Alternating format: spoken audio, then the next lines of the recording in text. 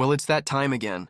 Outer Points Productions is about to go live with another Knockout Challenge match. Join me, Little Cheddar, and my guest live at the Varsity Club in Oshkosh, Wisconsin, as we will be delivering some of the best mediocre commentary in the business. Sit back, relax, and enjoy the match, and don't forget to jump in the chat and say hello. Please take the time to subscribe to our YouTube channel, hit that like button, and share it with all your friends. Thank you so much for tuning in. See you right after this word from our fabulous sponsors. Dumper Dan's charter fishing fleet in the Port of Sheboygan is Wisconsin's proven charter fishing leader, running the most trips and catching the most fish. Enjoy great fishing for trout and salmon aboard one of our 6 fully equipped modern charter boats with experience and professional crews. See why Dumper Dan's is the most popular name in the industry. We offer fishing and lodging packages featuring the best in riverfront condos and hotel accommodations. Half or 3/4 day trips available, so call to make your reservations today or log on to dumperdan.com. Dumper Dan's charter fishing fleet, Wisconsin's proven charter fishing leader.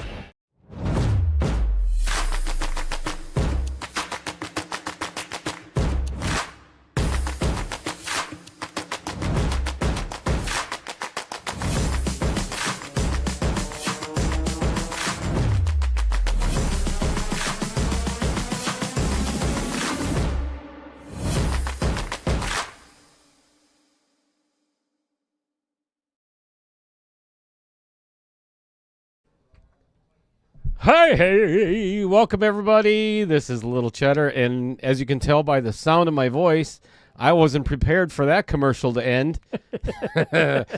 But here we are now. We've got the Invisible Man again with us, Mr. Chris Green. Say hello, everybody. Holy crap. What a night we have got in store for you. This has been a culmination of 64 players since the end of October, and we're down to the final 2. Yeah. It doesn't get any better than that. As you can tell, I'm going to put the flyer up there real quick so we can see who these guys all took out. And if you looked at the Facebook post today, Adam Sterkel was a little upset that I always keep pointing out that he lost in the first round to Jason Harlan, but that's too bad. So Brad Royce obviously on the left, Jason Harlan on the right, and all of those that they defeated on their way to the top. We've got a lot, and I mean a lot of money up for grabs tonight. Right around $12,000 total we're giving away. Nice. A couple of onboard jerseys. A 5-year membership to the Wisconsin Billiards Hall of Fame. Cool. Along with a shirt as well. And what else are we giving away? Oh, yeah. $5,000 for first place. $3,000 in the player auction, so that's $8,000 for first place. And the other one, nobody wants that price. Right? I'd have taken it. Along with, here's the creme de la something or another. Let's go out to the table. And there it is. There's the Champions Trophy. I'm giving up another one of my home tables. That's my 9-footer from the house. First place. And you can see all of the, let's go to the overhead view, shall we? That looks better. All the chips. So you ask why all those chips are out there. There's 64 of them. One for each player that has played in KO 1.3. And then for second place or runner-up, you can see the authentic KO Challenge 1.3 boxing gloves.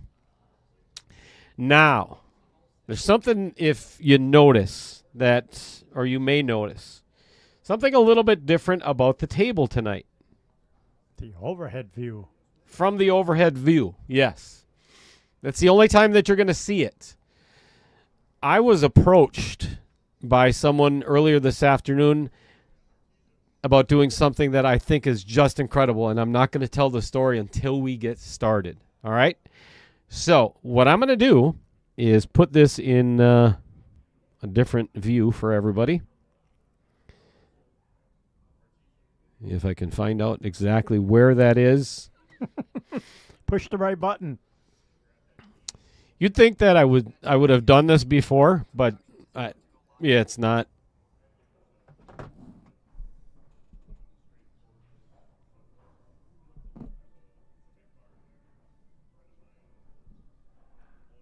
Do. Momentary technical difficulties. There it is. All right.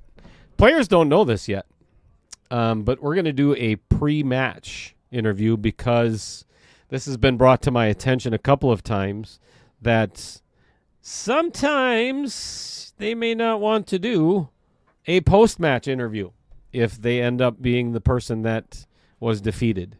And I've learned that. I've learned that lesson from the last one.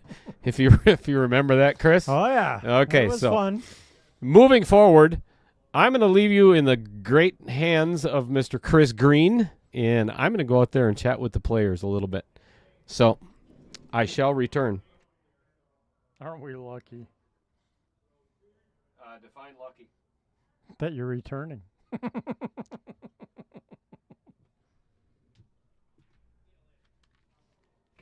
Check. And Dale stepping out. Hello, everybody so far in the chat. I see a lot of people cheering for Jason. Dave, Chris Mueller, Andy Kuntz. Hello, Can you hear me? Andy. All right, thumbs up. Well, we're out here with... oh, there they are. We've got the players. Come on over here, guys. First of all, congratulations, Brad Royce. Also owner of Cutthroat Q Sports as well. Tell us a little bit about what Cutthroat is and what you exactly do. Well, I've always been a fan of billiard apparel, so I just started designing or coming up with concepts, having others design it. I now design my own stuff. So it's available online for purchase, and every once in a while I'll sell something, but I just like coming up with kind of stuff that I think is cool and hope other people think it's cool as well. Sure. When it comes to, well, obviously we're talking about billiards right now. What is, did you think you were going to make it this far? Be honest with me. I always knew there was a chance, but, probably not. If I'm being honest, I probably didn't expect to be here, and just grateful that I am. So that would have been my next question is, how do you feel going into this knowing that you've already exceeded your own expectations? Yeah, I've said it before. I'm playing on house money right now. It's a great opportunity. I'm excited about it, and just hope to have a good match. And it'd be great to come out on top, but I'll be proud of Jason if he comes out on top. So. Wow, and it's been one of the things that has happened all throughout 1.3 is the players themselves have been, other than some small instances, have been just gracious with each other. The sportsmanship has been fantastic. So really looking forward to this match. I'm sure you guys are as well. So, Jason, come on over here for a second. So it's my understanding, one of the guys that's sitting over here, I think he's on the phone. He doesn't even care about your interview right now. You just recently purchased a business, is that correct? Yep. We just purchased Jonco Express from Jeff and Maggie Hefter, and looking forward to an exciting new career. So you're going to be taking over that guy's spot. Finally we got him off the phone.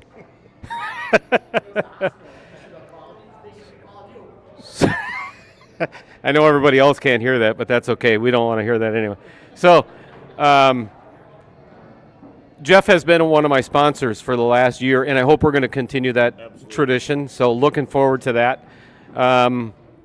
When you signed up for 1.3, did you expect yourself to be in this position today? You would like to think you can win any tournament. So you got to show up for it, though. Yeah. You can be the highest rated or lowest rated. Got to come ready to play. How long have you? We did the player spotlight not that long ago. How long have you been playing?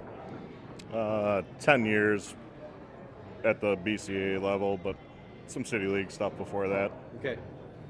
So both of you guys have fans all across the state that know you personally, and I mean, this chat is going to fill up super fast. I don't even know what we're at right now, but it started out really high. So there's a lot of people really looking forward to, this match. I'm giddy. I can't wait. This is exciting. So we're playing for an awful lot of money. Does that money mean anything to you at this point anymore? After last week's purchase, not really. No, I just want the trophy, but Brad's a heck of a shot, so it'll be a good match. So yeah. How about yourself, Brad? You care about the money, or you want the trophy? I could absolutely use the money for sure. Keep that in mind, Jason. Yeah, I mean it's kind of somewhat life-changing money. So yeah, absolutely. I'm I want it, kind of need it, but like I said, I'm playing on house money right now. So I'm just looking forward to having a good match with Jason, and may the best man win. I couldn't agree more. So with that being said, we're going to get everything cleared off the table, get you guys to lag, and for the very last time in Outer Points going forward, this is the last time the wheel will ever be spun. So I don't know if you realize that. This is the last time. Scott, okay, other than Scotch doubles, this is, Chris, cut all that. Just edit it out right away. Anyway, we're going to get you guys started. Best of luck to both of you guys, and congratulations. Thank you very much so. Appreciate it. All right. Well, that was a fun little thing. Yeah, we figured we'd try and talk to each player beforehand because, sometimes the person on the unfortunate losing side is not always in a hurry to be chit-chatty after. So Dale figured he would talk to people beforehand.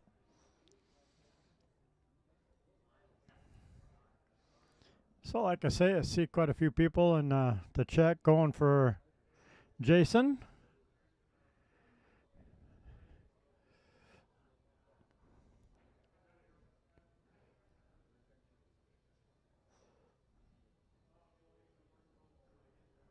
I'm sure more people get in the chat, and it'll be a little more 50-50 hopefully for the cheering section. Let's see what happens.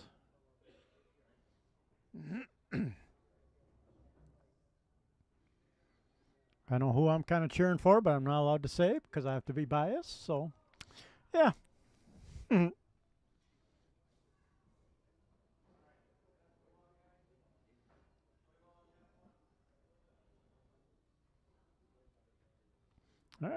Got the leg. Who's going to pull off the leg?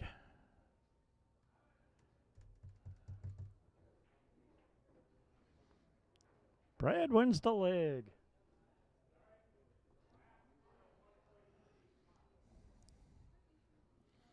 And get the wheel. What game do we get tonight?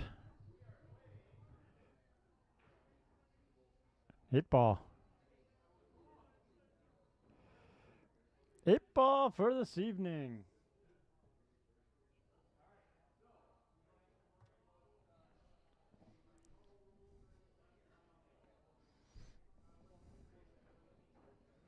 Ooh, I see somebody cheering for Brad. Welcome to the chat, Mr. Harley Davison.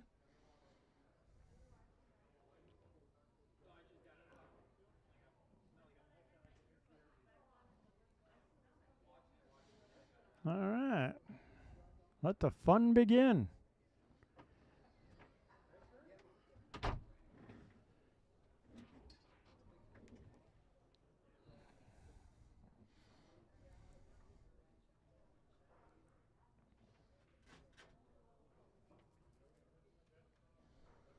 Oh, look at you remembering to turn the light off.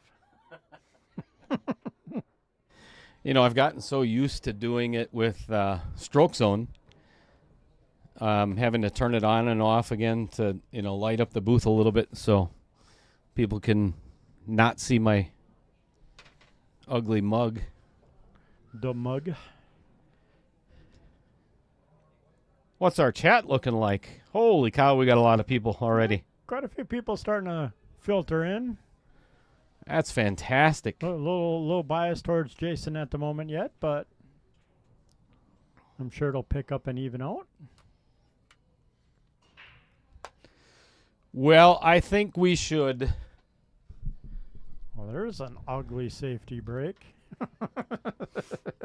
What in the hell kind of start is that? Dear Lord. Foul. Right? May as well call a foul right away. All right. Have you already talked to all the people in the chat? Welcomed everybody. I've tried to catch everybody, I think. Said hi to everybody. Yep. Fantastic. Andy, Chris, Kyle. Chris Mulder, haven't seen that name in a little while. Andy Coons is sitting right out here next to the booth. Kyle Vertel from Wapaka tuning in, was just here. Dave Stafford, what's going on? Bailey Harlan, I'm assuming. Already?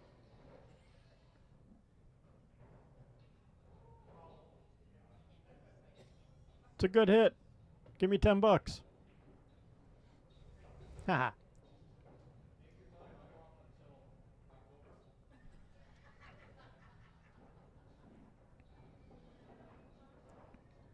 Hello, Dennis.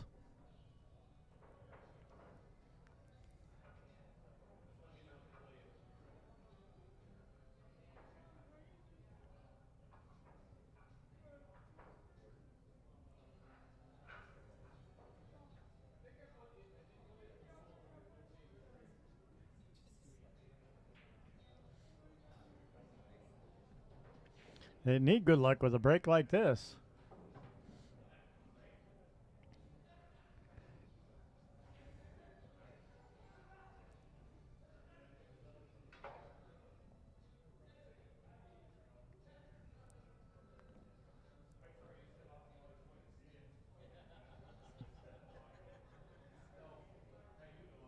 All right, 90 seconds is up. Ticky-tock, ticky-tock.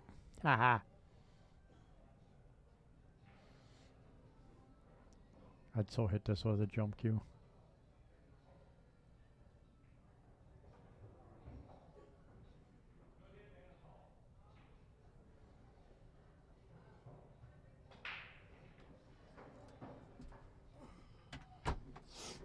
You're welcome, Jim. Hello, John. I don't think I've ever been called out on a match to On the very call first on shot? the very first shot of a match call. Did you see that leave? All right. So if Chris did not inform everybody, this is going to be a race to 13. Oh, I did not. Yep. It would have been 13, 15, or 18, depending on what game we played.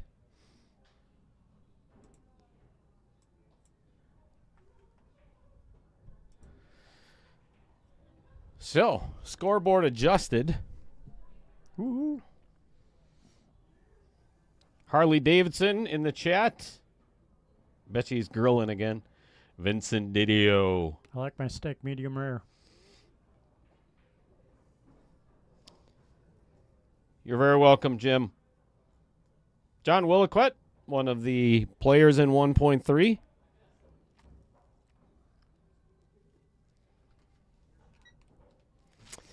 Chris, you think we should give away a jersey tonight? I don't know. You're giving away a lot of money tonight. Yeah, that's a good point. But we're getting a lot of money, too, True. for something really cool. Nobody knows that yet because Chris hasn't told you, and I haven't told you. But, wait, let him shoot that shot first. Uh-oh. Uh-oh. That made trouble for the 10 ball and the 15 now. Actually, all of his balls now. Because he doesn't have a shot. He's got to take that 13 past the 3 ball to try and get back in line. He might be able to get at that He 15. might be able to see that 15. That's close. All right. Everybody put your hands in the air if you want to win a jersey tonight. You don't have to do that. All right, here's the deal. It's a race to 13. We're going to give everybody until the beginning of rack number 5, as we always do. Guess the final score of the match, the winner, and the time that the match ends on the clock. That's including breaks or whatever else. So the time on the clock that the match ends. The last ball pocketed. So say it ends at 8:45. Put down 8:45. If you get that within 10 minutes of the correct answer, you will get yourself an onboard sportswear shirt, jersey, personalized. What's going on, Eric Korb? I like personalized. Mike Bunnell tuning in. John Williquette with the first guess. Jason at 13:10, ending at 9:40 p.m. Now that's how to guess.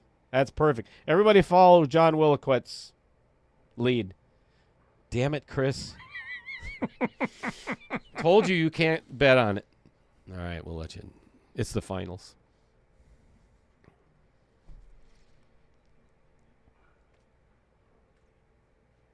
All right. While Brad's coming to the table to decide what he's going to do, let me tell you about why the table looks a little bit different tonight, doesn't it? The Vincent Didio Memorial Pocket has changed, and all the other 5 have changed as well. So the reason behind that is I received a message today on Facebook Messenger, and I cannot and I will not, because I promised to not reveal the name of the person that came up with this idea.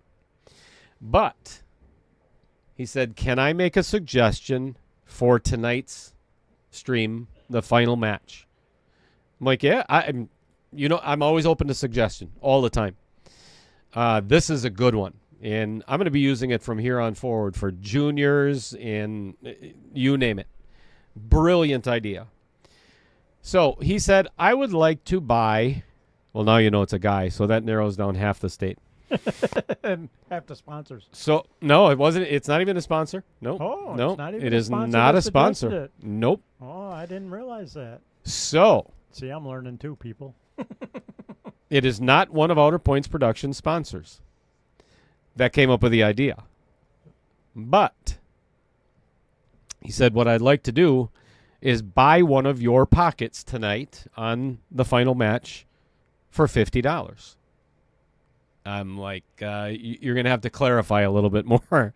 I don't understand. He said, every time that, he said, I want one of your pockets, and every time that the winning ball for each game goes in that pocket, I'm going to donate $50 to your favorite charity.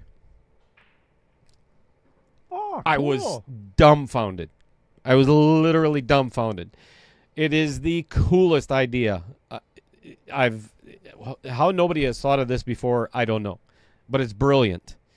So, if you look at the bottom left where the Vincent Didio Memorial Pocket, it now says VDOW. Right? Again, I'm not going to reveal the source. Or M, depending which way you look at it. But It's a W. Yeah, because all the other letters are facing that way. But that is one of the 6 pockets. Since that suggestion, I contacted Tyler and Margaret Steyer, who you see in the upper left. John Co. Express, now owned by Jason Harlan, is in the middle upper side pocket.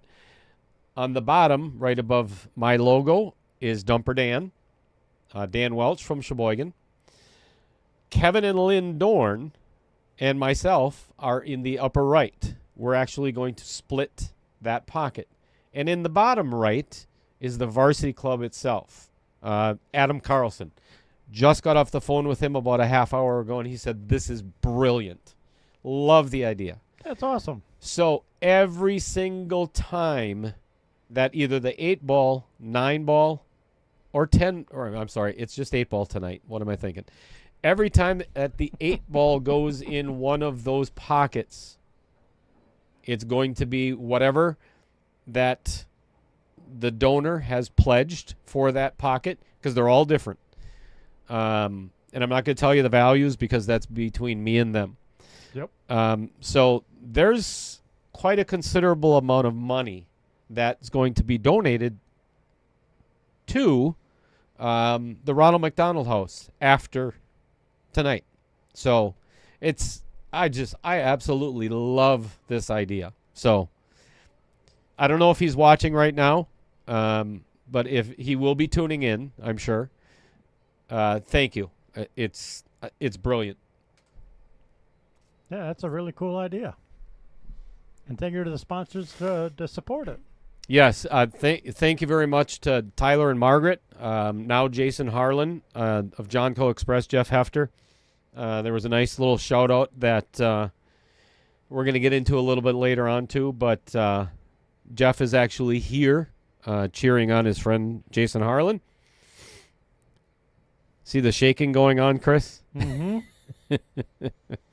Oh, I love it.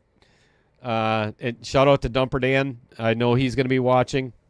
Kevin's out to dinner with his wife, Lynn. So Really? Figured he'd be watching. he will be watching later. So very excited to see where this 8-ball ends up at the end of each game. Now, do you have a notebook to keep track of which? I'm doing it all on my phone. goes? Oh, okay. Yep.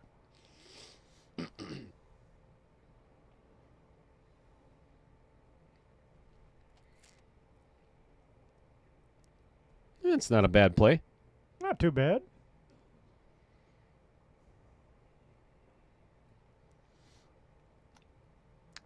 I foresee a 13 dropping a 2-ball in the future, though. Most likely. Oh, for sure. But get that 13 in there deep.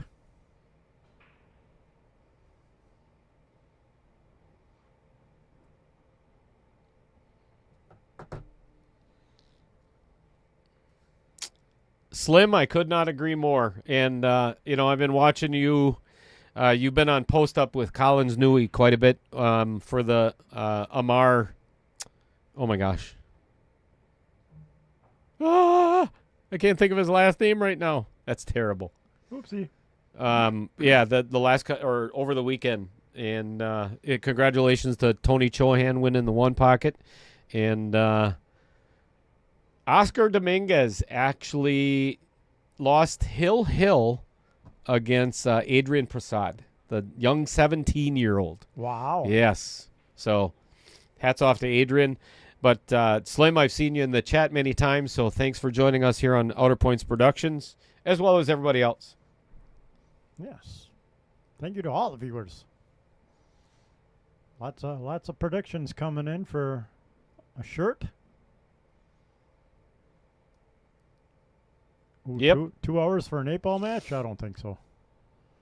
No. Oh, I guess that's 3 hours. I forget we're starting at 5:30. I know not math 6:30. is hard. Yeah.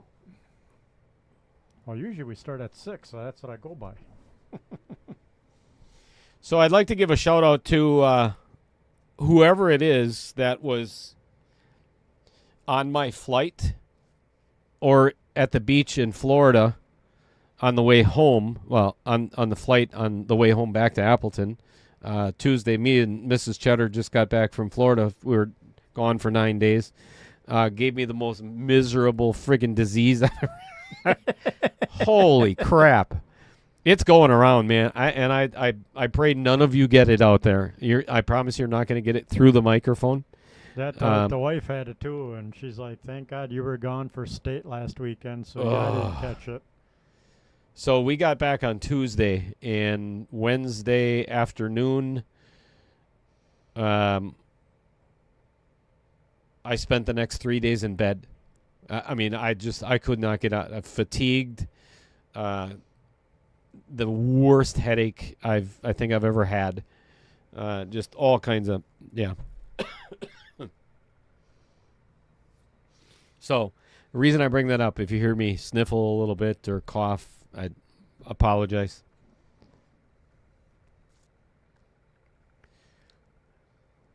Getting sick isn't fun as it used to be. No, it's not. You know, you used to get out of school Yep. or get out of going to work. You know, if you were really, now when you're old, it takes its toll. Yes, it does. Eric Korb says you ate bad cheese. Oh, jeez, here we go. Here we go.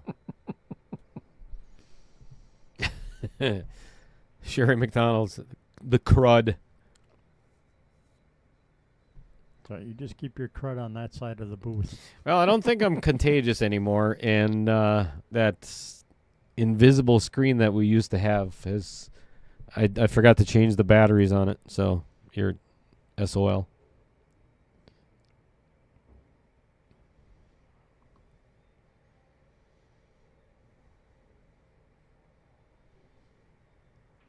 Well, unless there's a miscue or a really bad position play. And this is the start of our first commentator's curse tonight. Should be sitting in a pretty good position to finish and run out this rack. Uh-huh, here we go.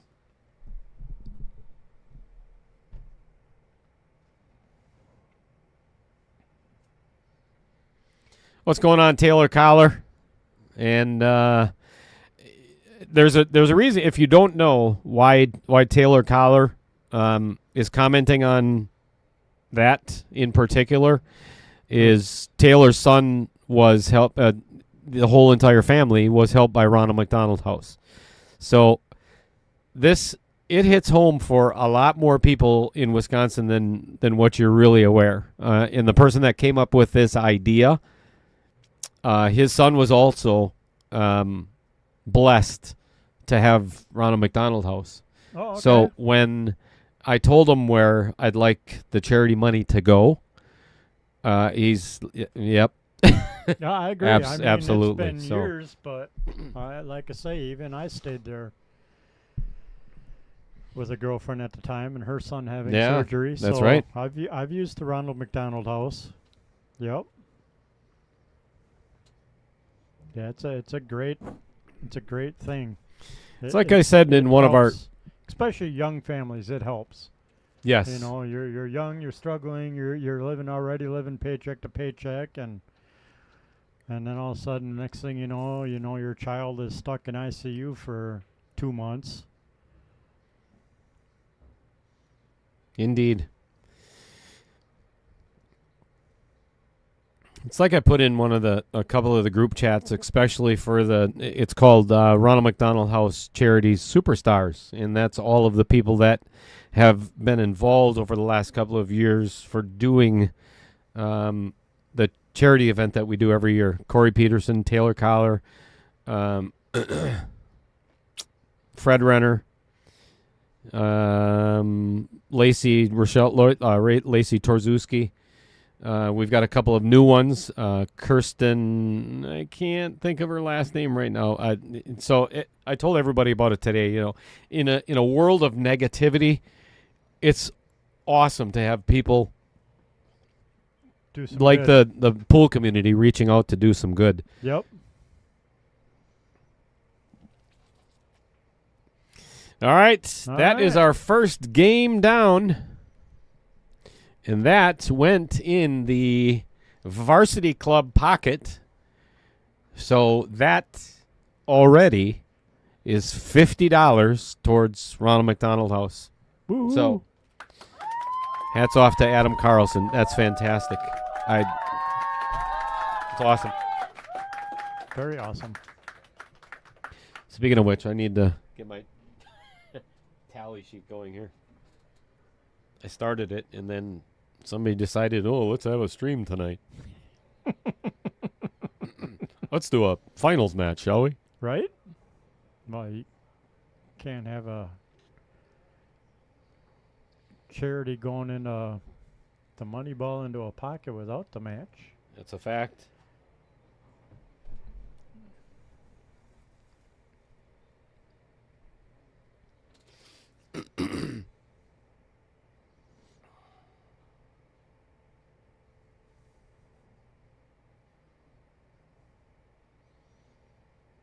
All right, let's see if we can get a better break on this rack.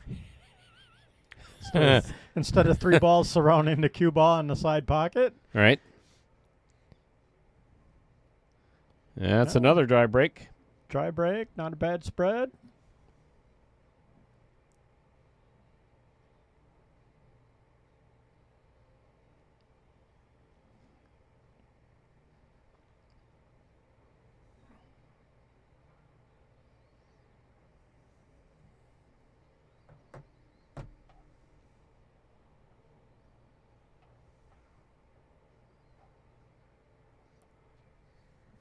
Ooh, I see Tim's going for a nice long 5-hour match for us. What? Yeah, he's predicting 10:30 for the end time. Jeez.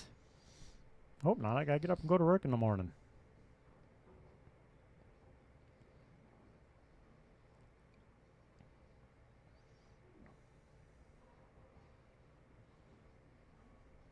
Tim, I have to know, and this might sound like an awful question. You may have been asked it before or several hundred times in your life. Is that your real last name? Feinfrock?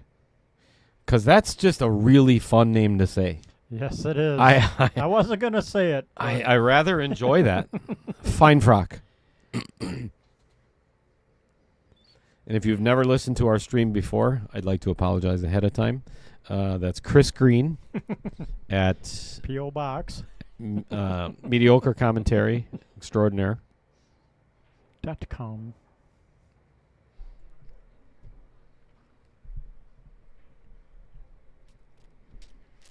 All right, that was a good way to get on that 7 ball. He can either play the 5-2 combo to eliminate that 5 ball and the 2 ball right now. I would almost be tempted. I don't like that. Yeah, there's. I mean, I can see it because you open it up, but How are you going to get on that 5 ball though? off the 2. I mean, it's not How are you gonna get on the but 2? It's possible. Off the 6.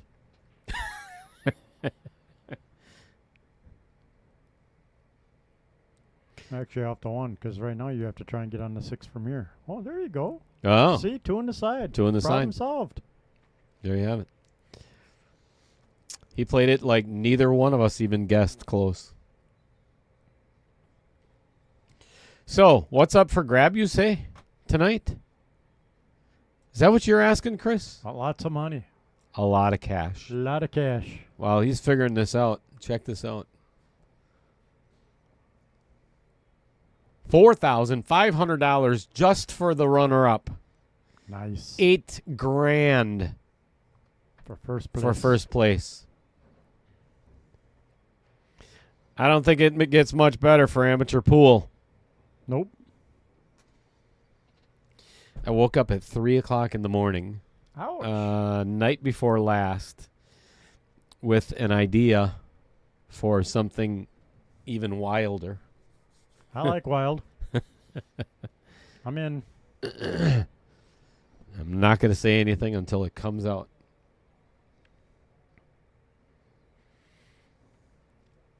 Now it's tricky to get back on the 5.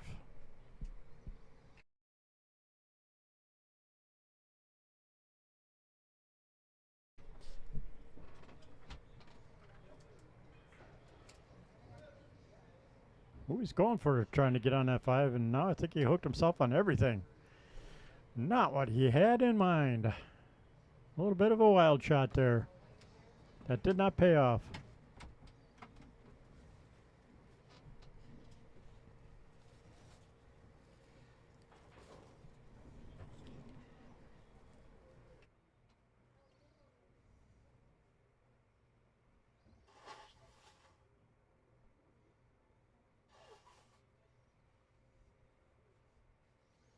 Surprised you didn't bring a box of Kleenex with you. I didn't think I'd need them again. Ah. So while you stepped out for a couple napkins, Brad took a little bit of a wild stroke off the 1 ball to try and get on the 5, and kind of buried himself on everything. Didn't get there, huh?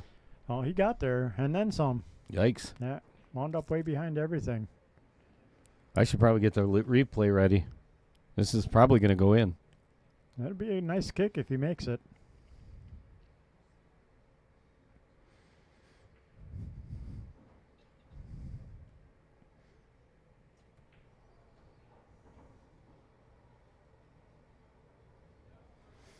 Well, Jason's got his work cut out for him.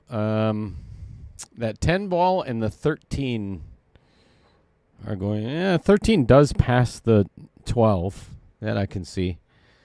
So this might be a good opportunity for him to play the 11 ball coming straight at you with a stop shot and get that 13 out of there next. 13, you know what? Man, I wish I had a telestrator for 8 ball. Right? Maybe you should turn it on. Oh, wait, I have one? Well, you did, unless you broke it again. Damn it, Trevor. I don't think he's in the chat for us to make fun of him. He better be. Trevor, are you there? Trevor Simpson. Hello, Trevor.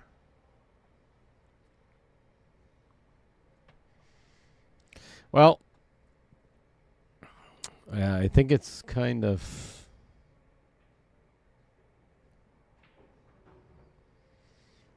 Yeah, I'm not sure how I would play this one right now. He's very straight on that 12 ball.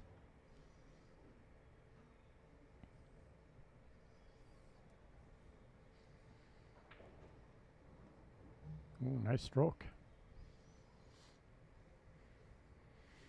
Yeah, and this can afford Jason to now develop that 9 ball a little bit easier because he can run right into the 10 right now. Play the 13, run into the 10. Bump that 10. Yep. Would be ideal. Yep. Almost guarantee if he hits it nice and full, he'll be pretty much straight in on that 10 ball or 9 ball, sorry. Ooh, he caught it kind of thin. This just made things a little bit more difficult. Actually, a lot more difficult. Now he pretty much has to either play a thin cut on the 14 or the 15. And then come around the mess. Yeah, Yep. and not get hooked.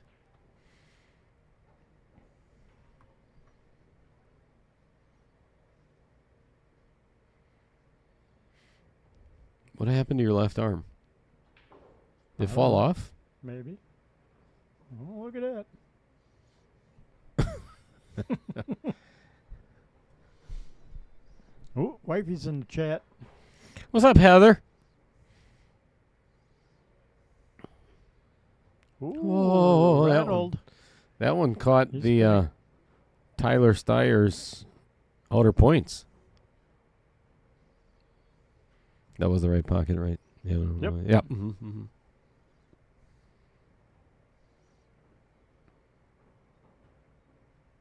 Yeah, we tighten that pocket up just a little bit for the Steyers to make it a little more challenging for our players.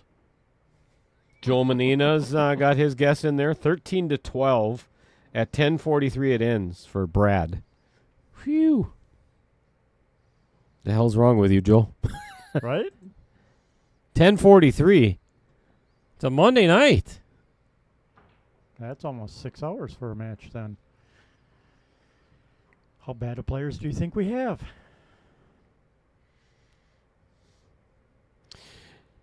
Well, if you haven't heard, folks, Wednesday night starts.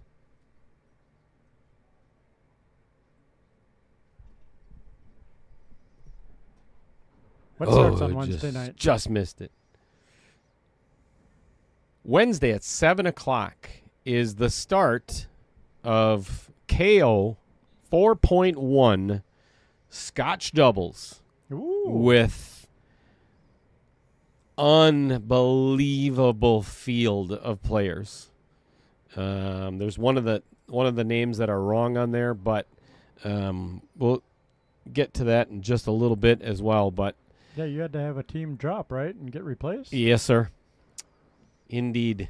And there's 24 teams in the field, and any one of the 24 can win. And I'm telling you, it is going to be a blast. You notice how Jason's kind of guiding.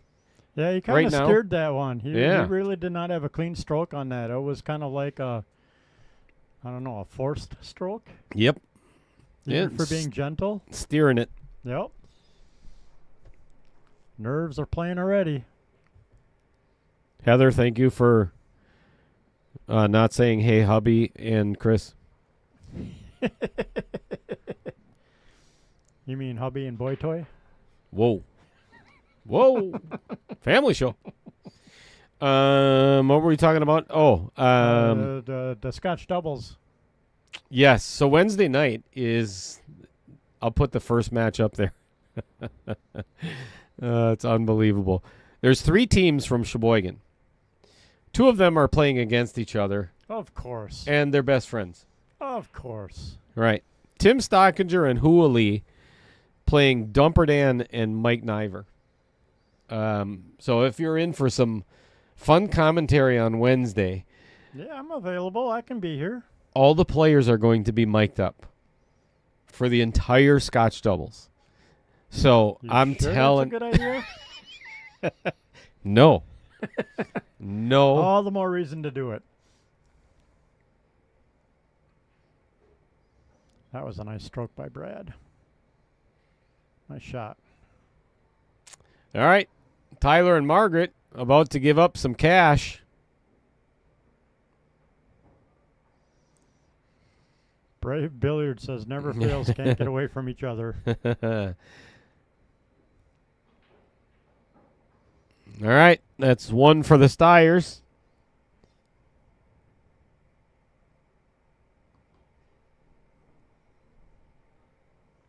We're all tied up at 1-1. The action is intense. So if you notice, everybody, and I apologize to what I'm about to explain. So it says Brave Billiards at the very bottom. So it's a new company based out of Sheboygan, Wisconsin. And they are brothers, Brad and Dave. I love it. I love it. Anyway, they make, you know what, Chris, do me, I got to go out. I already have them in the display case over there. I'll have to grab one of them, and then I'll put it on the. Or they're the ones doing the. Yes. They've got the chalk clips. Chalk clips, thank you. Chalk holder. They're magnetic chalk holders. They're cool as hell. It's an actual. It's like a spring clip instead of a 3D printed clip-on that kind of ruins the corner of your pockets. Right. Anyway, they're fantastic. And I apologize, Brad and Dave. I didn't have enough time in the day today to get everything that I wanted to try and sell some tonight or expose them. Whoa. What? Who are you exposing? Hey, no exposure. You said this was a family show. Easy. Down boy. But yeah, we can't get away from. We just met each other face to face yesterday for the first time, and now they're addicted To our stream? Yeah. Why? And why? I no idea. Steve Kilberg, what's going on?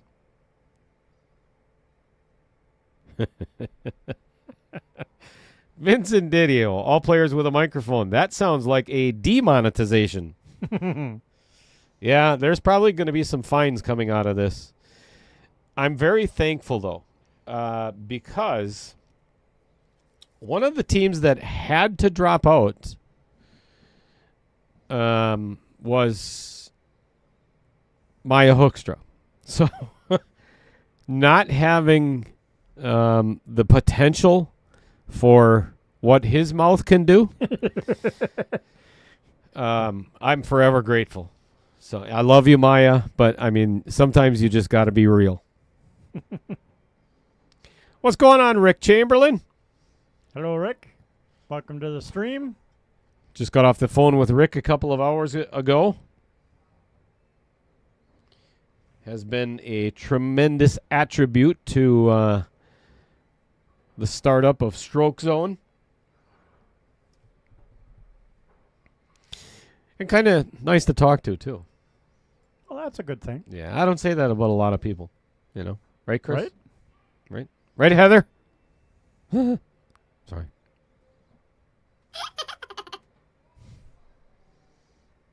Tony put in his prediction. Jason, What's going on? 13-9. Tony Walruff, Amy Cools. What's going on? Last time we seen Amy on the stream, I believe, was when we had Mark White tuning in from Thailand. Yes,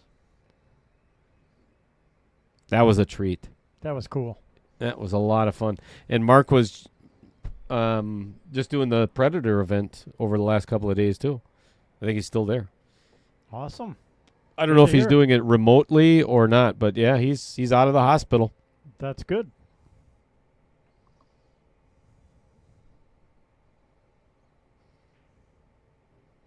So shout out to Mark White if you're tuning in. I'm assuming not.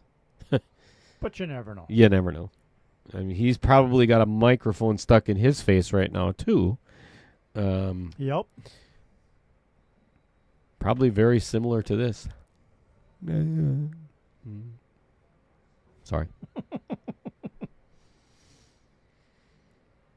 Testy little shot for a 508 Fargo. Hit it beautifully.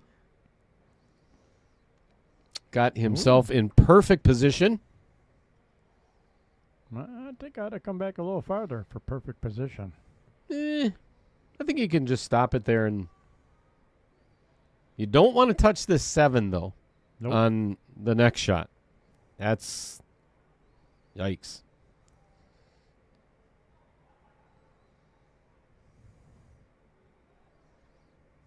Amy says she's begging Mark to call us.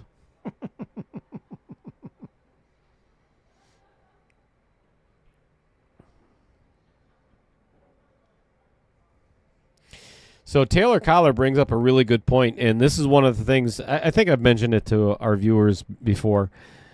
At the end of every stream, every single night, when I post everything on YouTube and I put the flyer that corresponds to that match on there, I have to answer some questions first from YouTube. Is there any inappropriate language? Typically, No. 95, 98% of the time, no, none of the above. When it comes to what's starting on Wednesday with the Scotch doubles fully mic'd up, all 4 players, and Chris and myself in the booth, holy hell. I don't know if... I'm really still questioning this idea. Right?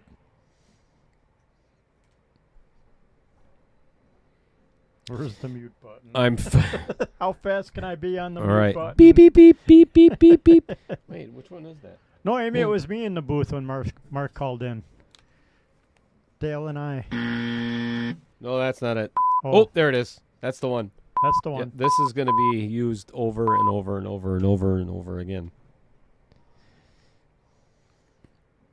You know what I should do is get one of those just big, massive red buttons right here, right in the middle of the booth, and just hit it probably every other word. Possibly. All right, what's going on here? I think he's going to play safe. Oh, I don't like this decision. No. Because One now, ball. yes, he is in 8-ball HE doubled hockey sticks for a long, long time. You see, now if I was Brad, I'd take the 7, get up table, and then hook him behind that 2-6. Beautiful. Good call. Good call. Ooh, and he put the and he's 4. going to get the 4 to roll in the way. Yeah, might get a little breakout ball there.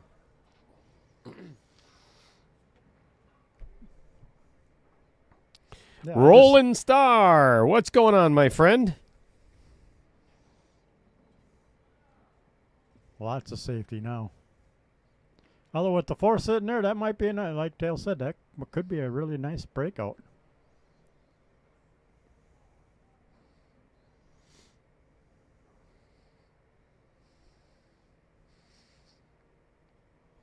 Yeah, it wasn't Trevor. And speaking of Trevor, where the hell is Trevor? You know, I should Right? just You should just text call him or something, you Right. know? How come you're not in this? I think we should call one of our sponsors tonight anyway. You said that last time and we never called them. We did, but one of them, remember, 2 of them didn't answer. Oh, okay, that's right.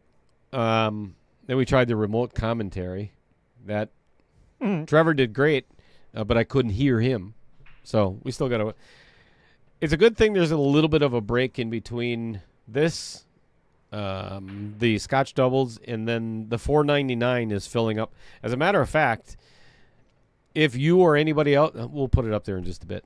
But the $4.99 and under is same format, only it's over $10,000 for first place, right? The reason I tell you that, there's already 71 players in it. So we've got to get that thing filled up, hopefully within the next month. So you can work out some of the bugs.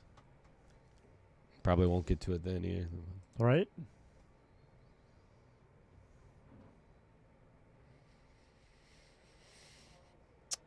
Well, Brad was kind of hoping to get that 6 to stay in front of the pocket. Yep. Hit that just a hair bit harder than you wanted to.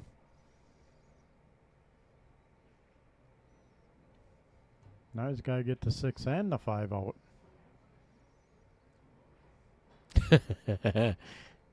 Slim, that's not a bad idea. You know, I wonder if I can do that. What's that? Increase the stream delay for the Scotch doubles. Yep. That's not a horrible idea. Man, I'll tell you what, Brad's making this even worse on himself. Yep. He's got 7 balls on the table, and he's making it more complicated than It should have been. than what Jason made it.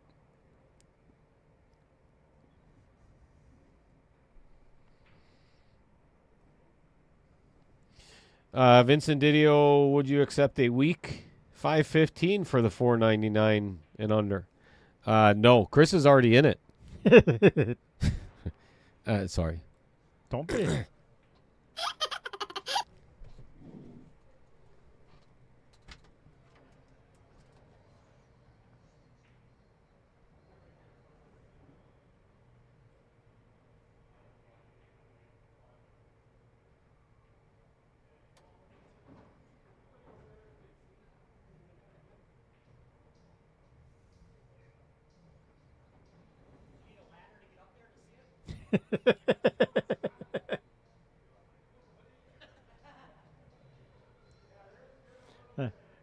There goes our monetization for tonight.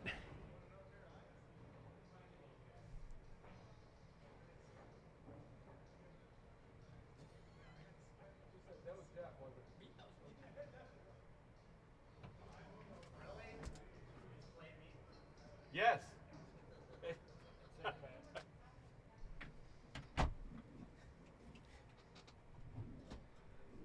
I know you couldn't hear it, but Jeff Hefter is out there, and he's like, "Hey, you need a ladder to look at that." Real funny, real funny. You know, these are the people that I have as sponsors, Right? The love and admiration they have for you is unbelievable. Yeah, what did I do wrong? Where did I go wrong? If I was Brad, I would have probably left the cue ball right there and get that 6 out of there right now.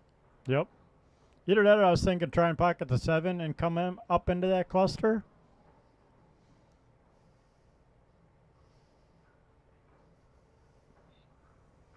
That's not bad. I think I would have done it a little bit differently.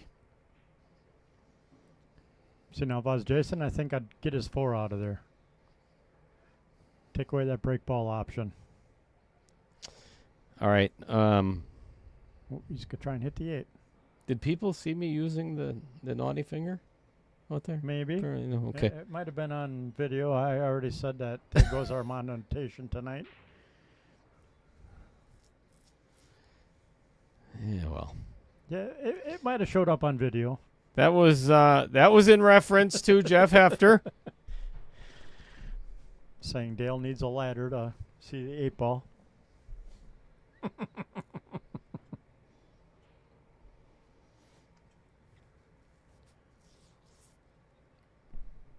Well, you couldn't see it, but I was standing on my milk crate. I'll tell you what, This is definitely going to add some time to the overall match. To the overall match, yes. Half an hour for one game.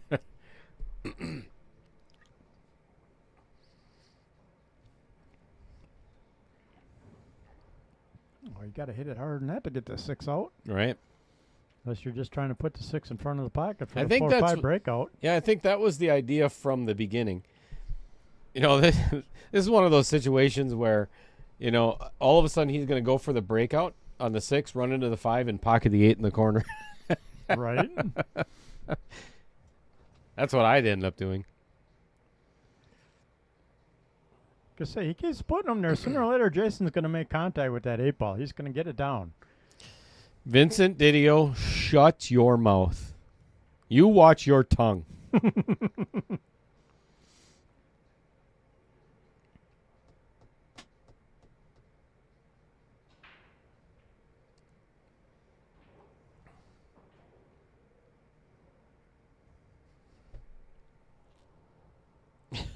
Vincent needs to play Jason needs to play the 6-5-8 combo. Right? What? Oh, to break his 8 out. It's not a bad idea, actually. Right? Yeah, just bump it down the rail and force Brad to run out. Give Brad ball in hand. If you can keep the 6 and the 5 together. I don't like this. I don't like shooting the 7 ball in. I mean, it's a starting point, but man, I would try to get rid of something else before one of those balls. I'm not a fan of this. Like I say before, I kind of like getting rid of the 7. But now with that leave, I think I'd have gone for the 6. Me too. Bump the 5, which will bump the 8 down the rail a little bit. But yeah, now you're forced to run out, but now you're not playing chase the cluster anymore. Chase the cluster. Here we go. Here's the hit. Yep. Very nicely done. And he might even be... He's hooked on every ball except the 3, I think. Yep.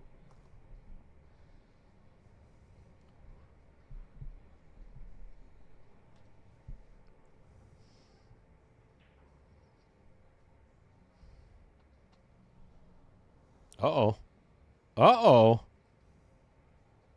Oh, very interesting. Ooh, that might be a window. He might be able to see this 8 ball. I think I might be going out there to watch a hit pretty soon. Going out to watch a hit for get that camera ready.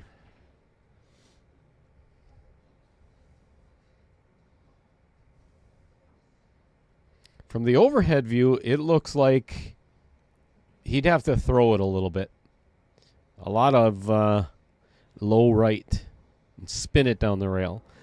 But that 5, man, I'll tell you what, this is really close. I think I'd baby tap it and just try and get the 8 with some separation and get the cue to sit on that 5 and force Brad to run.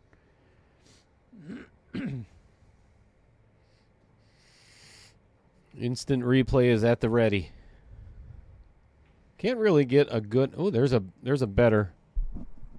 Oh, he's calling it inside. He's going to try and 2-rail it. Oh, very nice. Oh, this is creative. This is very creative. Jason says, I'm done messing around.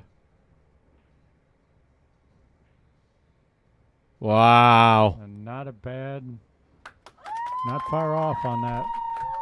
That is a really good attempt. Yep. Well, like I say, you kind of put the cue where I was talking about anyways. Now his out's out in the open. It's going to force Brad to go for it.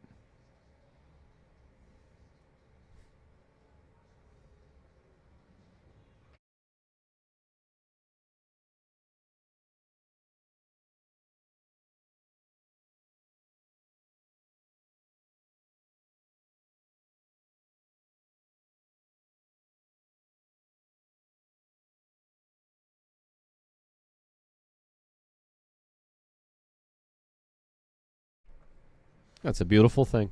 It is. I mean, not the people in the picture. Right. Why are you so tall? All right. I gotta sit up a little bit more. There we go. You got your pillow to put underneath the chair? I don't know. All right. That is unnecessary. Sorry. That is no, you're not. No, Don't say no, you're not sorry really. because you're a liar. All right. I think this may end up giving Brad exactly what he was hoping for 45 minutes ago. Yep.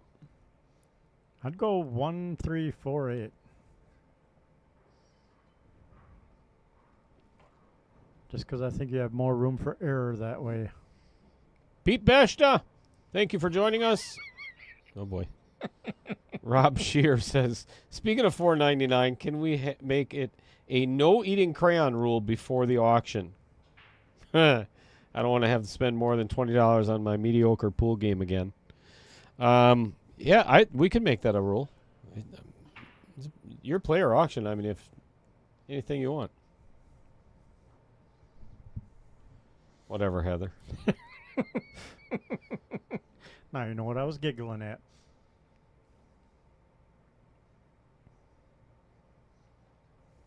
I'm surprised Brad hit the one that hard like that.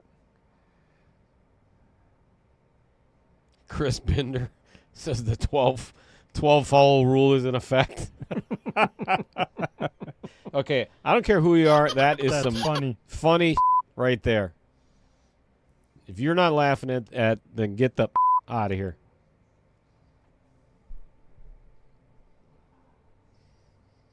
Brad did not leave himself the easiest here. Nope. He hit that one good. Oh, but did you see what the cue ball did off the outer point? Yep. Just caught it in the perfect. It just kind of Yep. like a Killed dud. it right off. Justin says I'm out. I need my crayons. All right, I'll take your name off the list, Justin.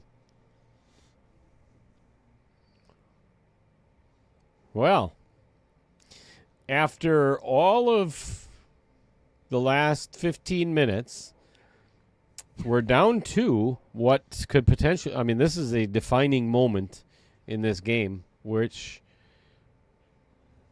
potentially, I mean, should have been a run. Where did he call it? I missed. I saw him point, so I'm In the not Steyer's sure. pocket? I think so. Shoo. That's pretty thin. Yeah, like I say, when he took that one, I was surprised he didn't just like kind of tap it, give himself a nice leave on the 3, 4 down in the varsity club corner, and 8 back in the Steyer's corner.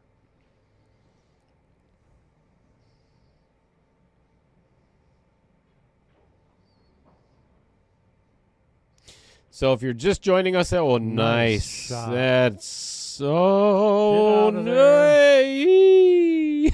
I don't want to see anybody That scratch was after no. that nice shot. That was close. Yep. Ooh, Seltzelman's in the house. Fred Renner, what's going on? Fred Renner is part of the Ronald McDonald House charity fundraiser group that I was alluding to earlier. We're going to talk about that again in just a couple of moments. So I think it's pretty cool. Brad is successful in getting out that rack, making it 2-1. So what does that mean? 2-1. That means you have one more game to guess the score of the match, the winner of the match, and the time on the clock that the match ends. Whether it be 10:30 or Vincent Didio being the nincompoop that he is, saying 11:30 or something like that. I don't know. I'm going to change my prediction on that time. I'll tell you what, if the rest of the night goes like the last game, we could be here until Friday. Right? Right. We have not done one sponsor spotlight yet, and that's intentional because I don't want to repeat tonight. And some of the sponsors are already on the table, but we'll get to it, I promise. All right, Brad crap-racking himself. That's always a good start to the Game. debacle that we have in the middle of the table there already. Fantastic. I'll tell you what, if you guys need a beer or some popcorn or... I think you got plenty of time to go get it. You got some time. Oop, I forgot to mark that one down. Where did that 8 ball go again? Steyers. Ooh, they're down 2 already. Or they're up 2, however you want to look at it. Right? They might want to go in some more tournaments at this rate. They might not be able to. They won't be able to afford it.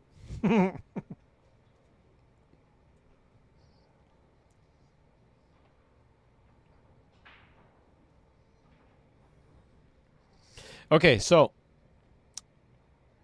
finishing what I started, which is pretty rare. Guess the score, the winner, and the time that the match ends within 10 minutes. If you get all of those correct, I'm going to order you a personalized jersey from Onboard Sportswear that looks just like this one. You can't have this name because it's already taken, but this is what the jersey looks like. Is it trademarked? Shut your mouth. I should really do that. I don't know if anybody else is dumb enough to call themselves Little Cheddar or I like Adam. accepting of it. Brad, 13/12, April 9th, 3:02 a.m. Okay, no, I don't care who we are. That's funny. But anyway, yeah, you could have one of. I have. Let me get you a little bit better picture, seeing how we're right in between shooters. Shooter McGavin. Shooter McGavin. Here's what they look like. And you can have one of those yourself.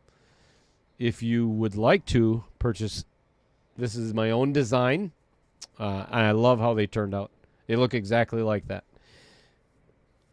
Get your name on the front and the back. Let me know if you want one. Just give me a shout. Should probably put a QR code on there. Might help. Yep. Kyle Vertel guessing 13-9 Brad. It's ending at 10:51. Okay, you're fired too. Adam Granatella, thank you for joining us. Always a pleasure having you in the chat. That is funny. That is hilarious. Yep, Fred Renner just got his jersey. Glad you're enjoying it, my friend. Jamie Cools. What in the hell is wrong with you, Jason? I mean, Jamie, sorry. 13-9 Jason. That's not even a hill match. And ending at 11-11. I don't think he's going to be that far off, though. Unfortunately, yeah, no. but that's 5 hours from now. It is. I expect the players to settle in here in a little bit and the games to pick up a little bit in speed. Uh-oh. What are we getting called out for?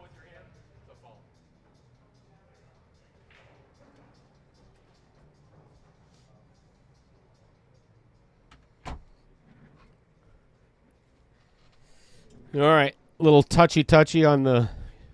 Brad got a little friendly with the cue ball in his finger. Oops. Yeah, you're not allowed to do that in pool. Nope. Unless you already have ball in hand. Right. And then you can do that.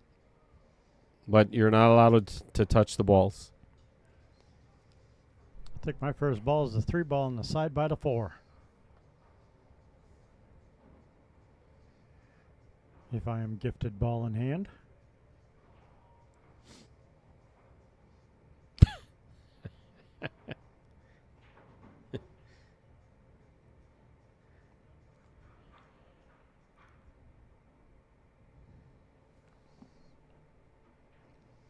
No, I didn't get my nap today, so I'm hoping it doesn't go till 11 o'clock. You don't seem cranky. Heather, does he get cranky when he gets tired? Not usually. I haven't noticed that at all. You seem pretty even-keeled except when you're playing pool. I'm even getting better at that lately. Amy Cole says that Jamie and I get to wear our jerseys for Stansfield Scotch doubles this weekend. Woohoo. So they'll be representing Outer Points. Thank you, Amy. Good luck to you guys. Yeah, shoot well. Let me know how that turns out. Actually, send me if you remember, because I won't. I'm just being honest. Send me the bracket, or if it's a digital bracket, or a picture of the chart, However you want to do it. Stansfield. I'm trying to think of where Stansfield is. Do you know? No, not without Googling it. Googling. Darren Penn, what's going on? 13-11 Jason, ending at 10:58. Mad Matt. 13-10 Brad, ending at 10:40. Those are some. I think they're pretty close here. Yep. Jamie Cools, if every rack looks like this, it may be 12-12 when it's done. Nick Gustin, 13-10. Jason, ending at 11-13. You know what somebody hasn't guessed yet? What's that? Hill game? No, I think there was one or two of those in there. Oh, that'd be kind of hard with 13. But you could. So 11-13 at 11-13. Or I like 10, 10-13 or 10-11 at 10-11. And then pick a winner. I don't know. Well, maybe you should put in that It's prediction just- and win yourself a shirt. Wait a second. I pay for the shirts. How do I win it? I don't know. It sounded good on paper. Dennis Maltson, 13-10. What, Dennis? Come on. You just won one the last time. Dennis, you got your shirt right. Yes, you can guess. Just as long as you're not right. You can win two. Win one for your wife.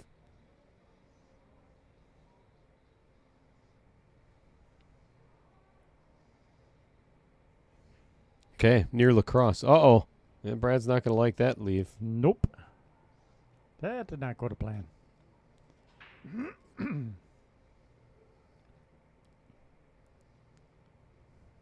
Amanda Harlan. Jason. Why is she picking Jason? I don't know. It's weird. Kind of has to, being a family member. Oh, yeah. I think that's his wife. Wife, daughter, niece, cousin, Sister? sister. I can't remember. Amanda, help me out here. Some may say I'm beyond that, but that's okay. What do they know? True. Factual. Oh, what a very nice cut. I Nice didn't know. recovery. I didn't know he could see that. No, me neither. I thought he was married on Yee. that 10, so nice shot. All right, that 10 does not pass the 7 in the side, but the 11 does. The 11 does. But you're kind of letting that cue ball loose into the 2 if he plays that. Or he could attempt that 15-14 combo there, which is yikes. Yeah, I think I'd prefer the back cut on the 11 first. Favorite siblings. Wow. Chris Mulder says sister. Bailey Harlan says sister. So she's Favorite sibling, Of course. That's what we all say. right? Dustin Clark. If you didn't get an opportunity to watch last night, was the finals of the very first KO Challenge Stroke Zone style.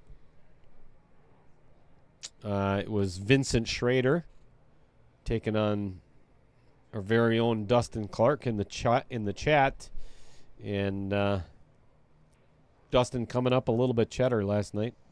Yeah, he came up a little short, did he? Yep. Sorry to hear that. But Vincent played really well. He really shot. He was pretty consistent. Really got the table speed down. But hats off to both players. It was a lot of fun doing Stroke Zone. It's the first of many.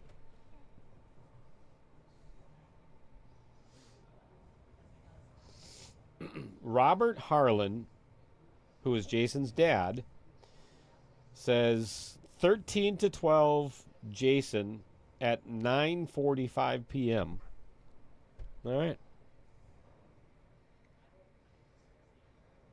So everybody has until the end of this game to put in your guesses. As soon as that 8 ball is pocketed, that's the end.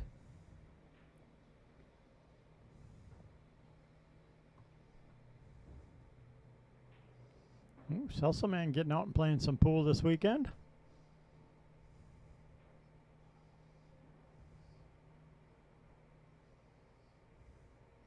I'm assuming it's a pool tournament. Yeah, I'm assuming it's probably not a golf tournament. I think he has a really good angle here. We're going to zoom in a little bit tighter to play the 6 and draw back to play the 2 in the same pocket. I mean, he could play the 2 all the way down right now, I think, but I would not. I don't think I would do that. I would much rather attempt This one, yep. This is not too hard. Nope. Just a good clean stroke. Yep. And no miscue. Oh, boy. He drew it straight back, off the 14, into the corner. Yikes. Whoopsie. Good stroke, though.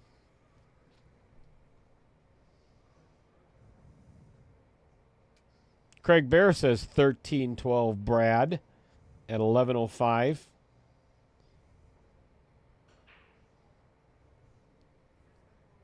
Slim says ending at 9, 10, 11 p.m. Wait, what? He's doing it backwards, but yeah. Oh, he's going by the second. I don't know. 9, 10 p.m. And in 11 seconds, 12, 13, Jason. All right. I stopped screenshotting all of these. I'll go back and look at the chat tonight or tomorrow because that's way too many to screenshot. Right? You get 90. We've got 100 and some odd viewers right now. Several over on Facebook. You know what? If you're over on Facebook, you should come first, to YouTube. Yeah, first question I have to ask you is why. But that's okay. Quality's just a little bit. Hey, you know what? Facebook is really starting to be competitive with YouTube for streaming. Yeah. And they're monetizing streamers. Oh. Which is, it's double monetization. So now I instead was about of to be a smarty pants and say, why are you even streaming on Facebook? But well, it's good for social media. I guess. You know, YouTube isn't really a social media platform. True. So, but, you know, when you double 6 cents in a month, you know, that starts to add up. You know, now I'm making 12 cents a month. Nice. Oh, that's huge. Holy cow. Needs to fix his hair. I tell you what, Brad's got a good looking head of hair, doesn't he? Yep. He's got more than you and I do. Amen to that. Lucky SOB. Yeah, just wait. I don't think he's as old as we are. Give him time.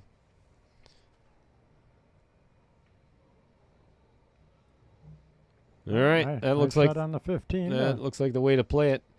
Varsity Club, you're about to spend another $50.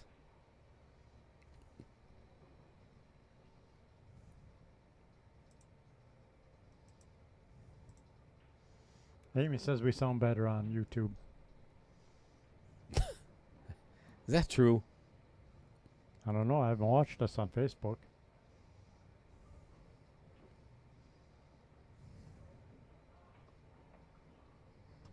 All right, 3-1. Let's go to our very first sponsor spotlight Sponsor of the evening. I like And it's going to be, oh boy, you know what we got to do? Well, first of all, let's do Vincent Didio. I'm not going to do Vincent Didio, but I'm going to do. Never mind.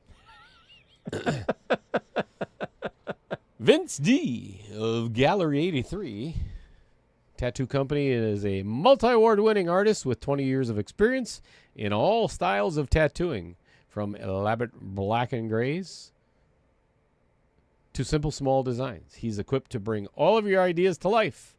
Gallery 83 in Fond du Lac, Wisconsin is a relaxing, safe, and clean environment For more information, please visit vincedtattoos.com or vincedtattoos@gmail.com. Ooh, do we get to charge for an 8-ball break? No. Yes. Wait, what? I don't know. Yeah, I mean, the 8-ball went in, but it's not a winning shot. It is not a winning shot. And I apologize, everybody. Well, I can fix it some other time. Wait. No, stop. What are you doing? Let's make that go away. All right, so because the 8-ball went in, the player has the option To spot to the either ball, spot the 8 or re-rack, re-rack. and break again. I never, ever, ever, ever, ever re-rack because the percentages, it happens all the time. I don't know if it happens to everybody else, but when I do it, if I re-rack, then I don't make anything on the next break. And my opponent runs out and then breaks and runs the next 3 on me Yep.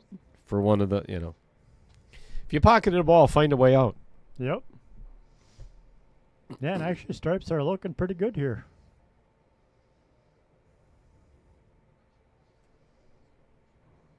Despite his hardest shot on the rack, depending on his leaf. Uh-oh. I think he was trying to get to that 15. Oh, I didn't even see the 15 behind the one. Sure, it's right there. Oh, yeah, I see it now. Was hiding on me. It's like a lot of your friends. Wait, what? What? I'm sorry. What? Is that why I don't have any friends? Because they're all hiding? No, I'm not sure I said that you know of.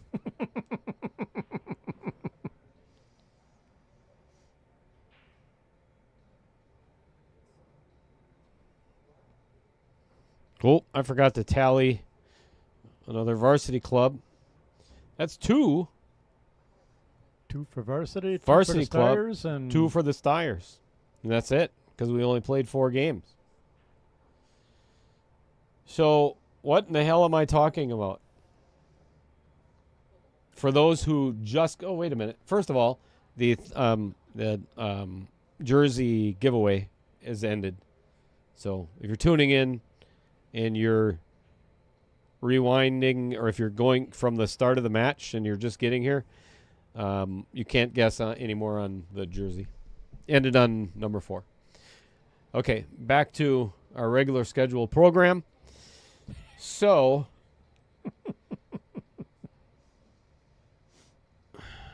all 6 pockets have a different sponsor by them. The reason being is I got a message today for an idea for the stream. Every time that the 8-ball gets pocketed in one of those pockets, $50 goes towards the Ronald McDonald House Charity Foundation. Just absolutely love the idea. Okay, I shouldn't say that. Not all of them are $50.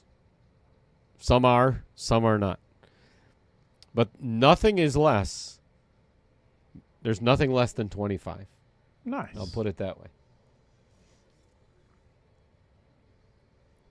So each pocket's worth $25 plus. Minimum, yes. I like it. So, let's do the math here. I'll do the math. Let's say this goes hill, right? That's 25 games. 25 times, just say $25 at minimum, is $625 going Hill towards... would be 24. No. 12 and 12. Oh, yeah.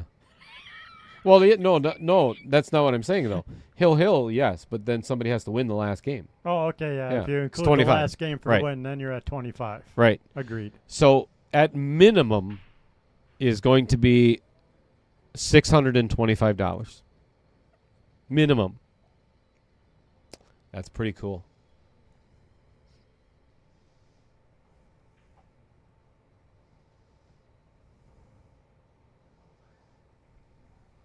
And then when we do the Ronald McDonald, that's another one for Varsity Club.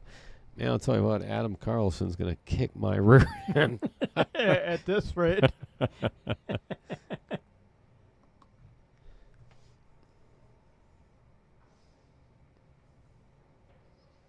was gonna say, did the sponsor get to pick their pocket, or did you pick their pocket for them? So the first 4 were able to pick theirs. And then, I mean, the other 2 were in the same area on the right side of the table by the rack.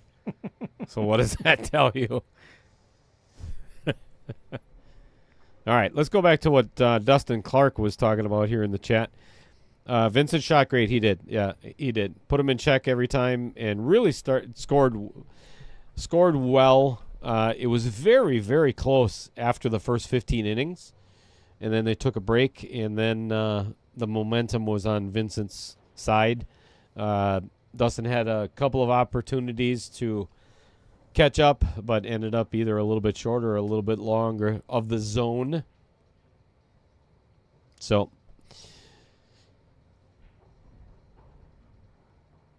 yeah, I've been doing this a while, Dustin.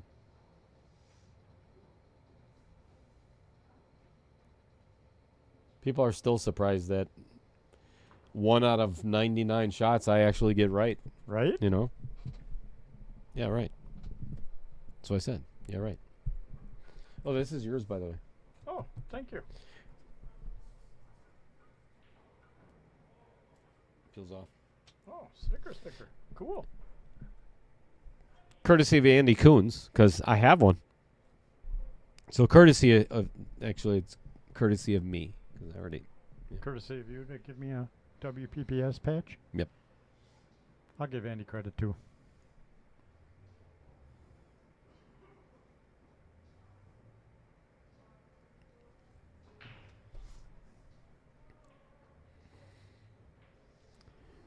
So it looks like Brad came up dry.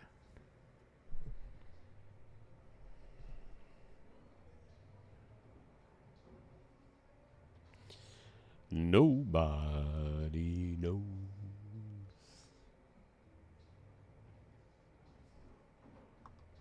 which ball he's gonna shoot. It's gonna be the 15. In the left-hand corner. Shirley.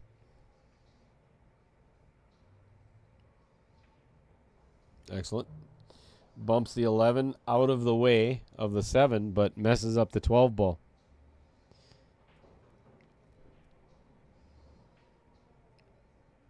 Oh, no, that's interesting. Dave Davies.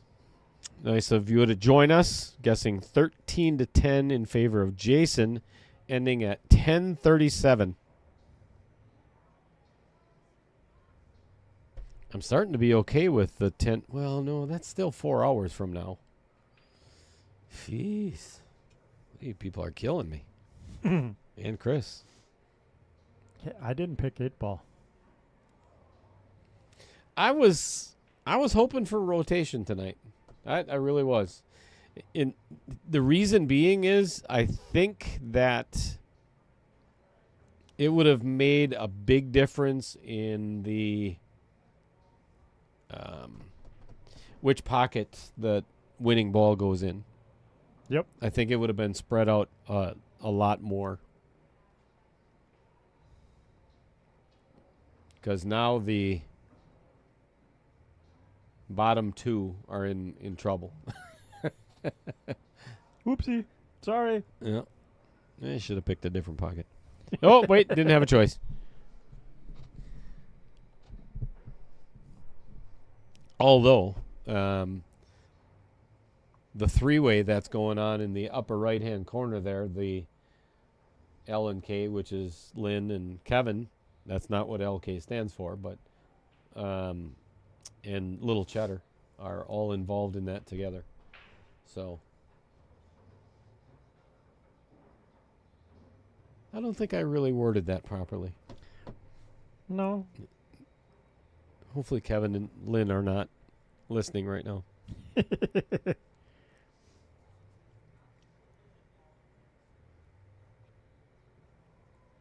If it goes till 1 o'clock, we're calling you to let you know that the match ended.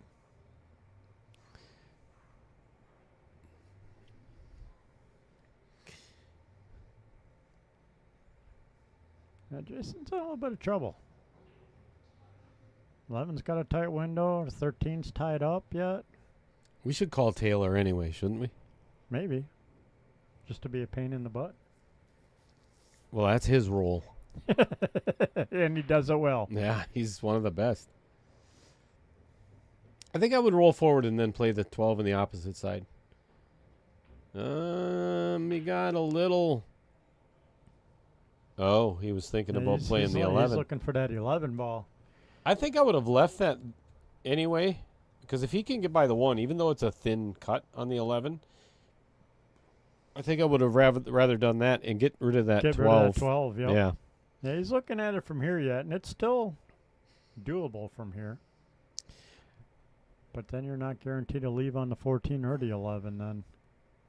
One of the blessings of Outer Points Productions, given that, you know, Taylor Collar's in the chat making funnies, or trying to make funnies.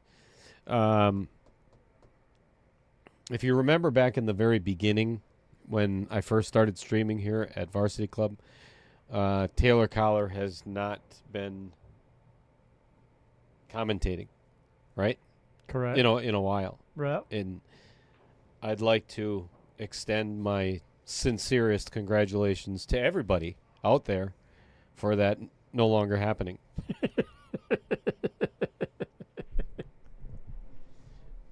I cannot tell you how many private messages I got over weeks and weeks of, can you please shut him up?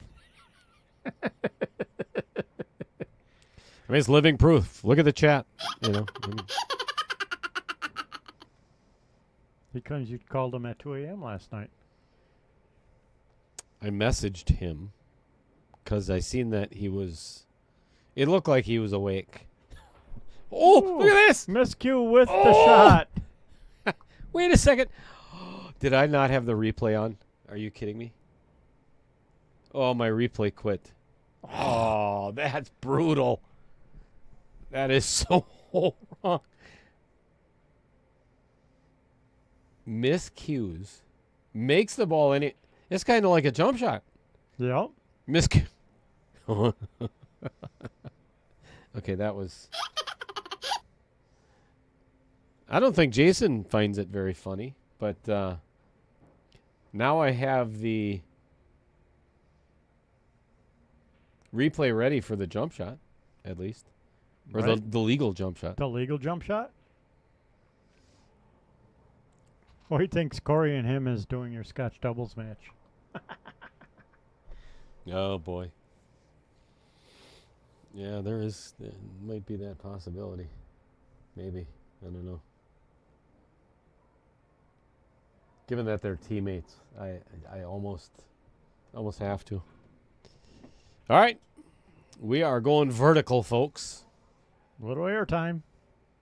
Legally this time.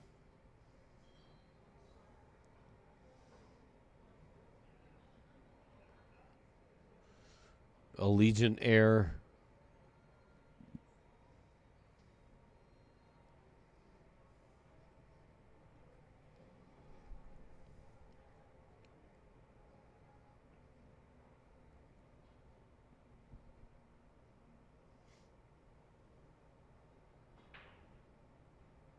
Departing Oshkosh, headed for Fond du Lac? the Steyer's house.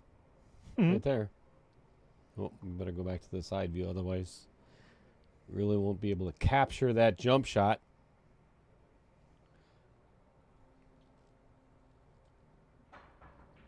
Oh, good hit. Oh, look at what happened. Oh, he might be able to make the 4. It looked like he messed up all of the balls there for a second. And he did. If Brad didn't have a shot on the 4 ball. He did mess them all Yeah. up. Yeah, he's fortunate to have a shot on that 4. So now Wasn't Brad. that almost rolled right out to like a Mhm. perfect safe. Mm-hmm. So Brad now can actually pocket the 4 in the lower left, draw back and get the 2 out of there, and then the rest of the rack is pretty clean. And that 8-ball looks like it might be headed for the Outer Points Productions LK Pocket. painting pocket.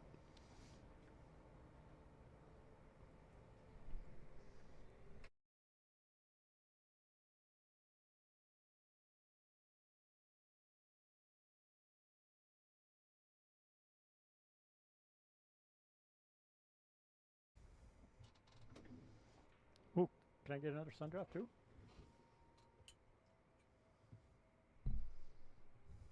I'd like to apologize, everybody, in advance, because I have to leave you with Chris all by himself.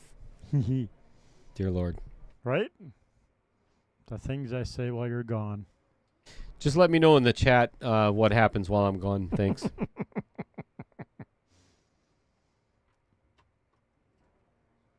All right, looks like Brad's going to call a safe.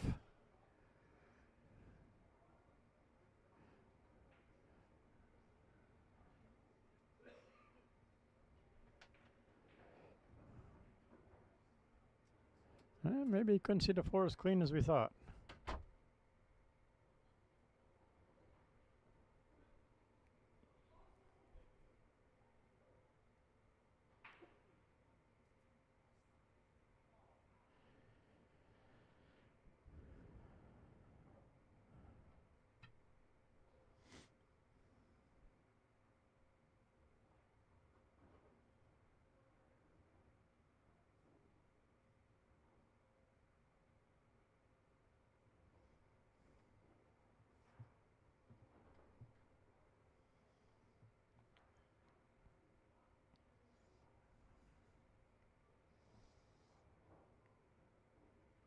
All right, looks like Jason's going to jump again.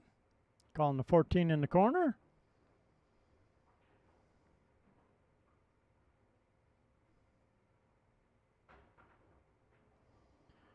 Well, clean jump, pocketed the ball, but unfortunately threw the cue right off the table. Needed a little more elevation on that to get up and down quickly to keep her on the table. That's the hard part about jumping them balls that are close to a pocket like that. You want to try and get up and get back down as quickly as possible.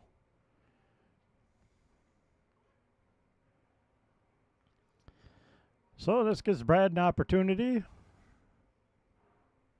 With ball in hand. Ooh, calling safe. Just to separate these two. Ooh, kept her tight on the floor, so it kind of takes the jump shot away.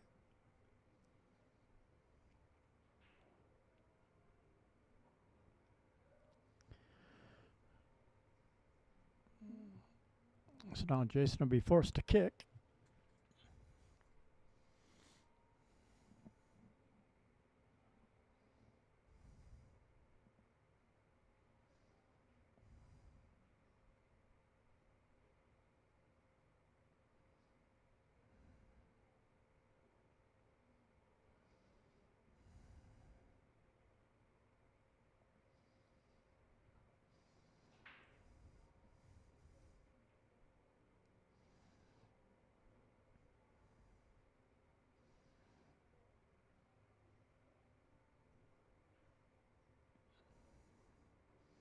Well, thanks for the guess, Bud, but unfortunately we have closed the guessing to qualify.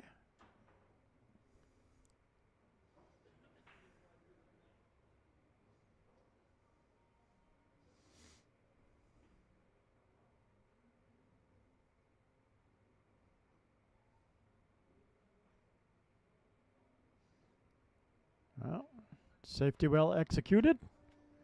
As Brad once again gets ball in hand.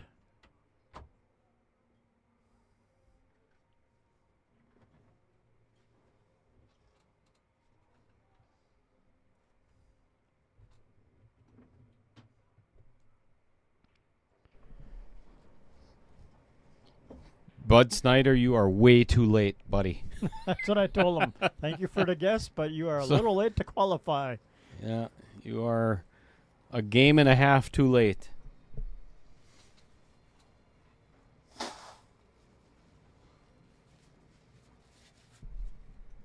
Should have quit your job a little earlier today so you could have made it here on time.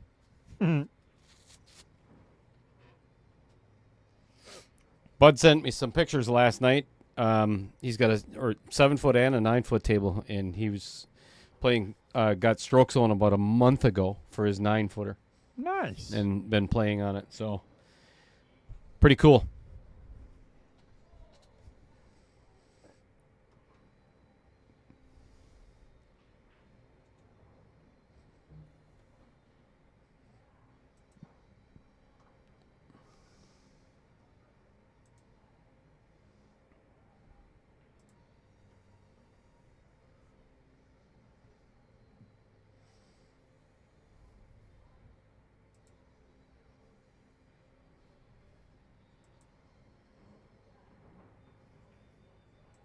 Ooh.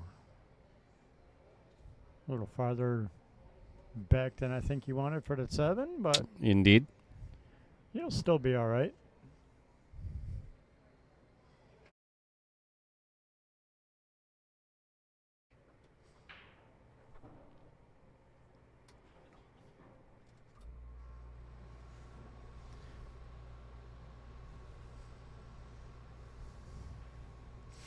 You know, going off of oh boy. Oh. Oh boy. And he did leave Jason with a shot. Yep. No, it's not an easy one, but Yeah, it is a shot. He did not hit that one very cleanly. Little deceleration on that stroke.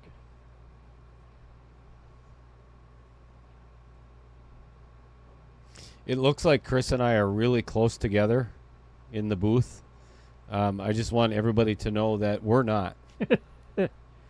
Oh, there's We're- a good 2 feet. Yeah, 2 feet there's between us. it may look that way on camera, but there's there's a little bit of a gap in there. Why is my hand so much bigger over there?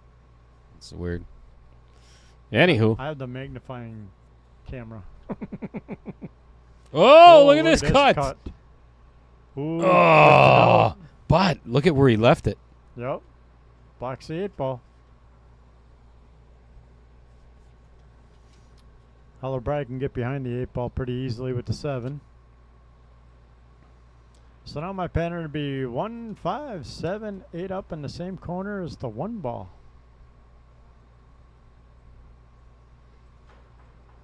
We'll see if we can get there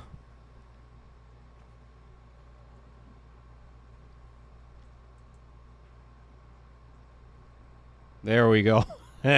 We'll switch that over. Check out all the fans of Jason Harlan sitting there. What's all those cards? Oh, there you can see us too. Hi. Oh, yeah.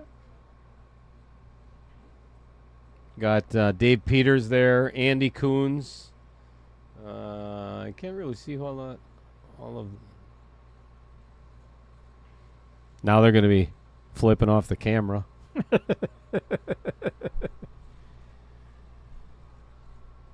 Very nice. Choosing to play the 5-7 and kept the 5 right nice in the pocket.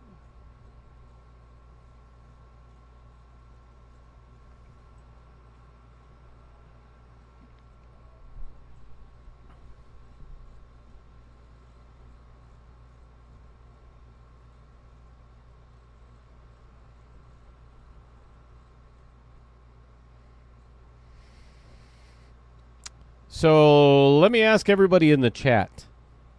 Ooh. Is there anybody in the chat that is 499 Fargo and under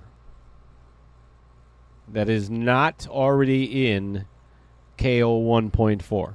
The reason being is I'm going to put the flyer up there in just a second and tell you why. If you're not completely familiar with how the KO Challenge works and why it's been as successful as it's been, you're going to see this on Facebook over the next couple of days, is the fact that you get to schedule your own match.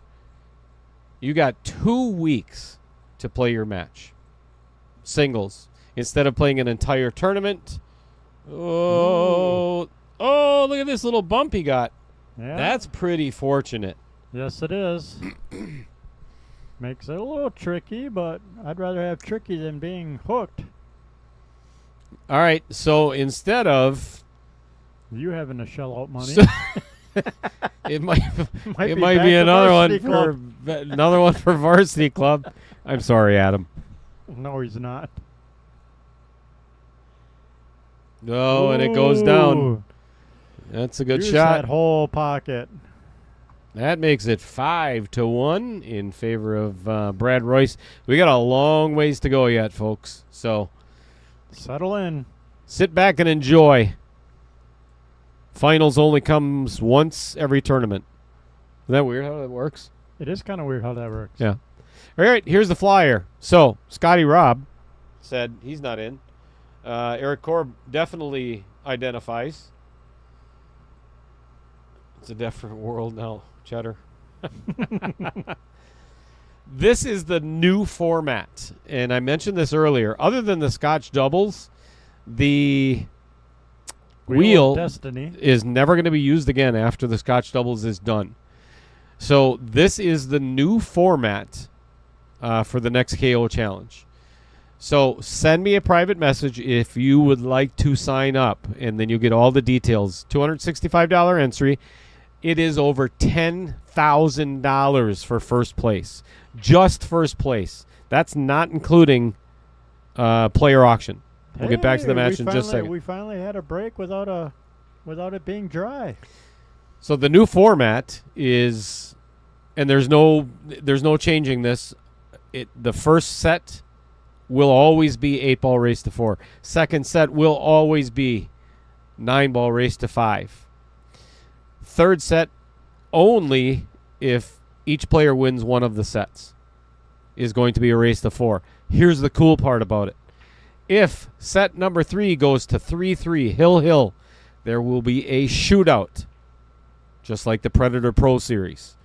This is going to be a lot of fun. I got to shout out to Tim Stockinger. He's the one that came up with the idea, and there's several reasons for it.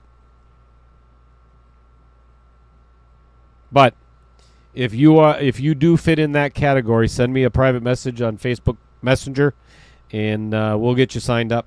There's already 71 in the tournament. We're looking to fill it at 128 players. Yeah, baby. So Scotty Robb, Eric Korb.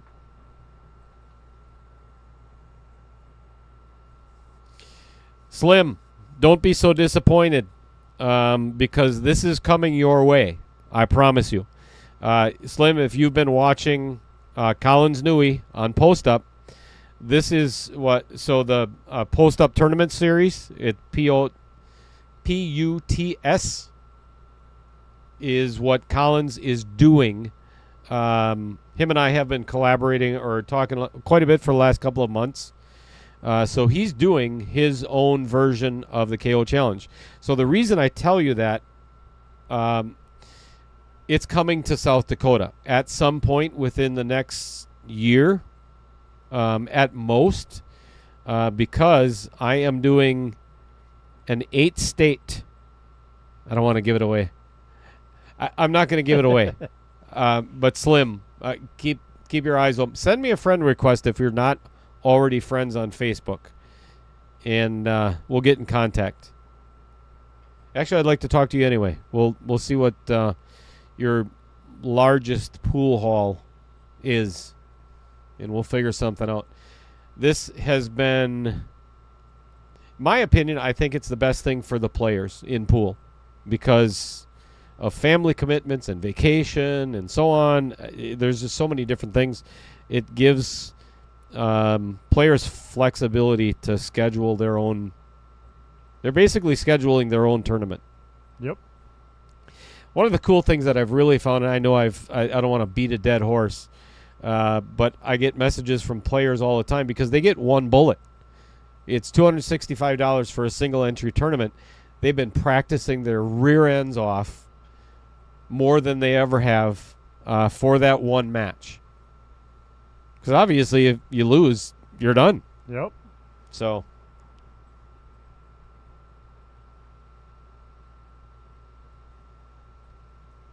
But the only way that this has been successful is because of A, the players themselves, and B, you find folks on YouTube watching right now. Yep. All the subscribers. All the subscribers, all the viewers. Yep. All the sharers. God, I got that word out without messing it up. All the sharers. Chris, what does that mean? Everybody that shares the video with their friends on Facebook and or other social media outlets. Instagram, TikTok, Snapchat. Twitch. Well, that's not social media. Can be. Ooh, nice shot. I think that might have got in the way. The 9-ball? You're looking right down the barrel at it. Did it get in the way? It's in the way, but I think it's still. Ooh, that's close. It's tight. That's close. You could risk it and try and come off the outer point.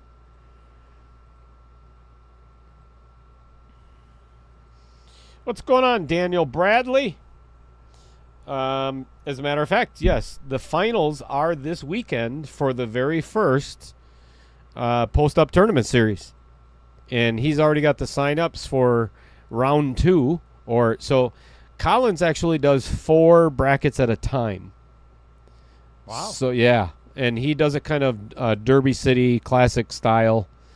He's better at explaining it than I am. But he's got a good thing really building out in Sacramento.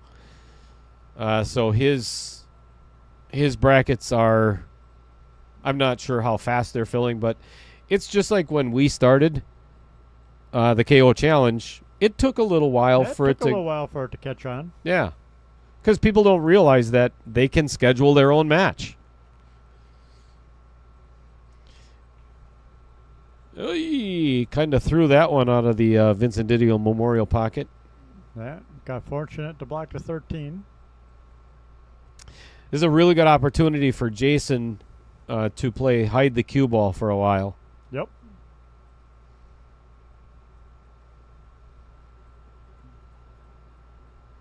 Well, right now we're at 99 viewers on YouTube. Nice. So I think there's only one way to cure that and get into triple digit is for everybody to share it, like it, subscribe, pass it on to all your friends. Holy cow. Amy's floating money. Amy Cools with a super chat.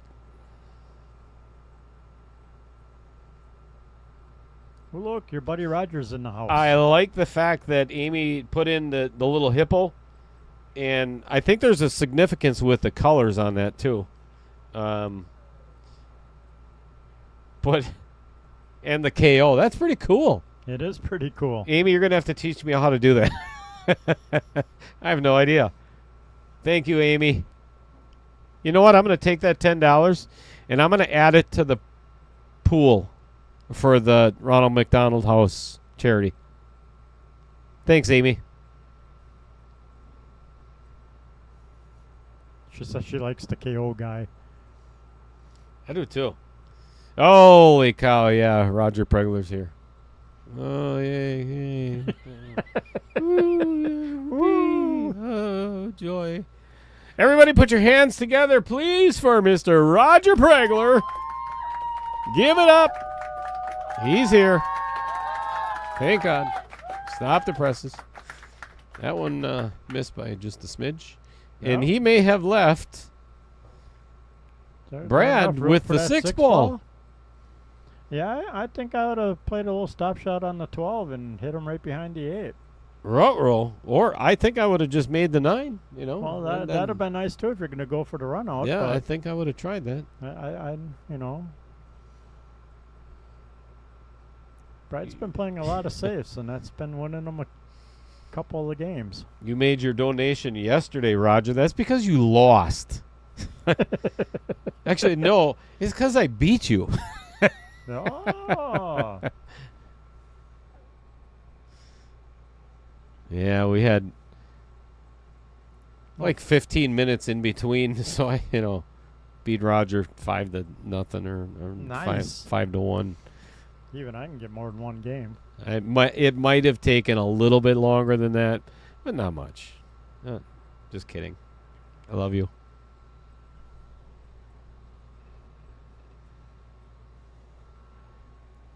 Pride's going for that 6 ball. See if she goes. Oh, yeah, nice and clean. Oh, plenty of room. And a fortunate little rubby rub. You know, Getting on the 8's going to be tricky from here, though. Actually, it's not, because if he cuts this in the side, it's a perfect angle to break the 8 out. Yep. And I really don't think he's got much of a choice, because if he plays the 1 in the lower left-hand corner, he's not getting shape on that 8 ball. Right. Yeah, he's going to cut this in the side and run smack dab into that 8 ball. We're going to leave it right there to watch it in live action. Kadoink, kadoink.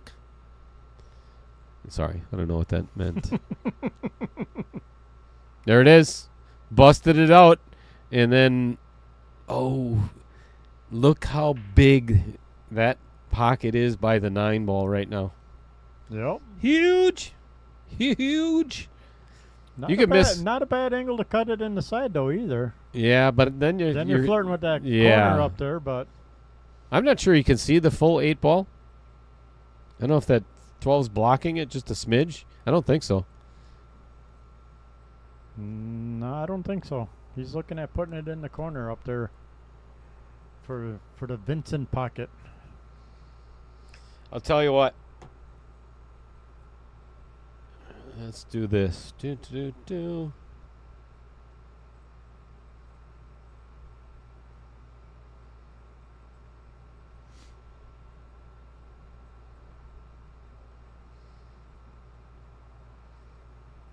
Oh, poopy.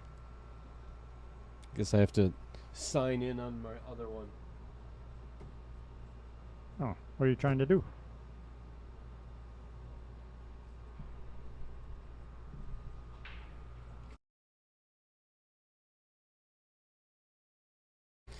Yeah, and that was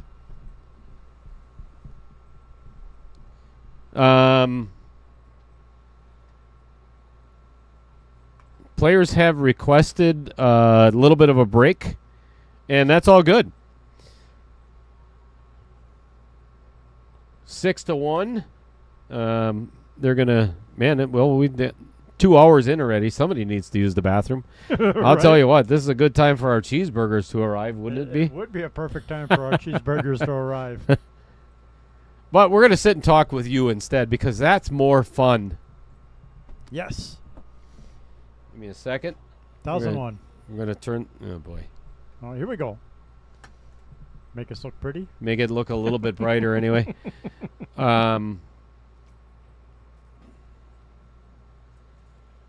Now that the players are on break, give me a moment.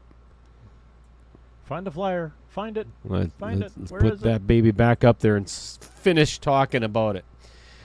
So, as you can see on all of the ropes on the outside, gives a full explanation. But again, this is the most important part of this tournament: is you get to schedule your own match. It doesn't matter whether it's during the week or the weekend, as long as I can find the availability without getting divorced. I will do whatever it takes to get the players to play their match.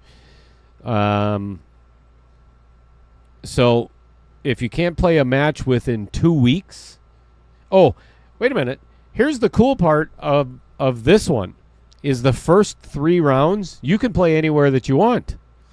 It doesn't have to be here at the varsity club. Here's the reason I tell you that. We've got 128 players. That is how many matches? 64. 64 matches. If I had to stream every single one of them here at varsity club, it would take probably 6 months. Easy. And I would be divorced. That's not going to happen. So, for the first 3 rounds, players have the ability to schedule with each other and any place that has a diamond table they can play on. They get the scoring app sent to their phone. They also get what is, well, we don't have to worry about the wheel of names anymore. So all the rules, all the format, everything is in the group chat that I set up for everybody. Chris has been in several of them, so he knows how it works. Yep. So the difference being is if you are 60 points away from your competitor, there is a 1-game spot maximum. There's no 2-game spots no matter what. But that's, again, you have to. So if a 430 Fargo is playing a 490 Fargo, that's 1-game spot. That's it. Anything less than that, still 1 game. And that has to be determined prior to the lag on which set you're going to take that game. Oh, okay. That does not decrease the race, though. It increases it by 1 for the higher rated pair. Correct. So, anywho, any questions at all, please? Oh, so again, the final 16 matches are all going to be, so the last 32 players are all going to be live streamed here at Varsity Club like we do with every other KO challenge. So send me a message or take that flyer And share it to your friends. put it on social media, send it to them, or send them to Outer Points Productions, and they can. I could put my phone number in the group chat too if I want. But I don't want to do that. I wouldn't recommend it.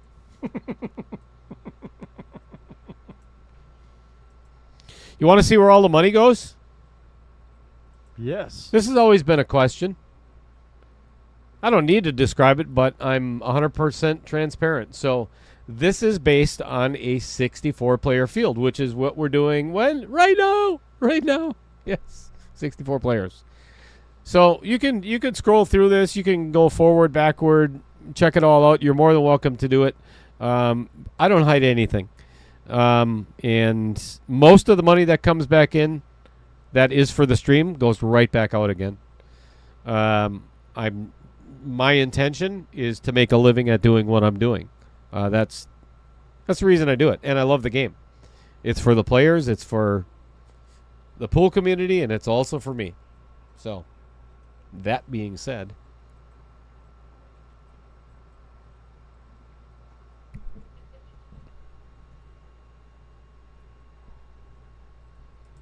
all right. We were talking about this before, and I didn't get to put it up. Here's the start. Or here's what's starting on Wednesday. This is the field. Check these teams out. The only difference is, I'm sorry, there are 2 differences on what you see here. My Hoekstra and Greg Tarkanian are out. That is taken by Scott Rasmussen and I can't think of his partner's name right now. But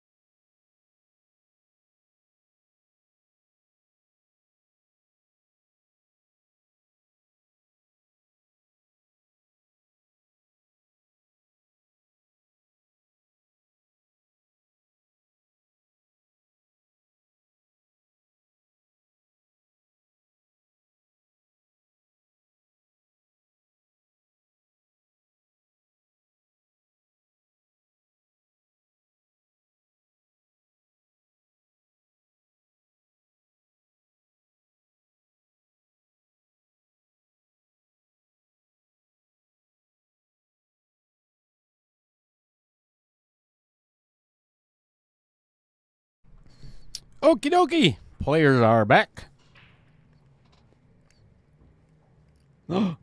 Chris, I forgot. Where did the 8-ball go in? Oh, man. Missed it.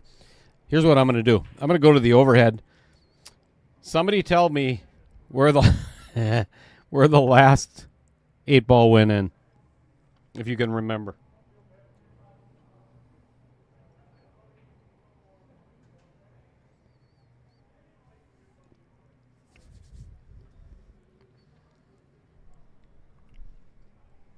I'd have to go back and take a look myself.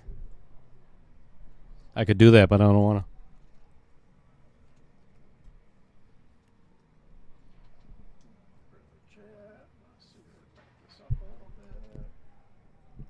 All right. Now we know. Oh, yeah, off the 9-ball. Duh. Oh, I had a Vincent pocket. I knew that.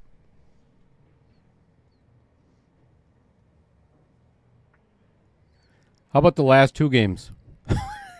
Just kidding.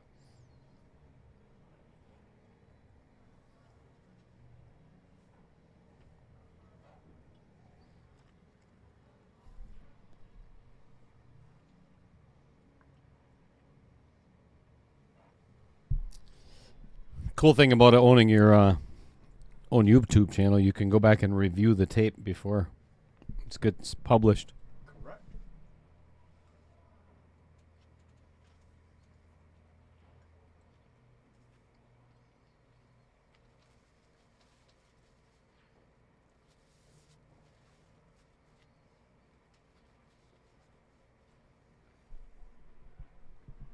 Slim, are you talking about the game before? It was Varsity Club? If that's correct, I actually did miss marking that one.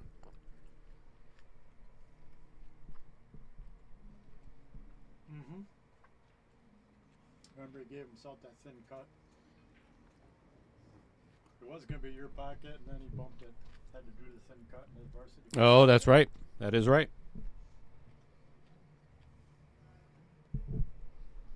Thank you, Slim.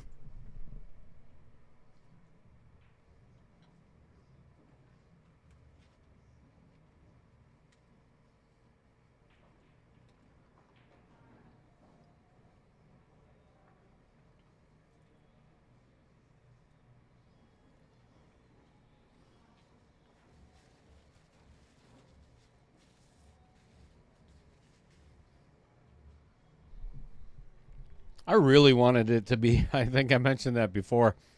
I was so hoping for rotation, just to spread it around. Get that 9-ball or 10-ball spread around the table.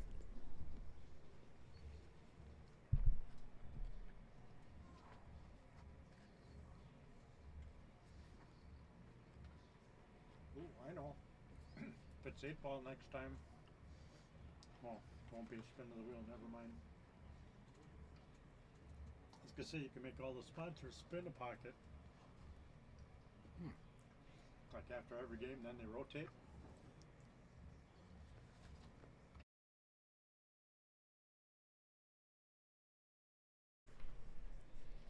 Oh, Bang came up a little bit wide, but he did clear that. Or he put the 3 down. That 3 is going to be really hard to get on. Well, I'm not saying it's do or die time, but it's getting to be almost do or die time. Jason needs to find a way to win a couple of games here.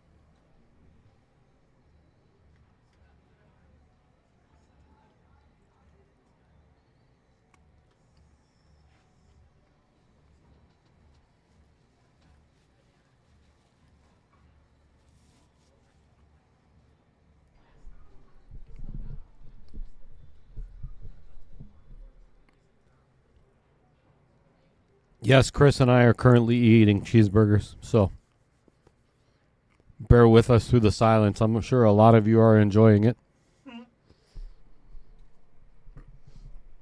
I'm sure Jeff Hefter is, but I can really give a rat's. Wait, hang on a second. I have something for that. I did mention that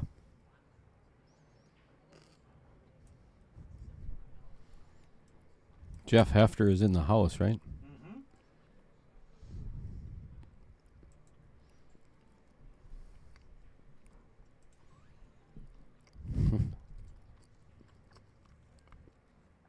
See if we can get him to make an appearance. Oh, there he is. There's Jeff. Looking for the cheese. What the hell is wrong with him? Get him out of here. That is awesome.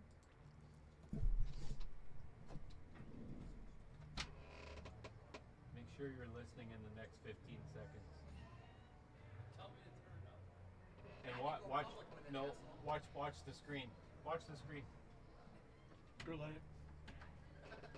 Rewind it.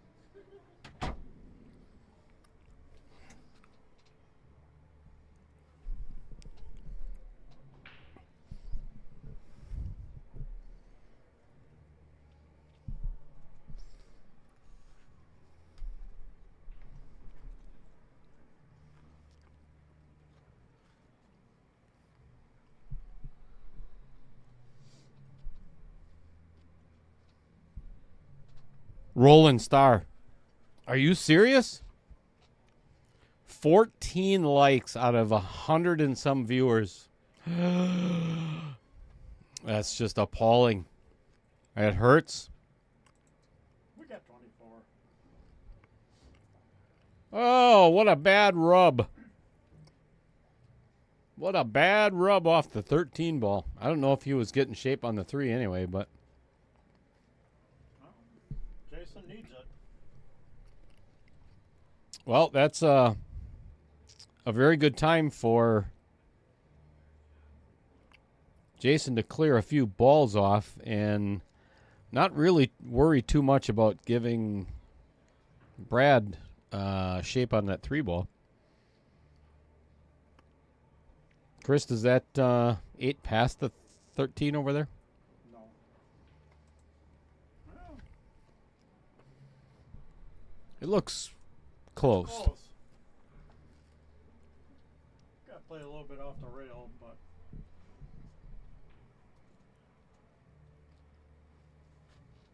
pocket speed it'll drop.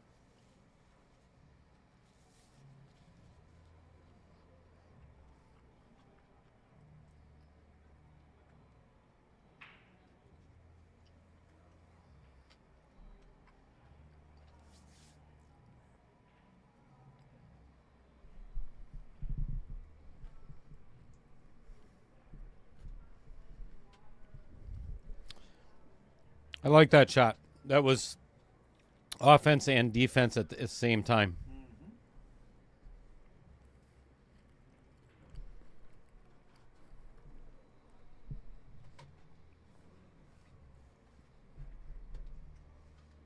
Thank you.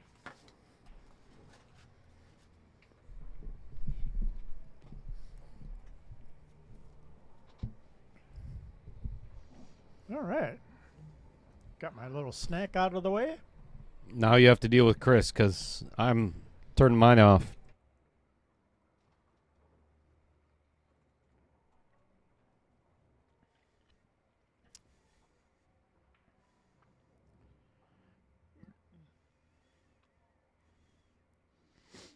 I think he got a little more on that than he wanted, but I 12. kind of like this actually. Yeah, 12 goes past the 3 in the other corner, so he should be fine.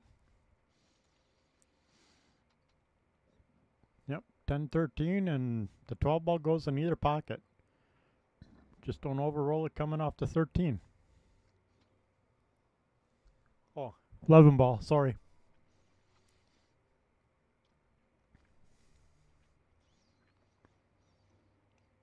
Up here in the Vincent pocket. Jason has to get down at least to like the side pocket minimum. Yeah. I prefer almost the first diamond past the side pocket. Yeah, I don't know if I'd get. ideal. Yeah, that would definitely be ideal. But he doesn't want to be on the rail either, because if he's on the rail, this is really good. Yep. This that's is a nice really lead. good. Very controllable from here. He can either draw into the 3-ball, which I would not recommend because then you could end up scratching, or just slow roll this 12 in and take what the table gives you.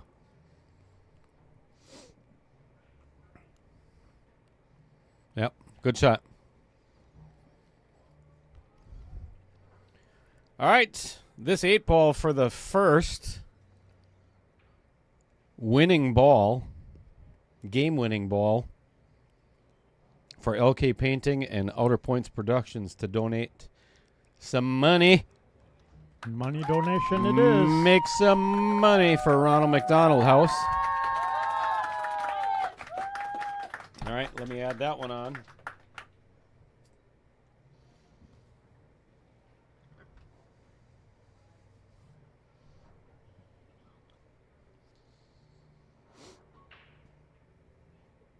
Yeah, that was a nice out by Jason.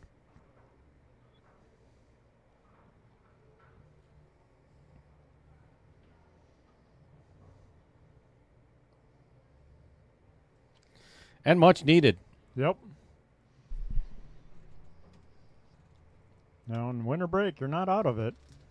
I mean, even in my match, I had, what, a 4-game and a 5-game comeback? Mm-hmm. So it's very doable. It's not fun to come back from behind like that, but it's definitely doable. Especially when you're playing for $8,000. Right.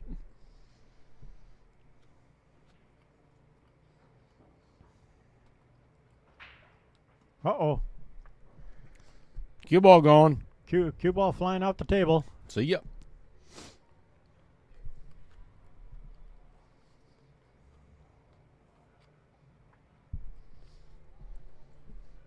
It's all right. There's a nice little cluster there. 13, 10, 4, 7.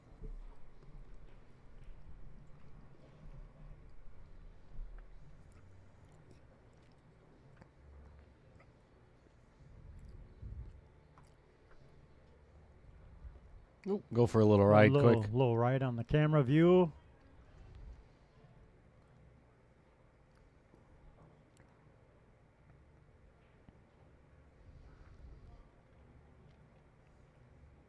I almost like committing to stripes. And maybe if you want to be a little aggressive, since you've got a 4-game lead, to try and take the 12 and break out to 13-10. Given that you've got ball in hand, I would go for a breakout immediately. Yep. Call it a re-break. Either way, yeah, either way he wants to go, but this one works also. Yeah, it's a messy rack. Yep.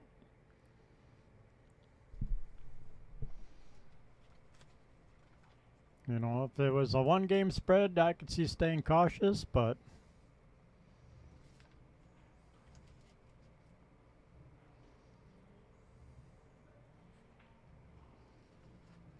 well, got the 10 out. 1 out, 1 to go.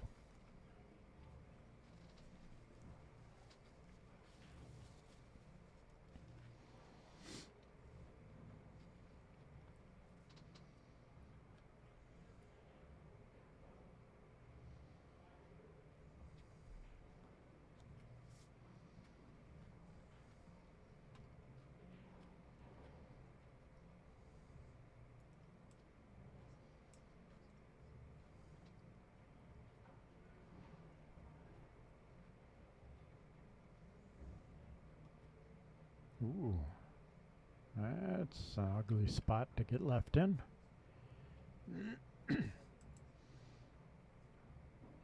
Although you could thin cut the 14. Money.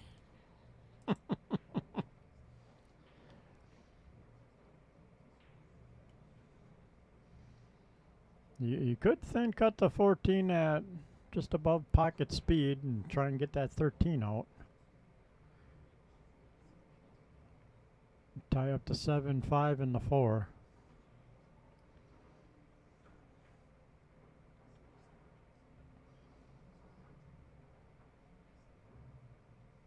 Possibly risk not getting a leave on the 13.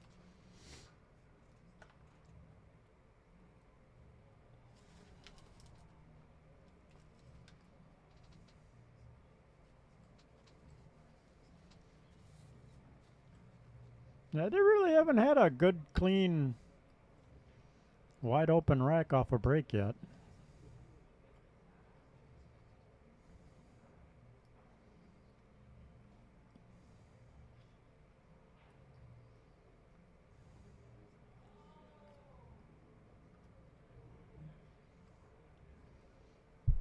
Look at what that did to the 8-ball. Yeah.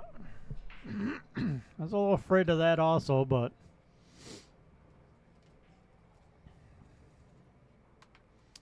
that's still very bankable, though.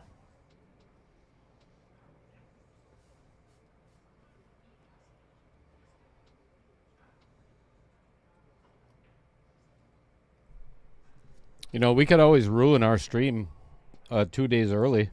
We could have Jeff Hefter come in and commentate for a while. Ooh, Yeah. that might kill it. I'm pretty sure it would.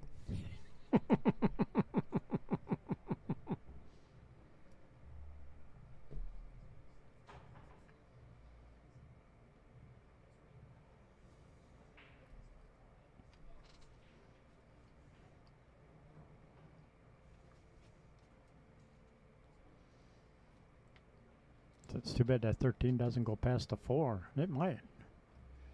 You could break the 8 out.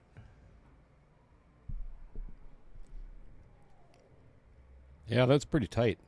Yeah, I don't think it goes.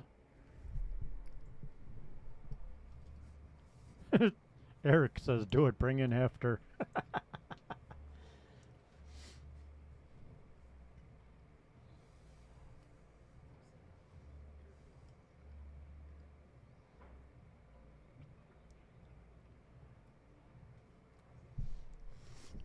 Well, I've already had my yearly colonoscopy. gonna say we'll let him take over after like 10:30. He can have the late shift. I'm okay with that.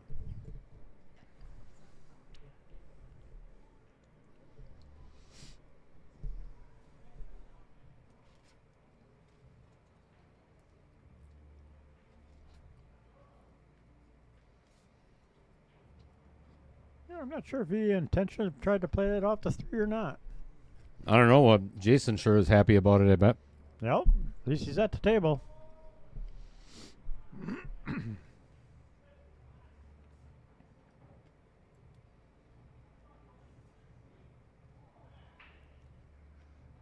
Played a 2 on the side to get up for the 6. And then used the 6 to drop the 3 and block the pocket.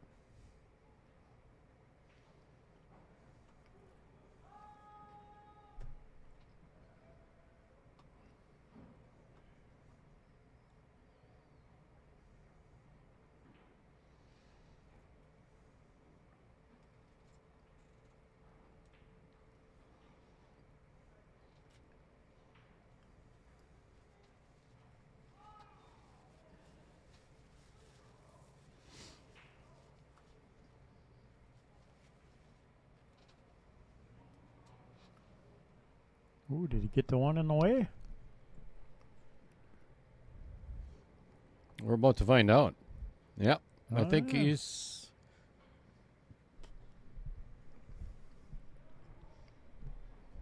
That was kind of risky in my opinion Yeah. because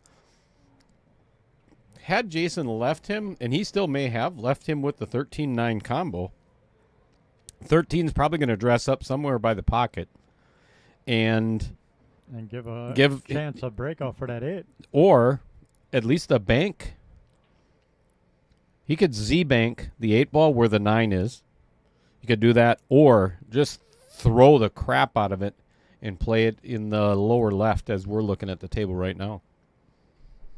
It would obviously require a lot of spin, but That's what I say. I kind of like pocketing the 2 and then using the 6 to dump the 9. Block the pocket. Oh, Brad went for the 13-9.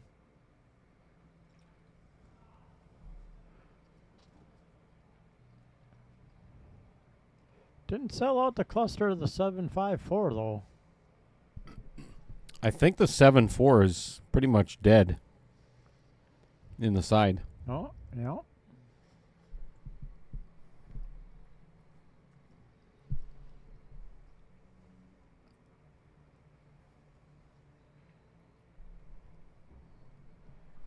Ooh.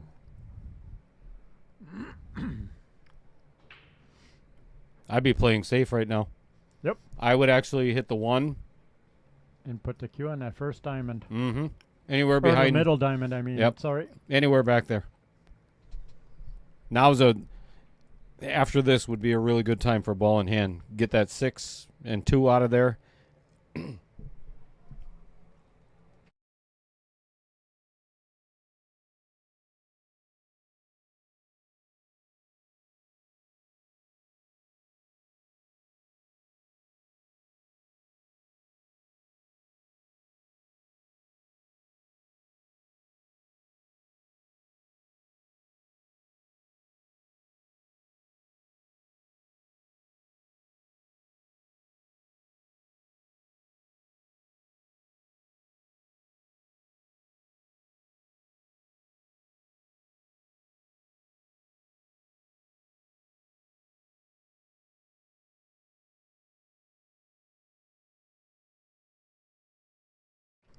Just so you know, you weren't talking to anybody at the Oh, are we on mute? You, both of us. I did not realize you muted both mics. I took my hamburger tray or cheeseburger tray, whatever, the little cardboard boat that it comes in, whatever, and I handed it to Jeff Hefter, and I said, "Hey, I got a little cheddar left for you if you want it." But yeah, I muted the microphones and didn't turn them back on. So this is not easy shape for the 8-ball. Even if he pockets the 13, this cue ball might end up behind the 3-ball. Yep. I mean, There's a it's good not chance easy, of it. but that was a nice friendly little bump. Not great, but hey, got a shot on the 8. No doubt. So do I'd you take play this all do you play day. the thin cut or you go for the bank? I would play the thin cut with a little bit of right hand low. Yep, I think that's what he's going to look at also. And you can see why I say that. It looks like the 7 is in the way, but let me move that camera just a smidge. Well, if Brad would get out of the way. Right? You might think that the side might come into play. We'll find out. Yeah, he's digging down on it a little bit, it looks like, so he's going to try and draw out of it to miss the side pocket. Yep. Beautiful shot. Yeah, that's what I figured that would be the easiest. You don't want to play the bank on that. 7-2. Brad is just past the halfway mark.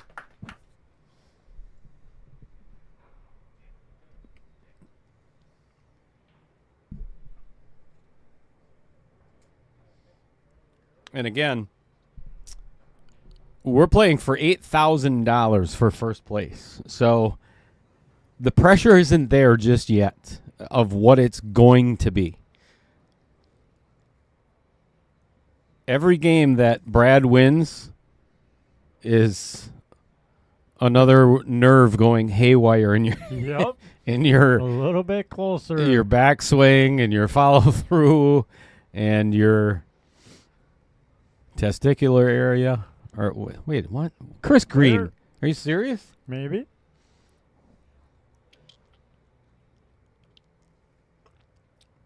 Sorry for all the ladies out there and Jeff Hefter.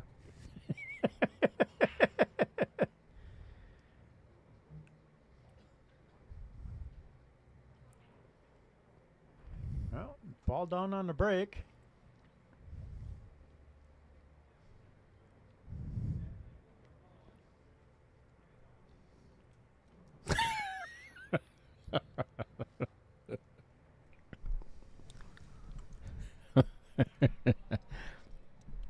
Jeff is actually texting me. Hang on a second.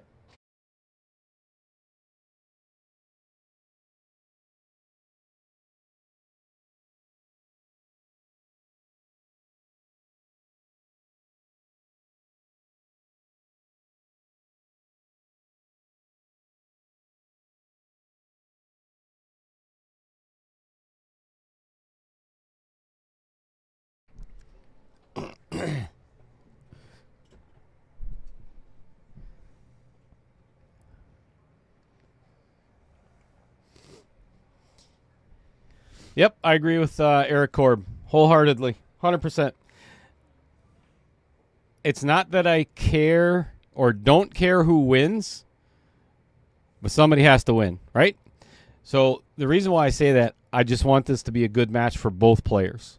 Yep. I don't want one of the players to end up going home massively disappointed in themselves because they didn't perform yes, as well as they did throughout the whole entire series. All of them had 7 prior matches or 6 prior matches that they got the job done. Unfortunately, there is going to be one guy that is going to go home disappointed because he's not getting the big paycheck. But as viewers, we all want to see this go 12-12. I mean, one game of 8-ball for $8,000. Has that ever happened in amateur history? Not that I know of. I don't think so. I don't know.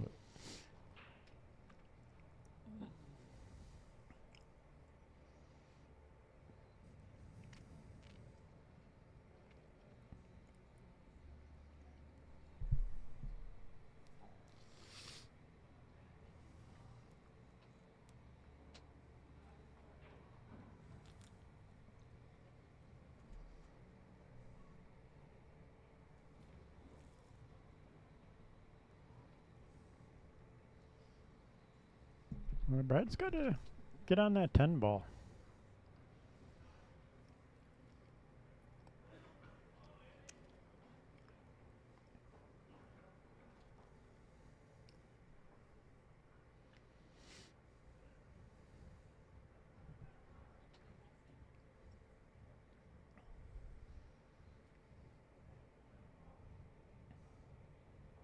Electing to play a little bit of a safe. Yeah, not a bad play. No. So he's making Jason break out his 10. Yep.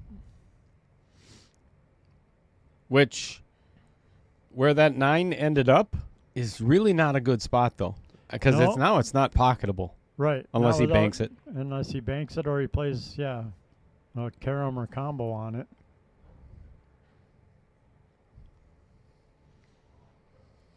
I think it's maybe too early to play safe just yet. If I'm Jason,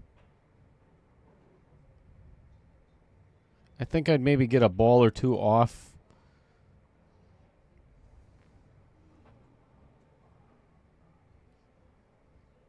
Yeah, I'd try and get rid of at least going for the 7. Little steerage going on there. Trying to guide that 7 ball in. Not a confident stroke there.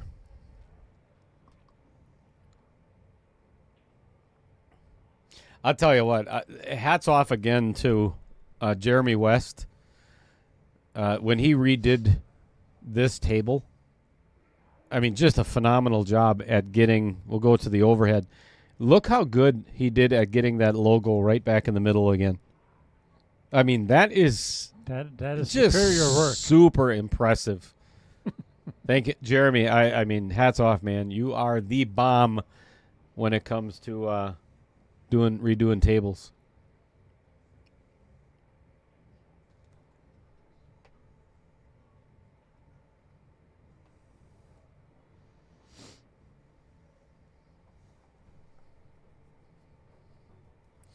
Dang it, I missed the last game.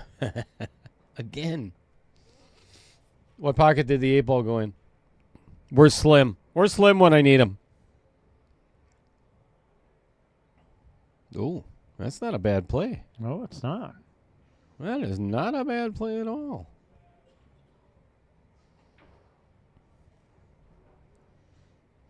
Well, Brad won the game. Oh, it was the cut in the Steyer's pocket. That's right. Yep. Well, they're down another little chunk of cash. I have to give them the bad news. Oh, yeah. Eric Korb just said, yeah, Steyer pocket. Thank you, sir. Thank you, thank you.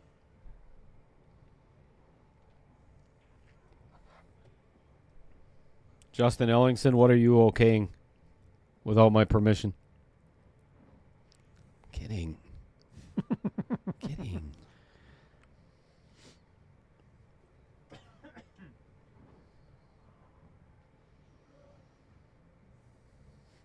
Thank you, Sherry McDonald.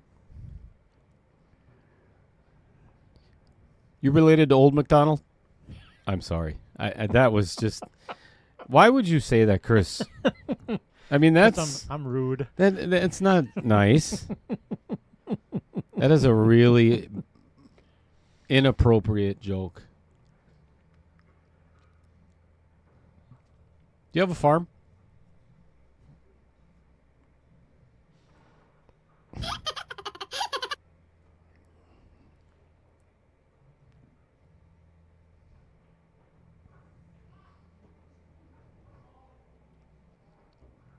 Oh, he called safe. I like it. That was a good shot.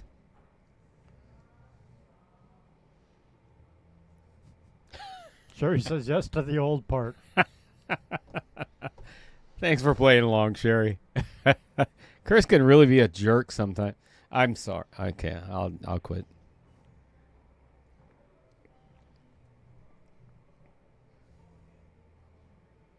Did he he didn't call that in the side, did he? No, I don't think so. I think I would have crapped myself had he done that. You know, the 15 is in a bankable position. That's about it. Yep. Or you could, like I say, you could use that to try and get your 9-ball in. I don't know if he can see the 2 clean, but I would almost attempt this 2-14 combo. Oh, get rid of get him behind that 6 ball. Get rid of Brad's 14 ball. Yep. I think his problem is that 2 ball more than anything. Oh, I would not be playing this 7 ball. Well, if he swings over for the 2, maybe. No. But yeah, I like your idea of playing the 2-14 and try and drop that 14 and get Brad hooked behind that 6 ball. Force him to open up that 8 ball for you.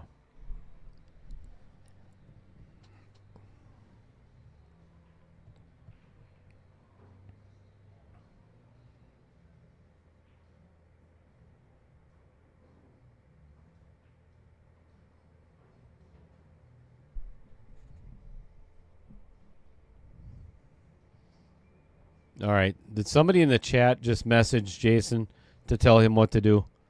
Right? I was gonna say, does he have his Bluetooth hearing aids in?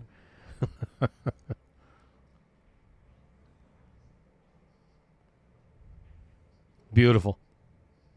I think that's a fabulous shot. Yep. Very smart shot. That is a really good combo. I don't believe... Yeah, Brad cannot make this 9 ball. And even if he does... He could try and cross-bank it, but it ain't going to give him nothing easy on that 15. Oh, I don't think you can get away from the double hit. Yeah, I was going to say, and that's only if you get lucky and miss the double kiss.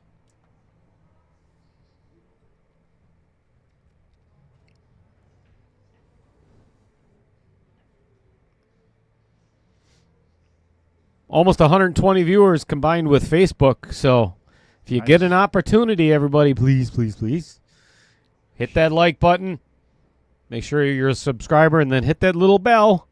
But most importantly, after you go to the channel, in the upper right-hand corner, if you're on your cell phone or tablet, there's 3 little dots.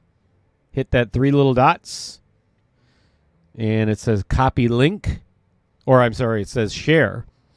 Then you copy the link, and then you paste it in a message to every single one of your contacts in your phone. By the end of, again, that's a good shot. Yep, I like it. We just eclipsed 1 year, and everybody knows that this KO challenge has been the crux of Outer Points Productions, but there's a lot more to come. That's not just the KO challenge. One of them is Triple B. The Big Break Billiards is coming up, and Chris, you and I are going to sit down one of these days, and I'm going to tell you exactly, because I'm going to need some input. But that is going to be a full-on series, 11 episodes, a full production.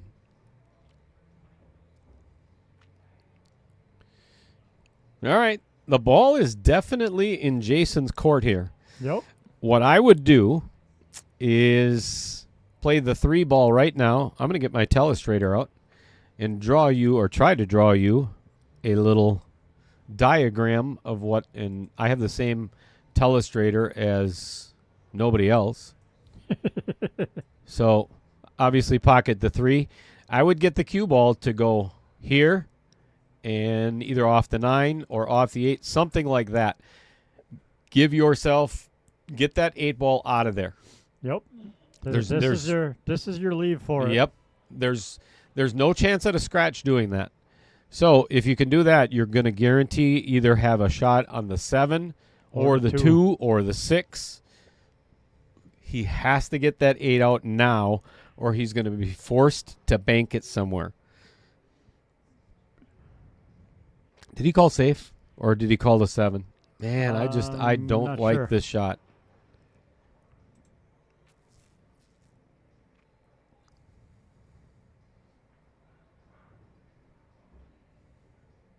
Ugh. Yuck. Now he's on the rail. He can't play the 3 to get the break on the 8. I don't think I'd play my 6 off the rail either. I think I'd play the 2. Well.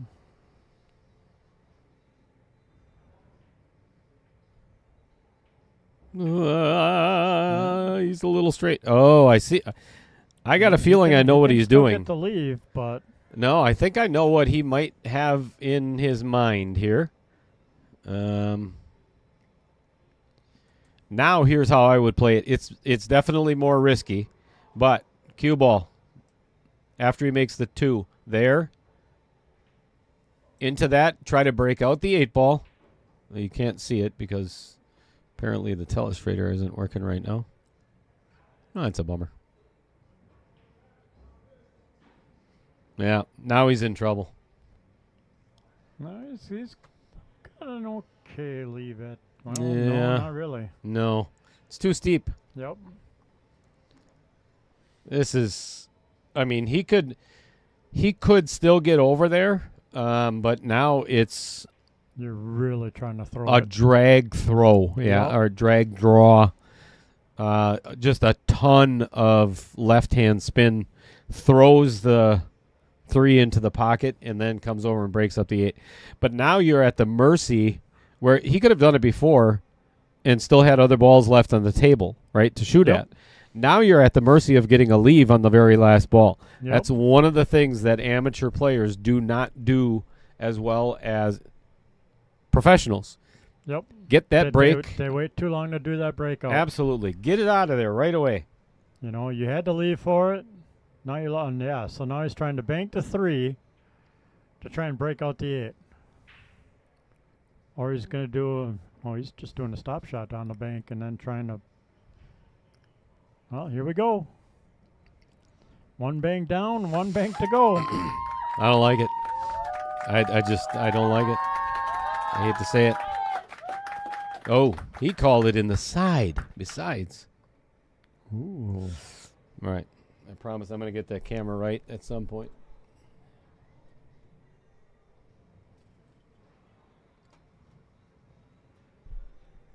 I don't like this shot.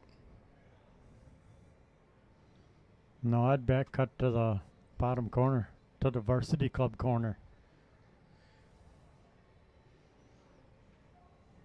Yeah, this is, like I said, that is a sellout shot. That's unfortunate. A lot of thinking through that rack, except when it counted most. Well, I think we're going to get a brand new sponsor giving up some Giving cash up for some Ronald McDonald. charity cash. Oh, maybe not. It might be going in the VDOW. Oh, we had one in there?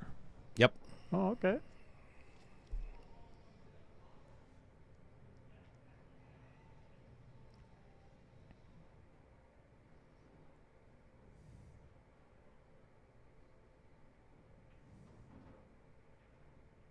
That's not going to go. Oh, and a scratch. Whoa. What a huge turnaround for Jason. Huge turnaround, yep. What a huge turnaround for Jason. Now it's definitely going in the VDM or VDOW. Something, something, something. Makes it 7-3. Ooh, Kevin Dorn's in the house. Oh, joy. Okay, we'll stop talking about you now. Yippee skippy. Woohoo. Oh, by the way, Kevin, you're out some money.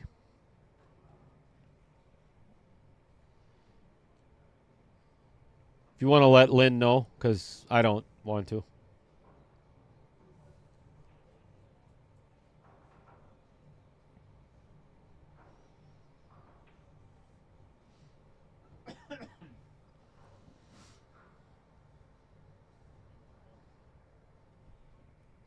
I think we should go to our sponsor spotlight. Yeah, who we going to sponsor? Who we going to spotlight? Let's spotlight Miss Bobby Jo Coons. I like it. Because she is the owner of Home Sweet Home Real Estate, located in Waupun, Wisconsin. She's got many years of experience in residential land, farm, and commercial real estate. I know she's not a big fan of admitting it, but yes, she is the wife of Andy Coons. I apologize for that. I'm sorry. Just kidding. Kidding. Give her a call, 920-345-1055. She lives right next to Al Holden. She's on the outside of Waupun Prison, and Al is on the inside. Kevin says he's only in for a short time. Oh. Hilarious. Not.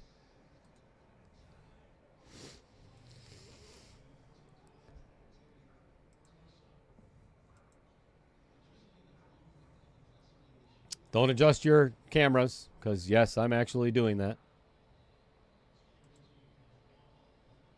There we go. Got to get my flyer to fit a little bit better. It's not working. There you go.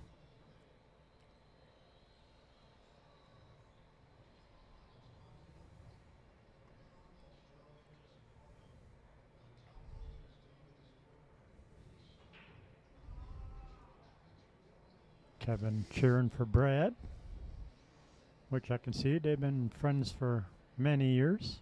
Yeah. Hang together at the Mad Apple once in a while.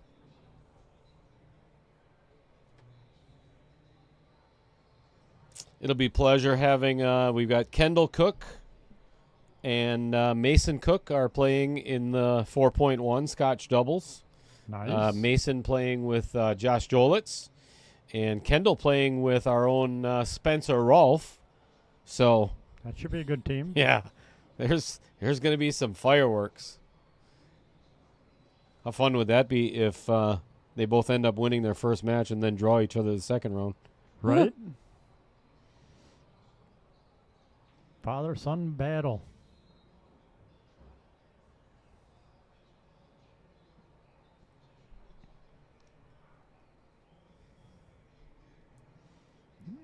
Brad might be digging himself in a little bit of a hole here.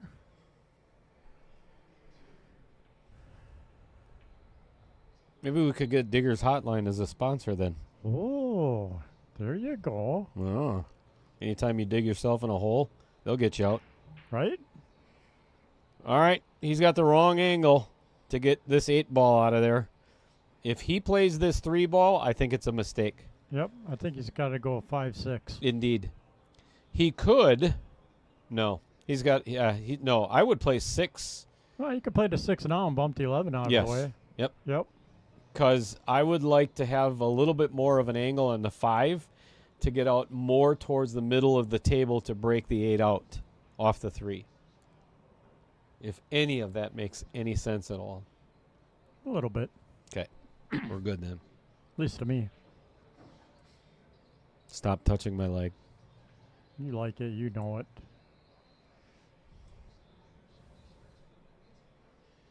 Nope. Nope. Yeah, this is the part that I don't like because he's going to be on the rail. Yeah. So now he's going to be looking at drawing back, and the cue ball is going to be very close to the rail on the next shot on the 3,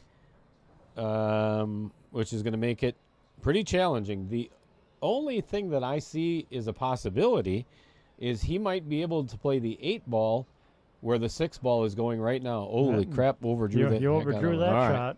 Right. Oopsie. Wheaties. Yep. The Wheaties kicked in. Got a little too much into that one. Doink-a-doink.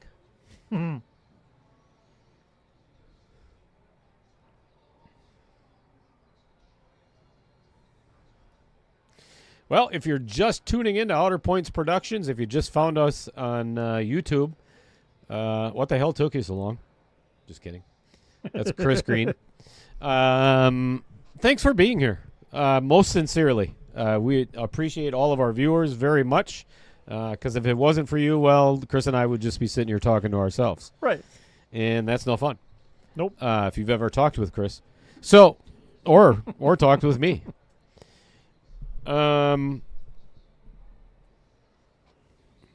If you're just tuning in, again, this is the finals of the 1.3. Uh-oh, that's a foul. Of the 1.3 KO challenge. Started off with 64 players. Here's the fun thing about the KO challenge. Slim, you want to do the honors?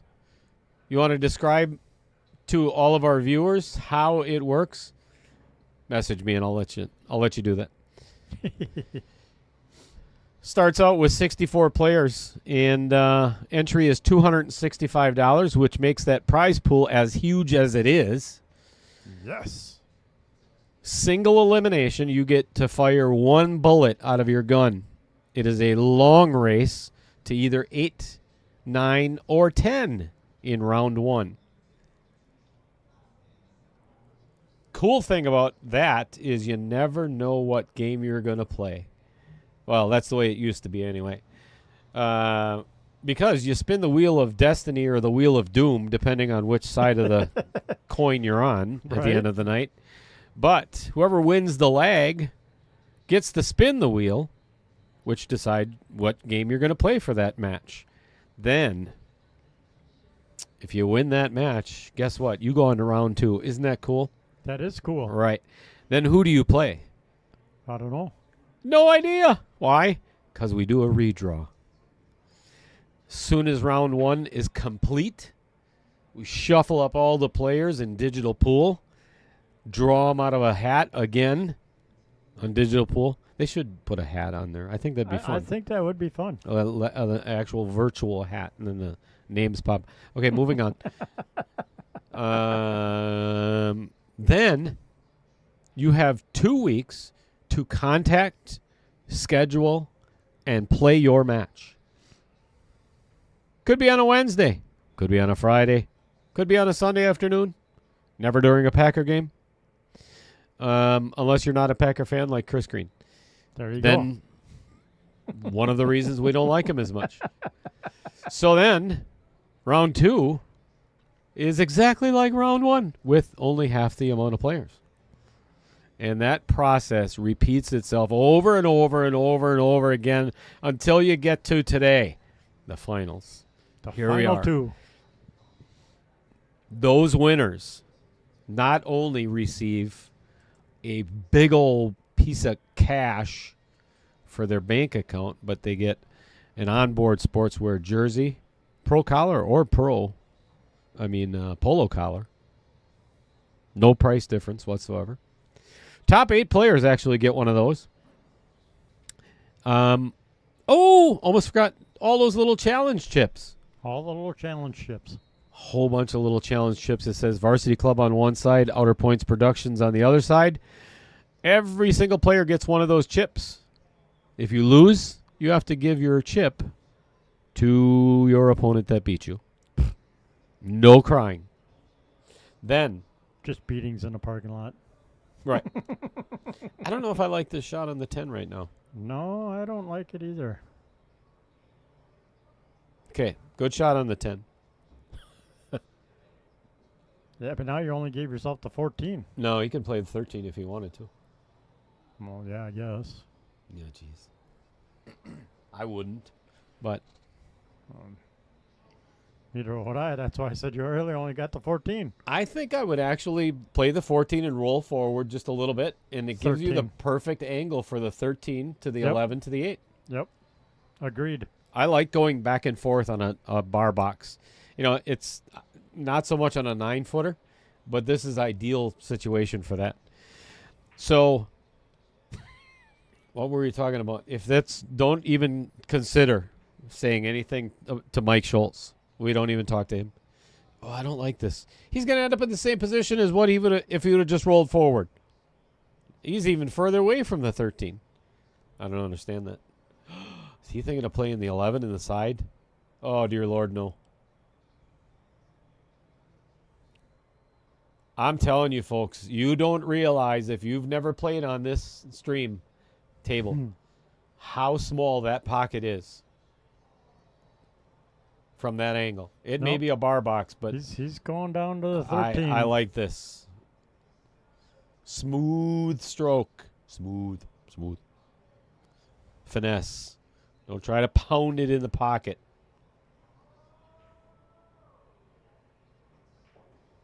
Excellent. Very nice. Yeah, not the most opportune angle. And that's what I was talking about before. Yep, I would hit that. I think I'd have tried to hit that a little softer with a stop shot. Get a I nice think- angle on the 11 to float back out to the center of the table for the 8. I think I'm just going to stop this cue ball right here. I mean, you could try to draw back a little bit, but if you get too cute and you rattle it, you just sold out the entire game because it's stop on the 3, stop on the 8. Yep, that's a good shot. Yep, I like it. I like it. Take what the table gives you, and this should be. I'm not going to do it. I'm not going to do it to Jason. No commentator's curse. Well, Mike Schultz, let me count the reasons. Funny looks. That's one of, oh, God, so many. So many. Indeed. That is a W for Jason Harlan, making 7-4. Mike, I'll get back to you in just probably like November. I have a sponsor spotlight to do, so hold on to your britches. And give a mark to the Varsity Club pocket. Oh, jeez, Adam's going to kill me. That's 5 for Varsity Club already. That's $250. Woohoo!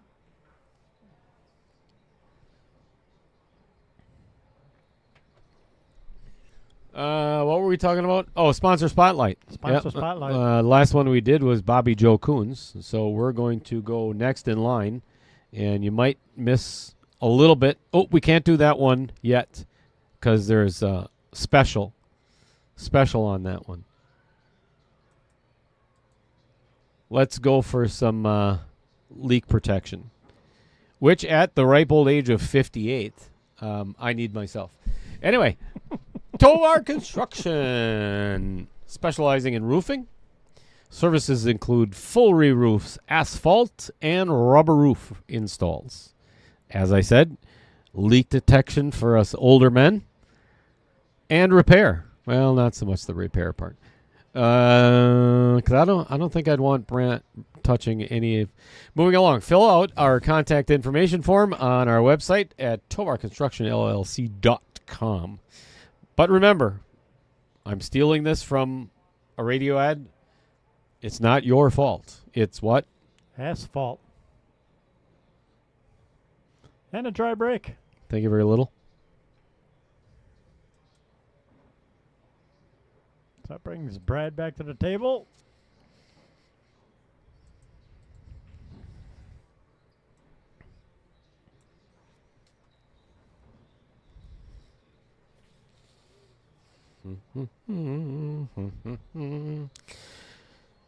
We were talking about something. Oh, Mike Schultz. Mike Schultz, yeah. Yeah, Mike Schultz, and why you don't talk to him or answer his text messages. Well, Mike Schultz is the winner of 1.2, right? Or 1.1. Is it 1.2? 1.1? 1.2, yeah. Because we're doing 1.3. Yeah. Got lucky for like 7 matches in a row. Just kidding. Mike and I never knew each other until I started Outer Points Productions. And it has been a really cool experience getting to know Mike Schultz. And there's a reason I'm telling you this. And I'm being very sincere right now. But when I had the death of my Siberian Husky, Chris knows I was in tears. I mean, I cried my eyes out. It was one of the most painful experiences of my entire life because it was so unexpected. My dog choked and died. But I'll show you. As soon as this rack is done, as much as Mike and I got to know each other, this is going to give you a real good idea of what kind of person Mike Schultz and Maggie Schultz are. Because it's a gift that I take with me every single day and cherish it with everything I am. Pretty cool.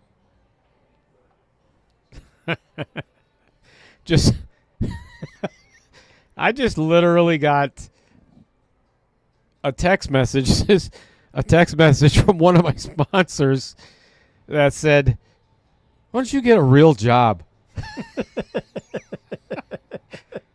This is one of my sponsors. I'm not going to say who it is, but I love it. Lynn Dorn just said, I already said oops. it. Oh, sorry. She said, "Why don't you get a real job?" Probably Kevin saying that in her. Oh, yeah, most likely. Stole her phone. What a jerk. Knock it off, Kevin. I'll tell you what. Brad is setting up another perfect rack for Jason to win. Yep. Seriously, because getting on this 5 is going to be really difficult from where he is now. And if he does, is he going to be able to break the 8 out of there at the same time? If not, this is exactly what happened the last 2 racks.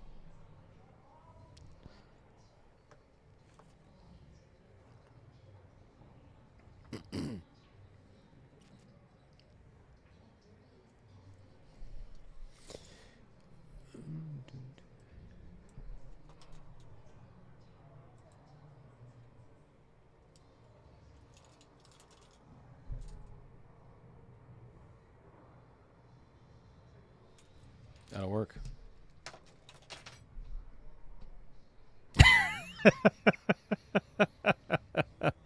I just got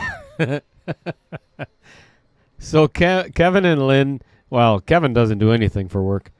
So I don't know why she's busting my chops. But Lynn is the one that paints all of my tables, the little pool tables. Does a phenomenal job.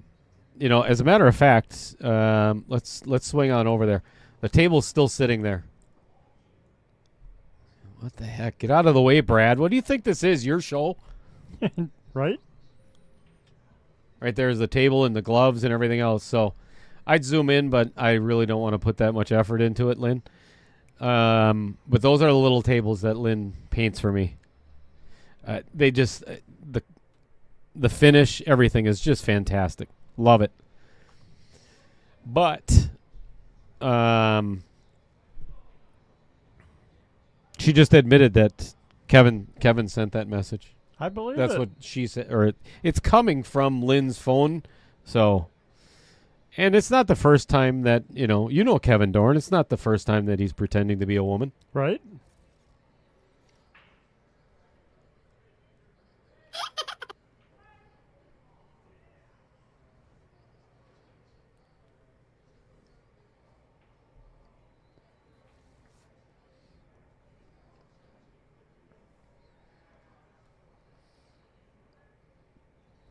Is Brad thinking about taking the 2 and trying to draw back for better leave on the 5? Yeah, that's why I said he's worked himself into a bad corner again. Mike Schultz, I realize that. I mean, yeah, I know it's you. Why do you think we're in this position? Oh, we don't believe you, Kevin. Yeah, you don't need to explain yourself. We already know. Oh, well. Right, but again, even if he makes this 5 ball, what is he going to do with the 8 ball? He's going to have to get lucky. Draw it. Yeah, Well, it's a little bit of luck. I agree. Here's what's going to happen. My opinion: he's going to make the 5. He's going to run into 13. Cue ball is going to come off the 13, run into the 10. He's going to be stuck behind the 10 ball. Yep. That is, I'll tell you what, that is really fortunate. I'm not sure if he can make this or not. We're about to find out. If that 10 moves, it's obviously a foul. But he's really fortunate where this ended up. And I think he may have to cut this all the way down. Ooh, boy. Yeah. I like cutting it all the way down. Yeah, because it's another one for Tyler and Margaret if he makes it.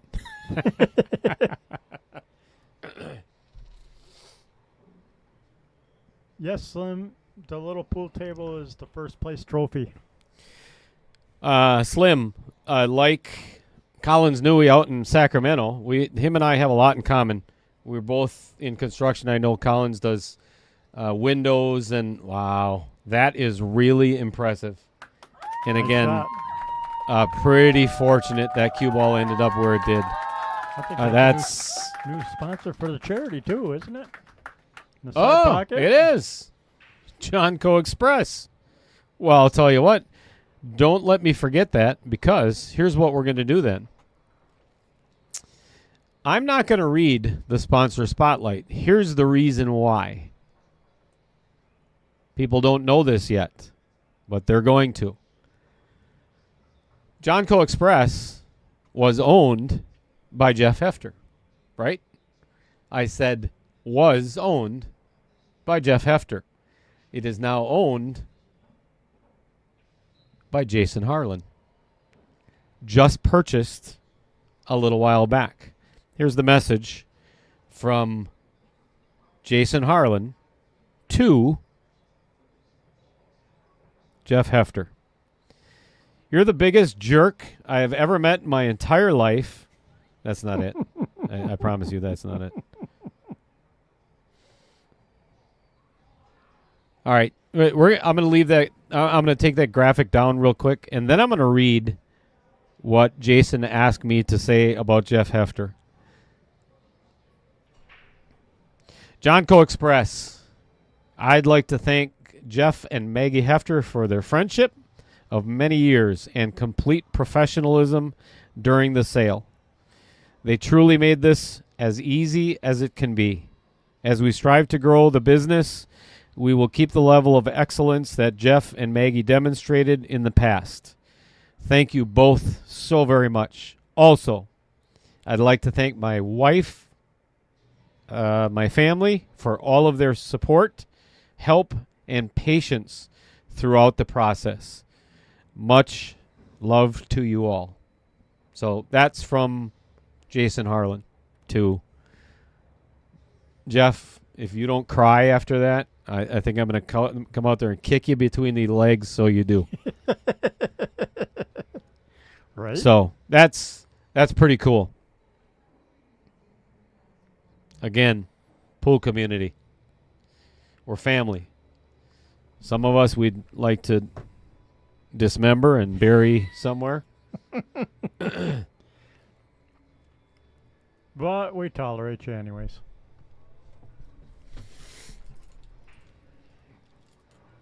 Well, now I can't show. We'll get to it later. We got a little while. Yep. It's only 8-4. Brad's 5 away from walking out of here with... Oh, I know what I was going to say. So, Slim, you were asking about the little pool tables. So, right from the very start of KO 1.0, which... What was that? A 600 to 625. I think 16 players. Something like that. From the very first one, I do a lot of woodworking. I do custom chessboards, just you name it, cutting boards, some of the high-end stuff.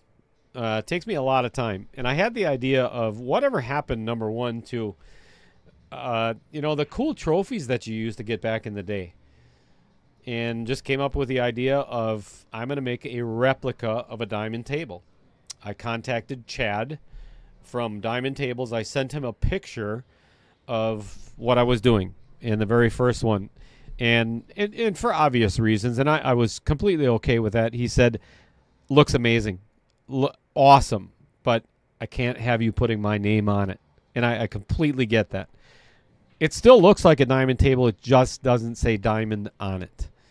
But that has been the most coveted prize for, I do the the player spotlights when we're down to 8 players. Basically a little interview, 8, 9, 10 minutes long, except for Chris Green's was like 30 minutes. It's because you made me talk so much. What? You kept asking me one question after Oh, another. geez. Yeah, here we go. So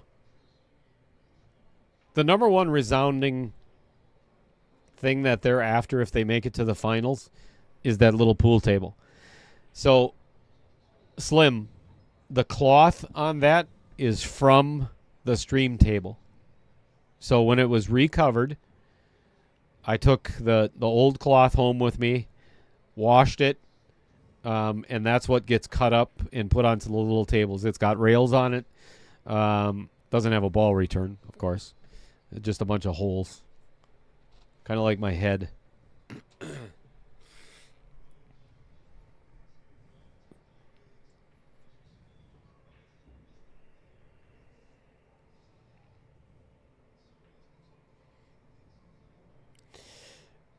Was that it?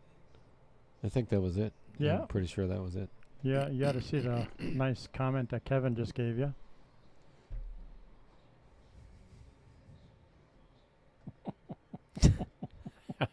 Holy crap. What? Jesus.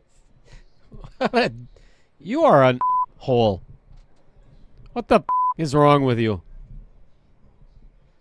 I thought you and I were friends, you son of a...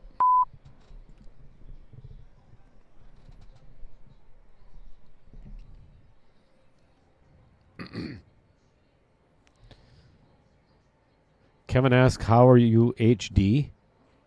Harley Davidson. Oh, how are you doing, Harley David? Oh, okay. I thought Kevin was saying, like, I have a disease or something. Or that's VD. That's VD. Yeah. HD is something else. That's what Roger has.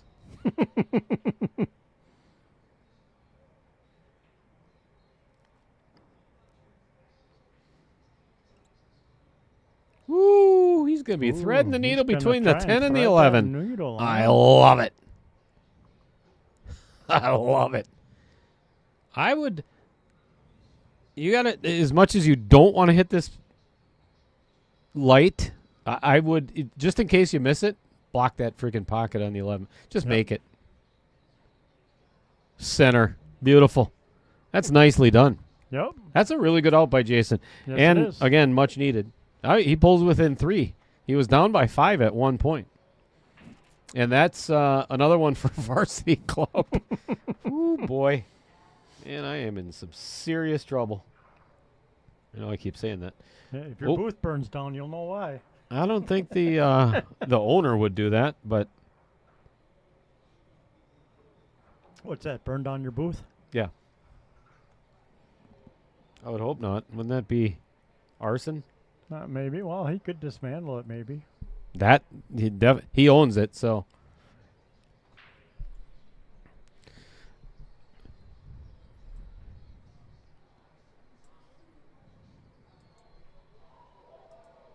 Let's talk about this gentleman real quick. His name is John Kramer.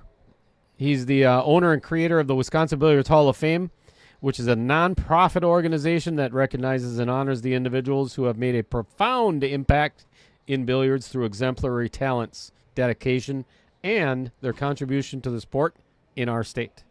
That'd be Wisconsin. That's why Wisconsin Billiards Hall of Fame.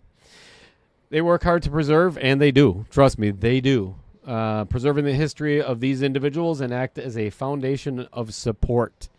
One of the prizes for the winner tonight is a 5-year membership into Wisconsin Billiards Hall of Fame and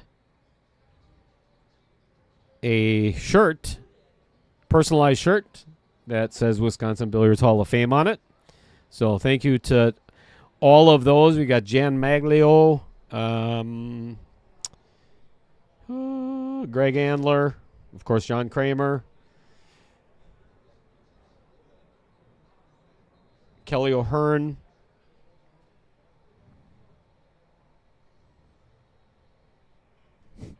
I'm running out of... All right. As promised, I'm going to do this right now. So we're not waiting. Or so I can put it away. This is from Mike Schultz. This is what I was talking about. This is when my... Oh, come on. That's my dog. Right?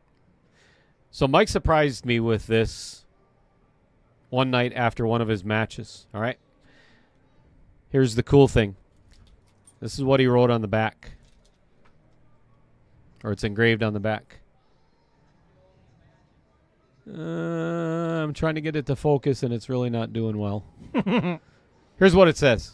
Right? It's on a keychain. It says, "How lucky I am to have had something that makes saying goodbye so hard." Really cool. And that's the front. Says my dog's name on it. So, again, Very cool. Maggie and Mike, that it's still me every time I look at it. It brings a tear to my eye.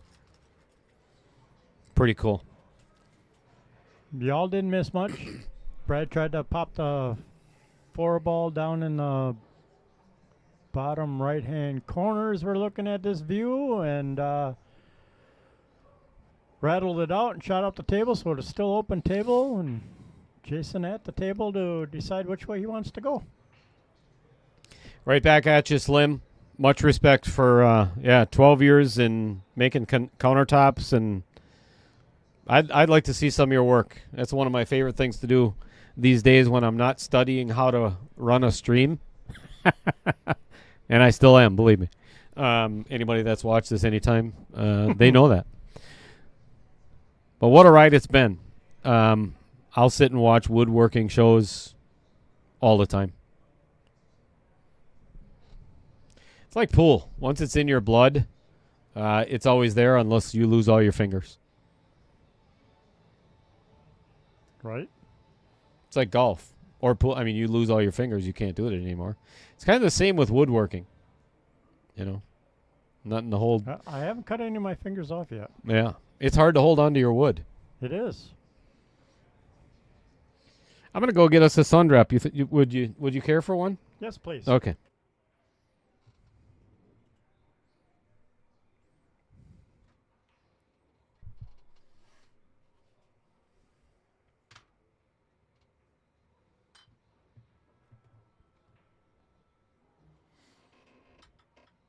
Well, Jason picking apart this rack pretty good so far. Kind of got himself in a little bit of an iffy position now.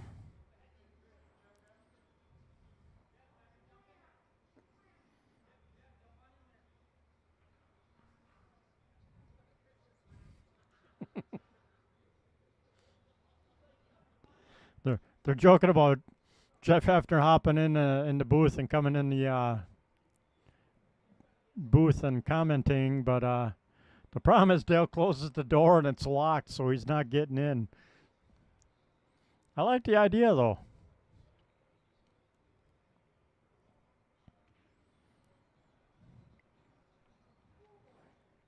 Well, I think Jason's looking at back cutting the 3, or he's got a back cut the 1 past the 8 ball. Looks like he's choosing the 3, which might break out his 4 ball. So this could be a win-win. Ooh, overcut it. Really didn't leave anything spectacular for Brad, so that is not a bad outcome.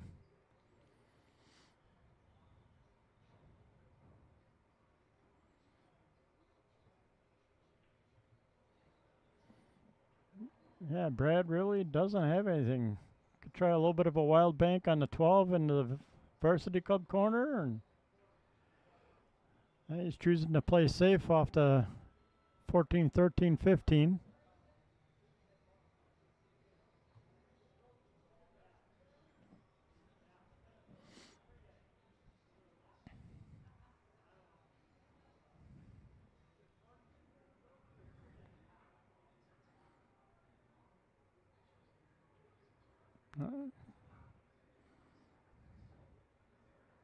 Not bad, not bad.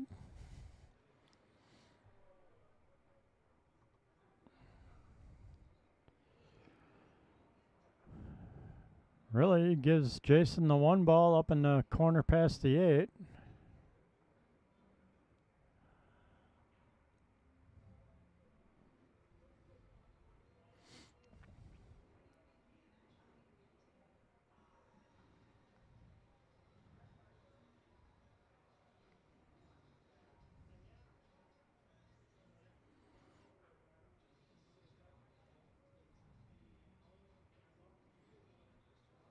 And, well, what did he give Brad now?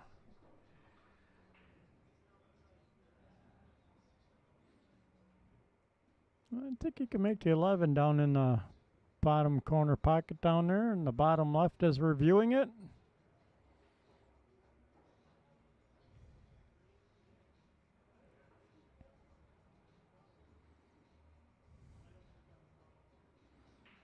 I wouldn't be too worried about the 10 because that goes past 7, 6 up in the corner. That'd make a, well, he's got to get the 12 out yet, though. We was thinking about putting 11 past the 3 ball. That's interesting.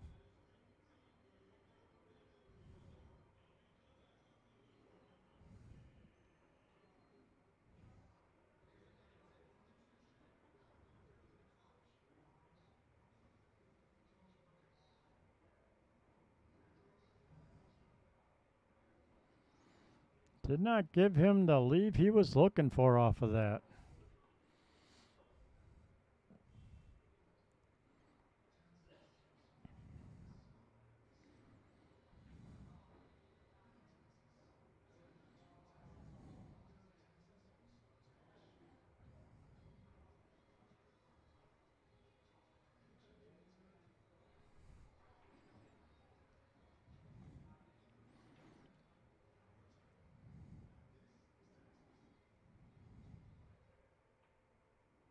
Playing the 15, I believe. Beautifully done.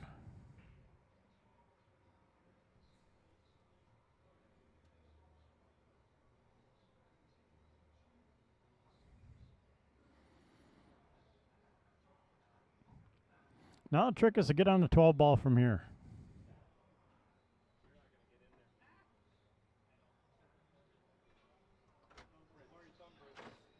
For you, it's like a big toe.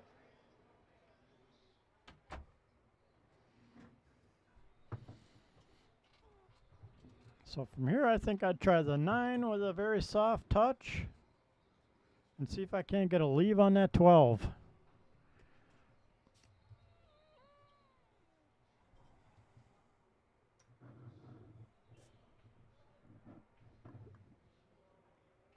What'd I miss?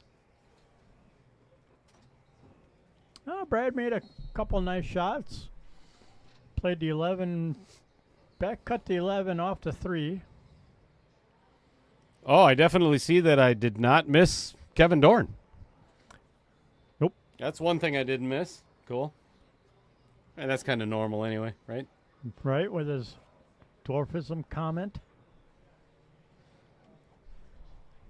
But he does say awesome momentum to carry from Mike and Maggie Schultz. Indeed. All right. Looks like Brad is going to play. He knows he has to use the cue ball, right? Okay. Just checking. Just making sure.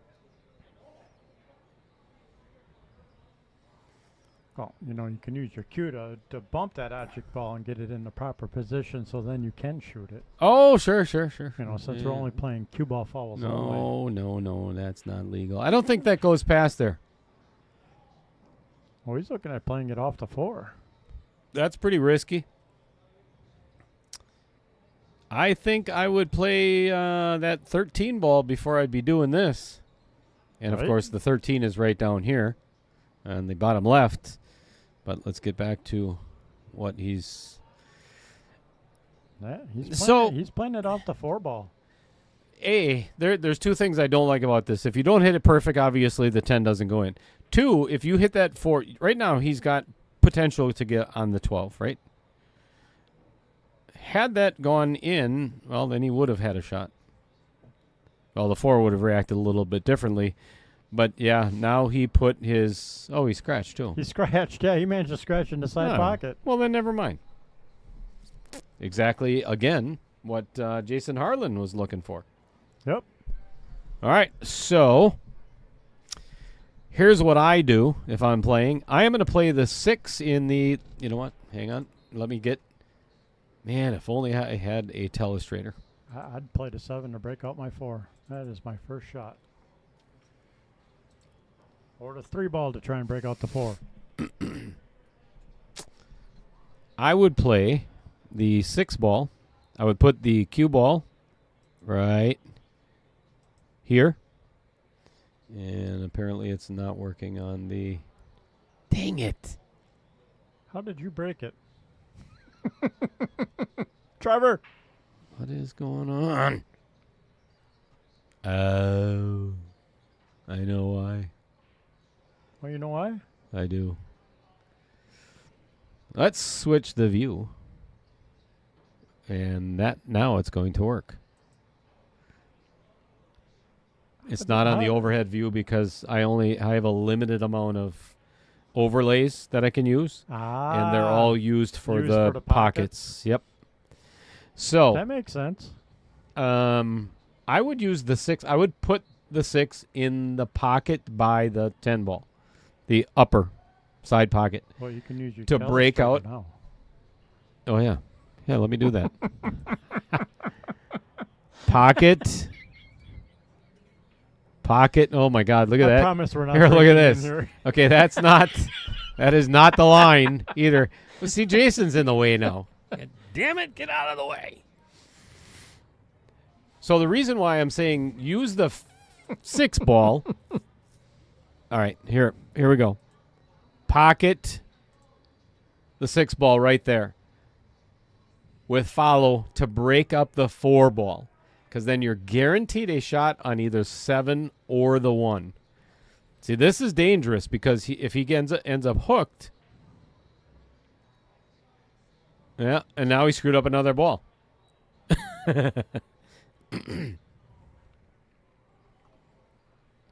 Okay, let's make that go away.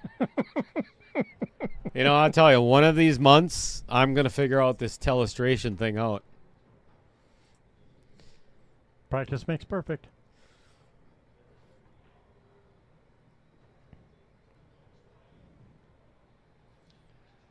Now I would take my 6, go down table for the 3, and try and break out the 1 with my 3 ball. Or You know what back up I to would do? 3, play safe. I would just hit the 4 ball forward and freeze the cue ball on the backside of the 10 to where, Yeah, I like that. yeah, where he has to either shoot at the 12 or just, you know, nick the 10 a little bit, because then it creates separation between the 4 and the 10 ball. So it's going to give him an opportunity to, on the 4. Plus makes it really difficult for Brad, obviously.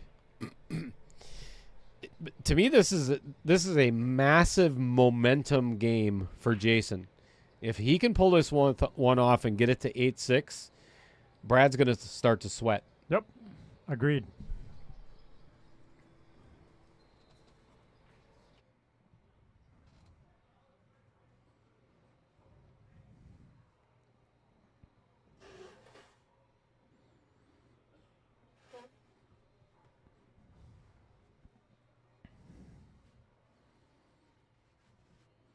Yeah, he's going to go and cut the 6 ball up in the corner.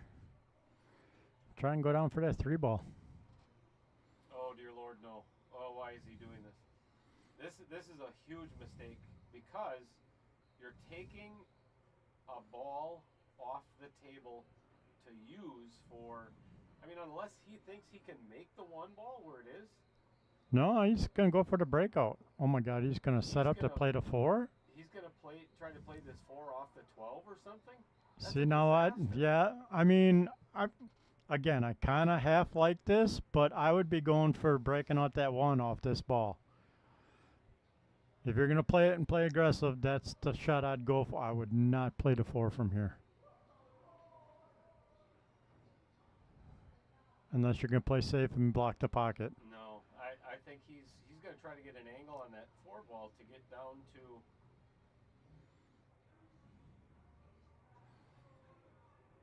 And again, we might be completely wrong. Right? You break out the 1 and get out, you know, it's the right pattern. But If you get out, it can't be wrong. the thing is, if You're making it way too hard. if he's purposely going to play this off the 12, Ooh. the 1 ball is going to Okay, go good. behind the 8, Yep. and he's going to have no shot at the 1 whatsoever. So, I mean, if he's playing it to go clean, again, where's he going to put the 1? I'm just going to shut up and we're going to see, and that's exactly what I was talking about. Even if he made that, look at what he has. Nope. I don't understand what he was thinking there. Now the 12 and the 8 are messed up. I think the 12 still goes. Ooh, I don't think so. Maybe. He'd have to get really good position. See, now the game is back in Brad's hands. He called safe. Yep. He called safe.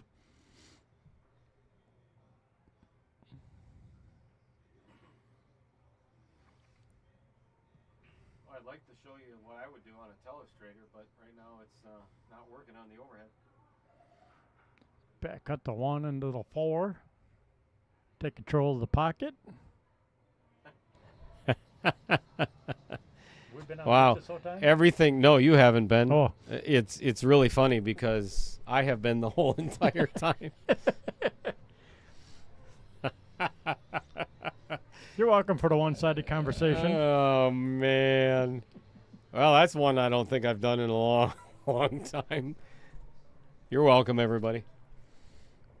That's why Roger just said, "Shh, you jerk." All right, that's a good pocket blocker. Yep. Like I said, back cut the 1 into the 4 and block the pocket. Are you allowed to say that on a adult pro pocket blocker? Pocket blocker? I think so. I think you're allowed to say that, right? All right, just checking. Oh, look at all the love you're getting all of a sudden. Yeah. No different than any other frickin' stream. See, Slim, this is what I have to put up with these yahoos from Wisconsin.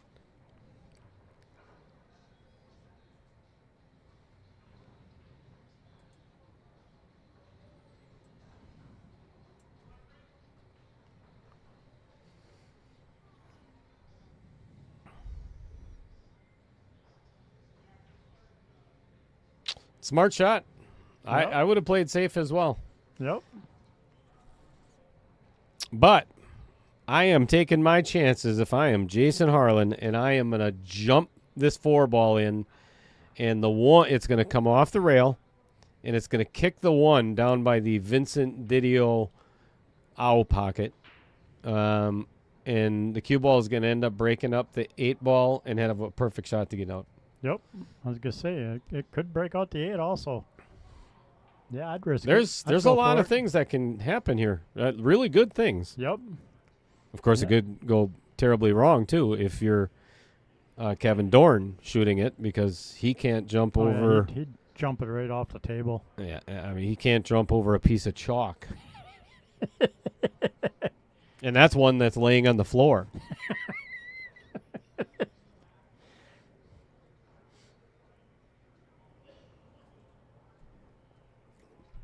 Roger either. Did you ever see him jump?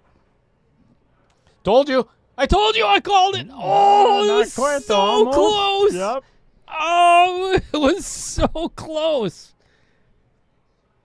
Let's watch this again.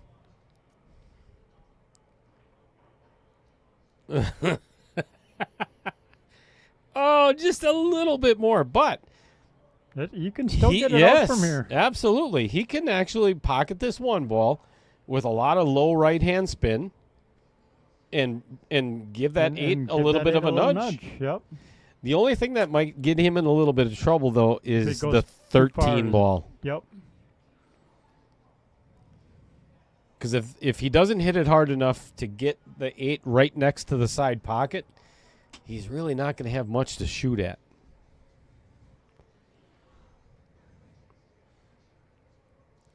And if he's thinking safe, that's a disaster. Because, then again, now he's going to be in – you're not going to have a whole lot better opportunity than he does right now to break that 8 out and pocket the 1. So if he decides to play safe and give it back to Brad, I think that's disaster. This is very doable.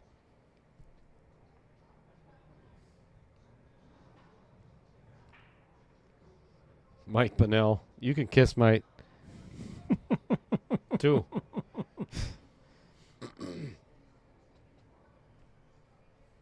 Just dump his entry fee on the next KO he wants in. Yeah, he doesn't qualify.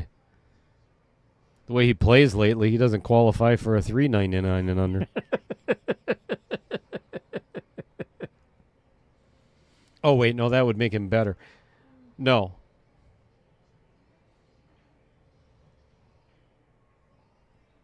Yeah, what I meant to say earlier. I know. Right? I get it. 8:45. Started at 5. That's going on the 4th hour. I really hope this goes. Oh, man, and they ended up missing the ball. That sucks. He had a bank. He had a bank. If he would have made it. Well, he would have probably had better shape had he made the 1 ball. Had he made the ball, yep. Sign you up. I'm not signing you up, Mike Bunnell. You're over 500, aren't you? I mean, you shouldn't be. But aren't you legally over 500? The next one's $4.99 and under. And you don't have to listen to us, Mike. Yeah, you can mute us. Or just not watch anymore. We should block them. We put them in timeout. Put him in timeout? Yeah, that's not going to do any good. Can we put him in timeout for 6 months? Oh. That'd be fun. What is the max zone? Put user in a timeout. Mike, what's your current Fargo? Only 24 hours. Damn it. Well, if we do it 24 hours every day, right? That still accomplishes the mission. Ooh. This ain't no gimme from this length. Nope. 518. Somebody should contact Isaac over at Digital Pool and say they've made a grave error on. It should be 319, not 519.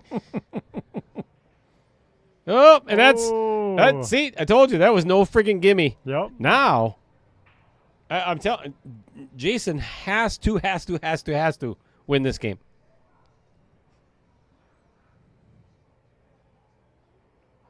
I think I would just pocket the 1 and play the bank, the 8 in the same pocket. Because, and the reason being is if now you try to hit the 8 out of there and miss it, now you don't have a pocket anymore. Right. Because the 12 and obviously. for sure you're going to sell out to your opponent. Right. If you rattle this 1. I think he's going for the break. Oh, okay. He's got a shot. Yep. He's got a shot. A little bit of space between the 2 balls. It's a long one, Yep. but it's a shot.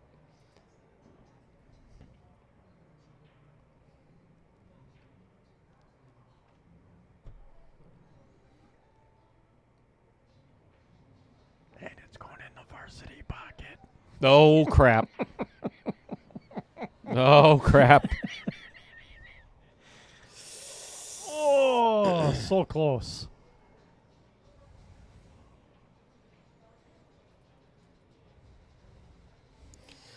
He's a little disappointed in it, but Yeah. that's a hard shot. Yeah, that was not easy. The balls close like that, they're hard to aim up on that long distance sometimes. Well, surprised he missed it as bad as he did, but yeah, it's definitely no gimme when they're close like that and you're trying to go all the way down table. Yeah, what a gift for Brad here.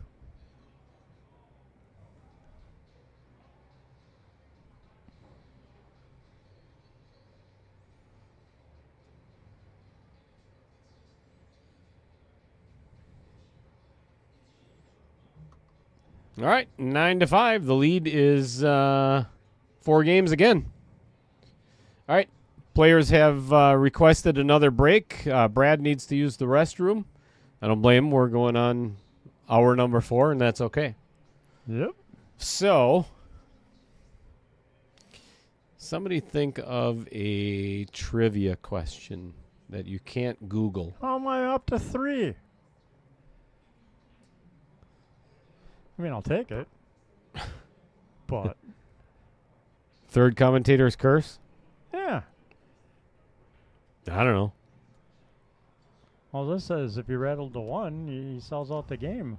He didn't rattle the 1, so I didn't commentate him.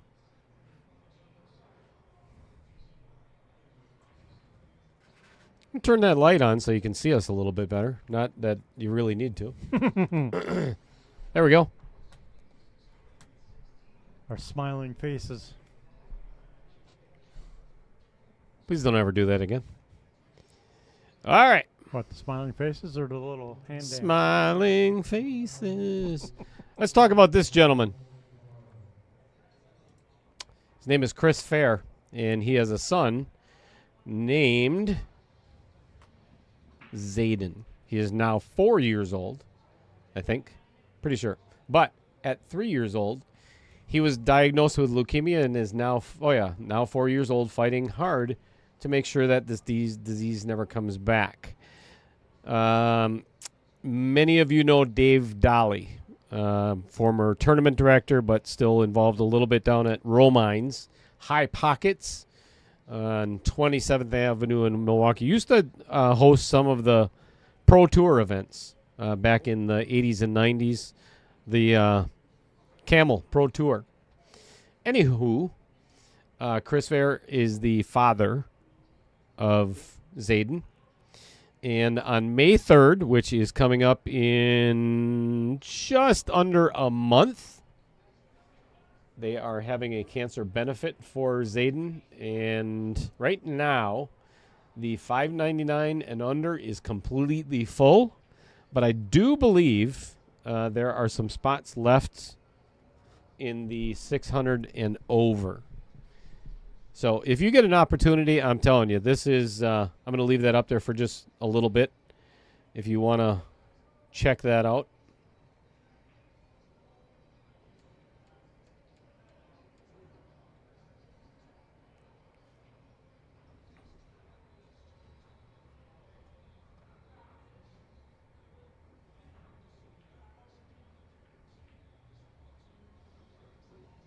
Might have to go down just for the Q raffle. Right?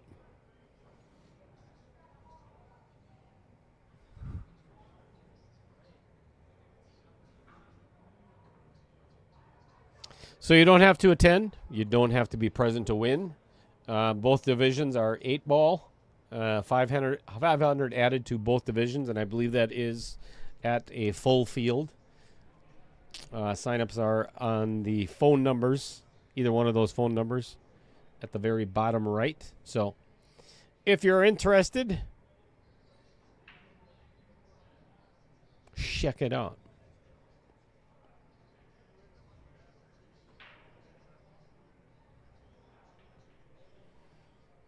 Well, these guys pee fast.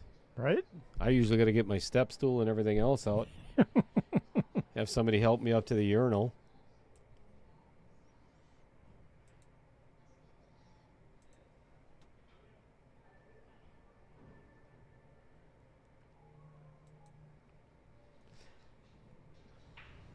All right. Let's do this. Let's have another contest tonight. Ooh. Just for the heck of it. All right? Okay. Other than Maya Hoekstra and Greg Tarkanian, I'm going to give you the actual... Wait, what pocket did that last 8-ball go in? Varsity. Yep, you are correct. Thank you.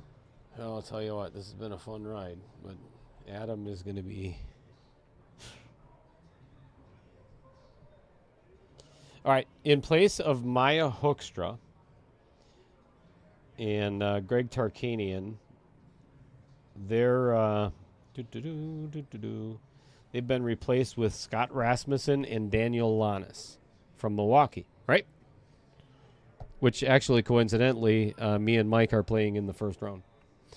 So, that being said, let's do this. I'm going to leave these up here for just a little bit, or otherwise you can go back. The players are returning. But pick a team who you think's going to win it all. All right. But this is the way this one works, though. It is, again, it's a race to 8, 8-ball, race to 9, 9-ball, race to 10, 10-ball. And yes, those are correct. I made it that way on purpose because it's easy. So, pick the winning team. But here's how it works. We got 24 teams, single elimination. Cut in half after the first round, we got 12. Cut in half again after round 2. We're down to 6, right? Right? Right. After round 3, there's only how many left? 3, right. Then we do a round robin. So the 3 remaining teams, because it's single elimination, it was the only way to do it, are going to do a round robin. Each team is going to play their match. It's all going to be the same game, whether it's 8-ball, 9-ball, or 10-ball. And it's going to be the most wins ends up in first place. So, pick your winner out of that, and I'll get you a jersey. Do we have to pick it tonight? Yep. Put it in the chat right now who you think is going to win KO 4.1.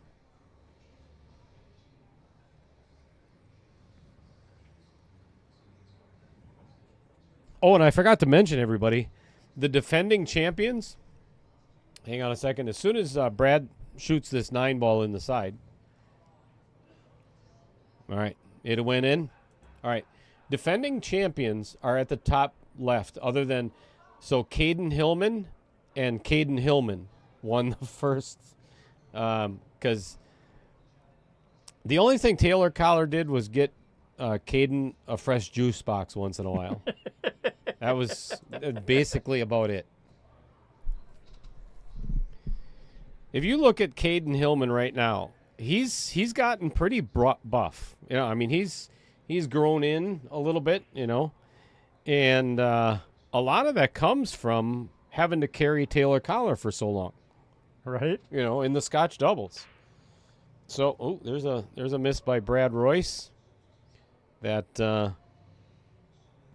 you know, Jason just can't get back to being only 2 games down.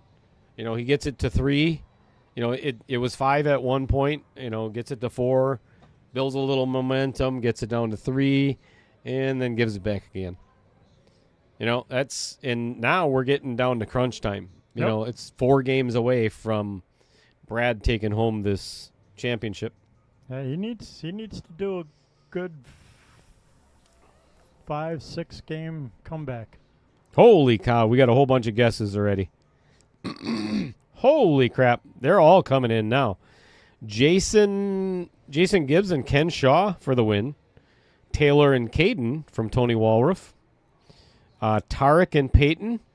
That's a good team. Stupid Kevin Dorn autocorrect. now trying to kiss a little butt and make it up to me for being a jerk. Saying Mike and Dale. Josh Jolitz and Mason Cook. Dan Welch and Mike Niver, and that's from the guy sitting next to me here. Josh and Mason from Steve Kilberg. Eric Korb says he'll take Caden Hillman and Taylor Collar. All right, very cool. Keep them coming.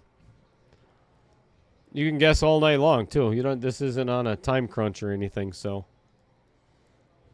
Oh, and you got to guess the final score. I'm just kidding.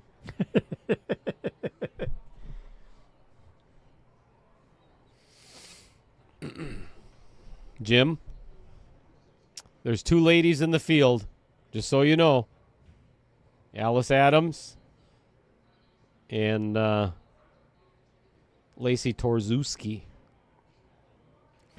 So saying that 2 men are going to win, I don't know. Lacey could kick your rear end. Might be kind of fun to watch. I'd definitely watch.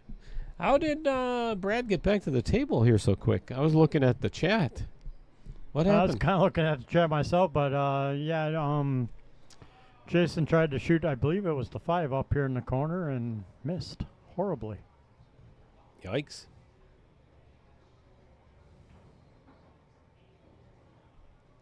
And Brad just threaded a nice ball between the 10 and the 2 up in the corner.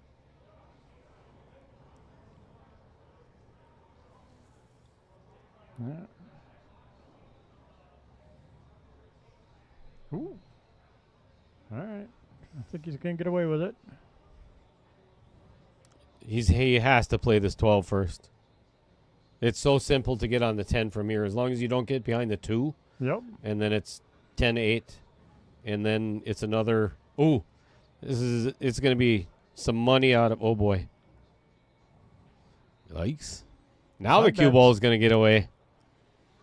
This could actually go in the pocket off the 2 into the corner and give Jason ball in hand. Or he could just make it and come out smelling like a rose.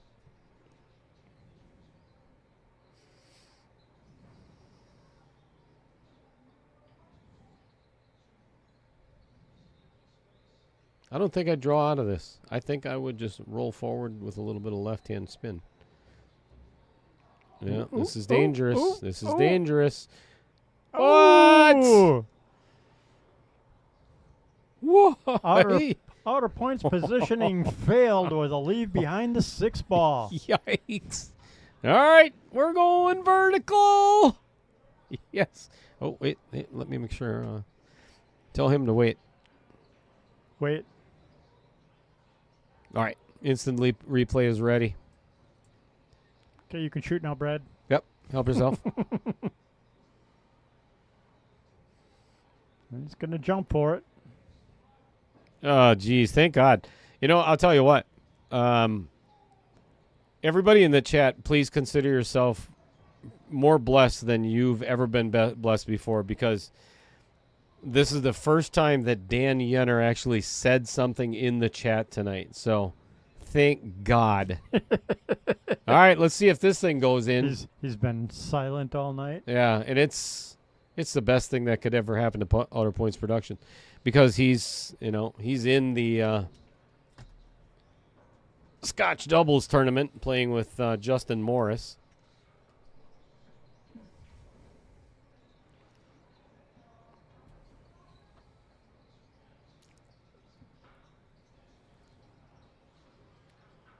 How's that way behind? Yeah, I don't understand what's going on up there. Sorry, we're talking about the big screen TV trying to run the stream, and all of a sudden it's like way behind. All right, Brad going for the jump. Yeah, given where that cue ball is up against the rail, that makes it really difficult. Well, he got lucky. Well, and he got lucky and got the hit. Yeah, he did get a hit. So, again, here we are with an opportunity that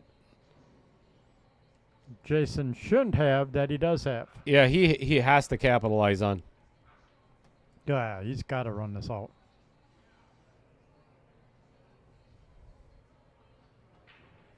Yeah, there's no safe place to duck and hide here.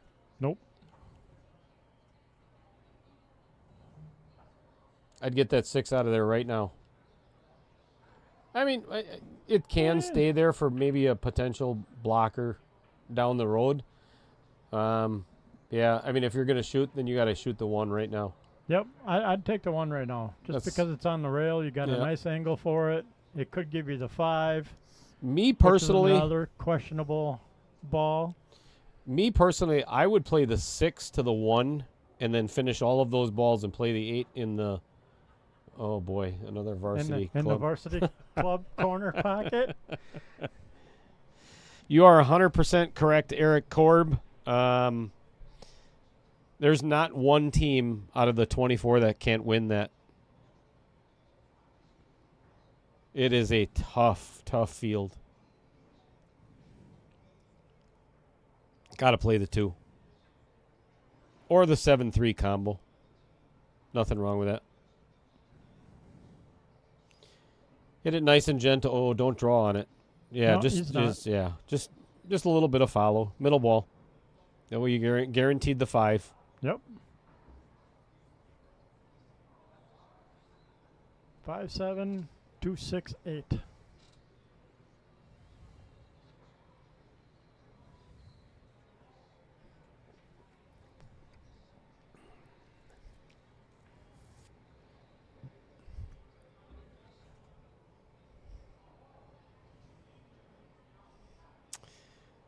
Nope, I would stay up between them 2 diamonds. A little closer to the pocket, so you got a nice angle to float for. Absolutely. Down to that 6. Yep, for the 6 in the side by the 8. Yep. You don't want to get too straight on this one. Yep, this is good. Yep. It's a good angle. That'll work. One thing that I've noticed that Jason has been doing a lot of is draw on a lot of these shots. I'd like to see him with a little bit more forward roll on his cue balls. Yeah, I was gonna say he seems to be playing a little over. Yeah, this is. See, now here he's drawing again. This I don't like this at all. All he has to do is just draw forward. See now, and that's why you can. It's so inconsistent because he let up on the stroke, and now he's put himself. Now he's got a steep angle on the 6 if he wants to go on the side, or he's got to take the long shot up in the corner. Yep, he's still put trying himself to in follow a bad spot without scratching in the side. Because that is an ugly angle. Well, I mean, he can play it in the upper left and then draw back behind it and play the 8 in the same. But still. Yeah, but now you're working twice as hard trying to draw and control your shot. And he has made this so much harder than he should have. Jesse Crook says he's got age before beauty. He picks Spencer and Kendall to win it. Yeah, not a bad pick.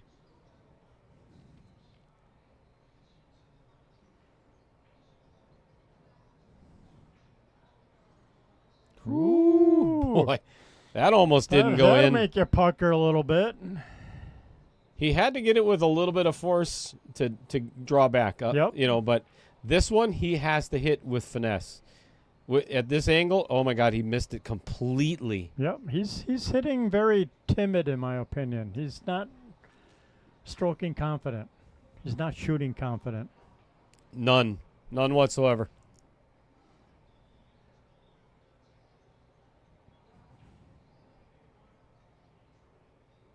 Ouch. Yeah, that is. I'd hate to see that. That's a shame. And now he's back down, being down games 5 behind. games. That is humongous at this point. And again, this no discredit to how Brad's playing. It's not like, again, this is a 525 and under. So let me get that out of the way first. Right. Is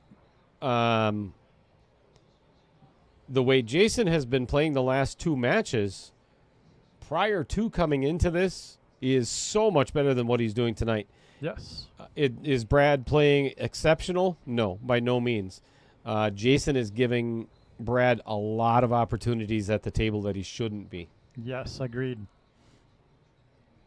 Yeah, I think it would be a 1 or 2 game spread if Jason was playing the way he did his last 2 matches. Agreed. Yeah, 100%. Speaking of Jesse Crook, he just walked in with his camera. Gonna do some photography. Let's do the sponsor spotlight of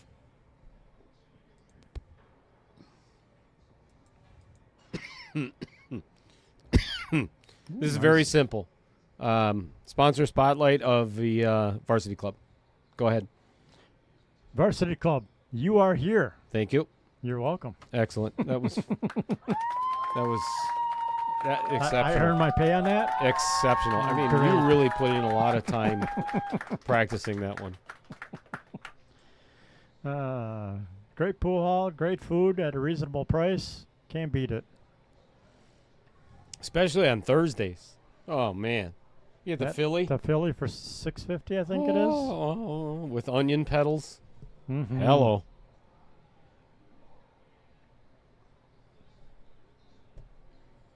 Yeah, weekly they have some kind of, or daily they have some kind of food special. Ooh, miscue. Yeah, miscue there. Little doink doink. Dan Yenner says, all of Dale's jokes aside, any team is capable of winning this one. Quite the field. Yeah, no doubt. No doubt. That's the first time I've ever actually agreed with Dan Yenner. And most likely it's going to be the last. Unless he says I'm, one of the greatest guys on the planet. Right? Then I might agree. But then I know he'd be lying. Best commentator ever. Okay, you take that back. Take what back?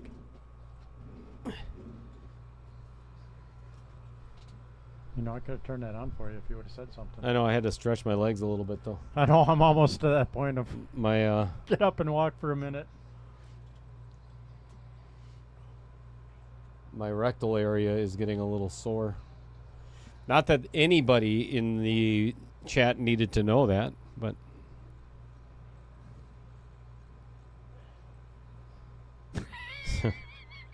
I bet you did. I'll bet you did, Dan.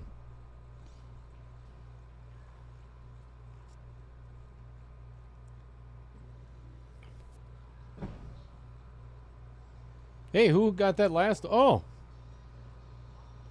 The Vincent. VDOW pocket just got Ronald McDonald House their 3rd contribution. Falling behind. There's one thing I don't like about this at all. Is this competition we got going on right now for raising money is Kind of one-sided. Dumper Dan has not donated once yet.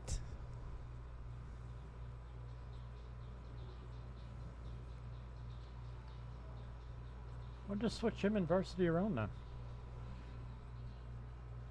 For the rest of the match.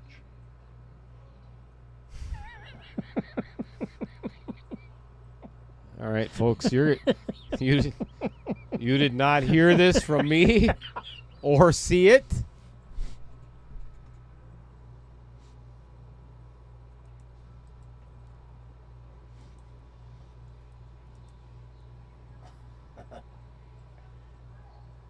This is terrible.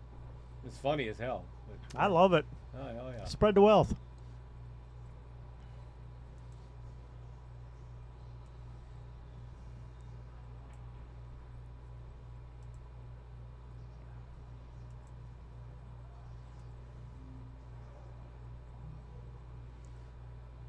That was a little better confident stroke.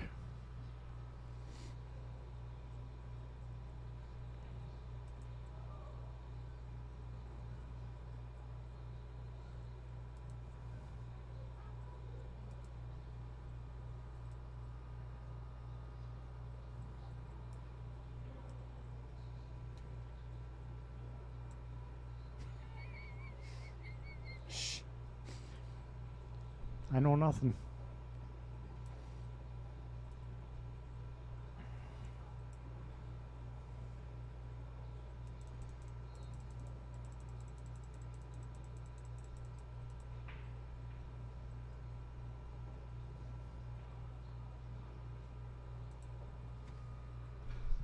There we go. Dumper, you're about to spend some money, whether you know it or not. Good thing I'm not going fishing anytime soon. Well, I might take. He's actually taking me on a charter this summer, just one way.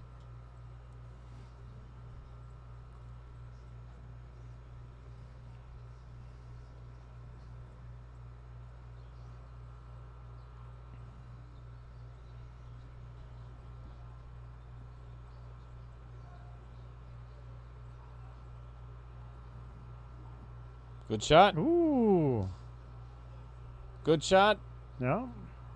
Oh, I Yeah, thought it went rattled. in. No, it rattled and Oh, sat it's there, but hanging there. I thought it went in. Oh, man.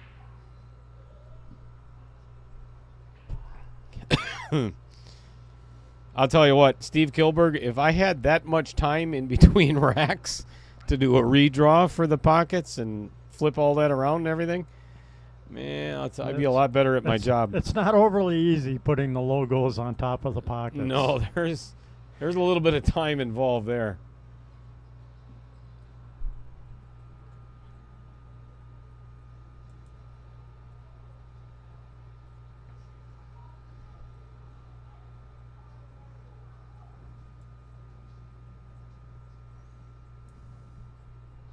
And I actually put the varsity logo underneath mine so it doesn't get used anymore.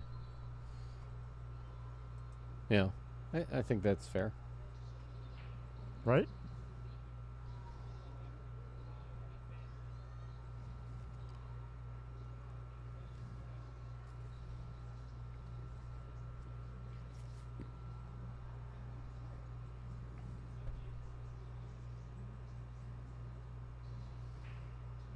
Yep, I agree, Rob. That is some. I can't really call it the Vince luck, but it was definitely. It was not a good shot. I'll just leave it at, and Jason knows that as well. That was not his best effort.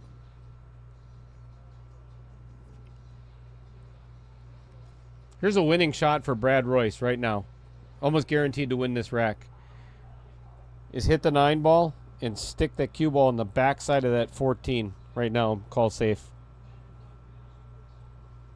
Because the 14-9 are Brad's biggest trouble. Yep.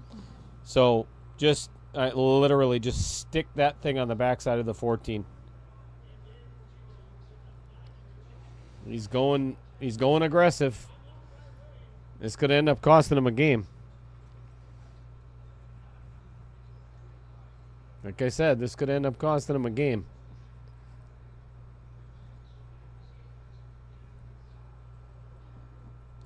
Got to play the 3 first. Jason has to play that 3 first. He's probably not comfortable shooting it, but if he leaves that for last and doesn't get proper shape, it's going to cost him the game. Yeah, I do not like this. Play the 3 in the upper right. You've got almost guaranteed shape for the 4 to get to the 7 to get to the 8. If he plays the 4 first, he has to get really good shape on the 7 to get to the 3. It's just a simpler way to play this rack. Good evening, David. Welcome to the stream. Smart choice. Dave Dolly. Glad you find us entertaining. We try. Dave, you been smoking again? He's playing the... Oh, okay. Okay. Glad he took my advice. Right? All right. Just make sure you don't leave yourself tight on the rail. Or come too far where you're too steep.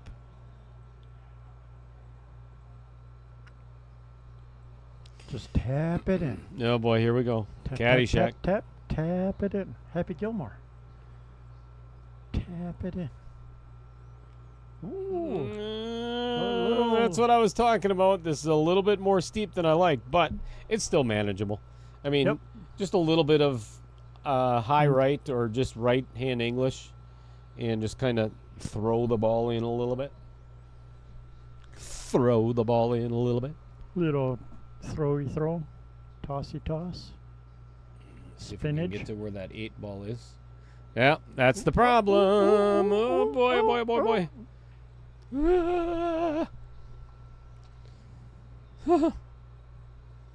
Man, I'll tell you, he is making this really tough on himself.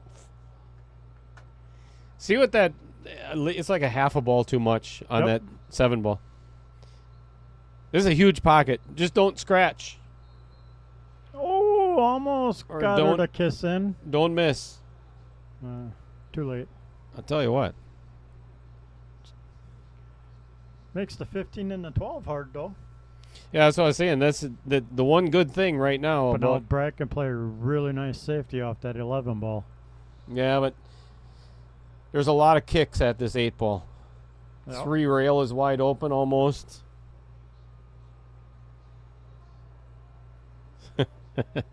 Not today, David.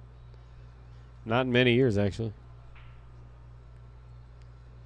Unless you want to meet me out in the parking lot in 10 minutes.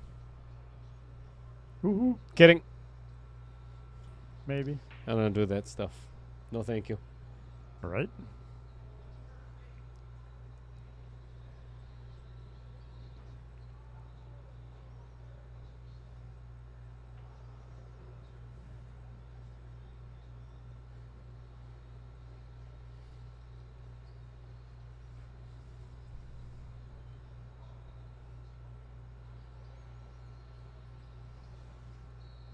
I think I'd play the 11 with some follow and try and get underneath that 14-9 so I can try and get on the 15 and the 12.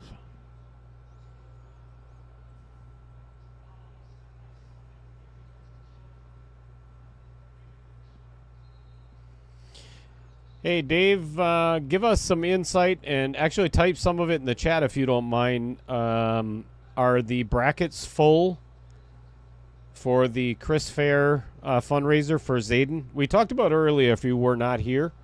I did put the flyer up there. I didn't put your video out because some people asked me to never do that again.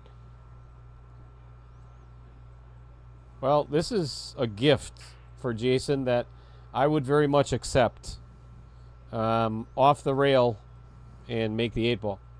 It's really not a hard shot. This is not a hard shot at all. And honestly, I would not be taking this much time if I was Jason. This is one of those shots where you got an opportunity, get up and fire the damn thing in. Yep.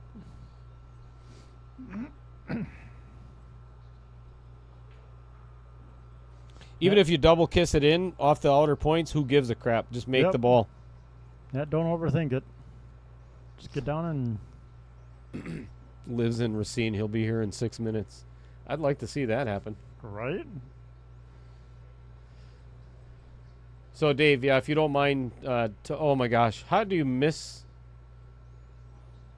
He hit too close to the diamond. It's kind of what I was, and I'm not, no disrespect to Jason.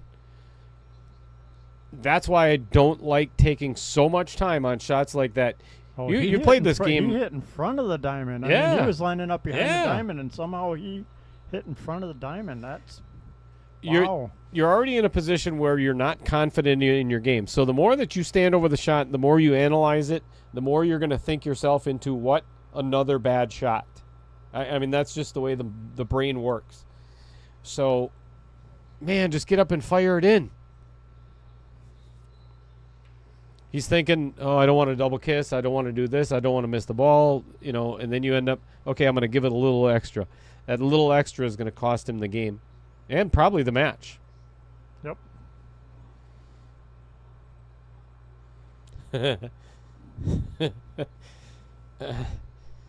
I tested them out this afternoon, as a matter of fact, Dan Yenner, because they weren't working last night.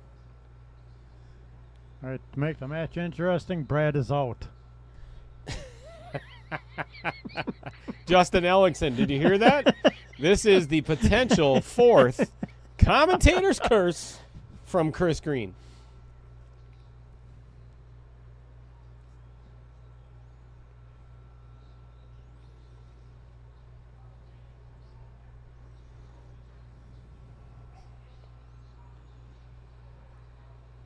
If he takes a 9, the 14 could remotely become a problem. Uh-oh, so could that. Now they're both a Oh, problem. boy. There we go. There's the count. Scored. Well, not yet. Well, that's not true. yet, because he can bank this He 11 could in the bank- side. Well, he could bank the 14, too. Where? Up in the corner.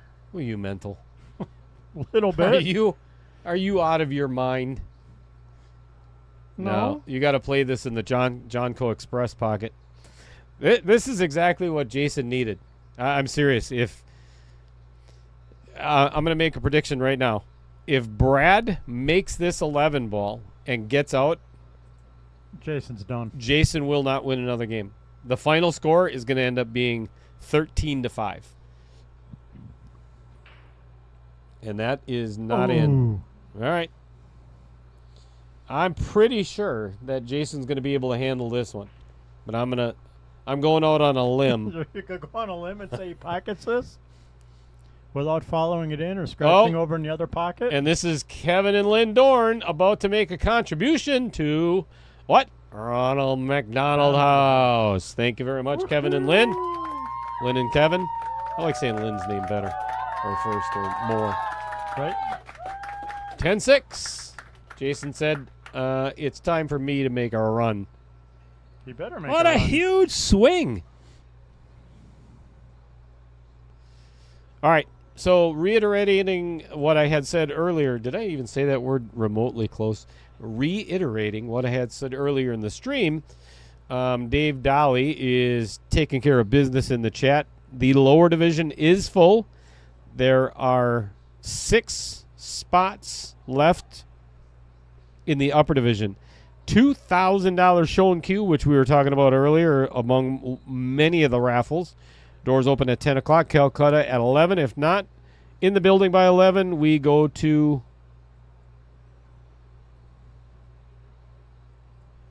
poker starts at noon. We go to what? Everybody goes to jail. Wow, that sounds like fun. In building by we go alternate list. Ah, gotcha. Sounds good.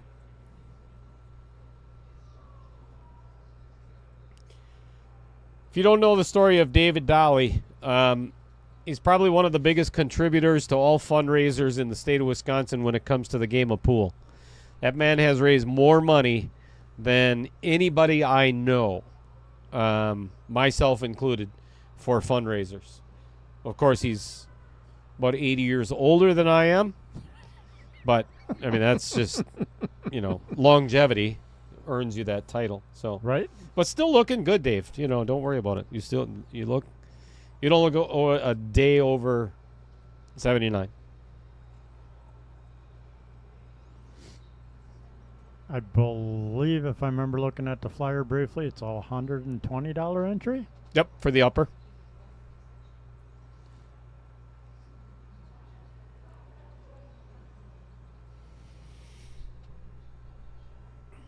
Well, I'm telling you, this could be a turning point of this match. Just when you thought it was safe to go into the water with Brad Royce, or I mean with Jason Harlan, or Brad Royce, or together, or whatever. Not even sure what the hell I'm talking about at this point. Safe to go into the water. Brad decides, you know what, I'm going to hand this one back to you. Why don't you take this game, and I'll work on calming my nerves down for the next one. Yeah, he should have come down and looked at that 4-2 before he shot that first ball to make sure it went. Because now he's like, oh, crap. Now he's left with the 7 ball for a shot. Because everything else is tied up. I fully understand that, Dave Dahl. Pretty much everybody is taller than me, but what they don't understand is I was a caddy at Whistling Straits for 10 years. Okay, when I started there, I was 6'2", and carrying 2 bags, 18 holes every single day, sometimes 36 holes a day. I ended up losing 8-inch. My spine and neck are so compacted. It's like you, Dave, eating a block of cheese for an entire month. Yeah, I mean, you're compacted but never mind.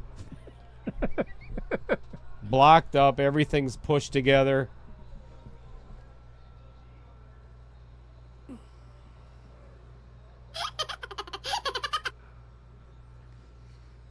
Okay, slightly over 6'1". With the elevator shoes. Whoa. Disrespect. What? He's not going to take that, is he? He can't take that. That's not where he planned on putting that cue ball. Nope. I very highly doubt it. So he's going to play the 6 in the side, run into the 3, 2, 4, break everything up, come out smelling like a rose, and then make the 8 ball in the varsity club side pocket. Yep.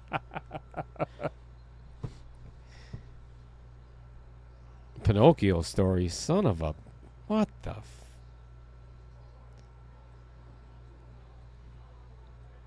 See? Told you. Well, it didn't come out smelling like a rose, though. 2 off the 4 in the corner. Jesus. I wouldn't be surprised. Well, I don't think he's got enough to bank it. I think he's got to try and carry on it. My outer points are getting a little firm, if you don't mind there. Oh, he did. He called it, too. He didn't make it, but that's what he called. Okay. Driver's seat for Jason Harlan because of where that 4 just ended up. Okay, maybe not so much because of where 12 ended up, but he could get that out of there.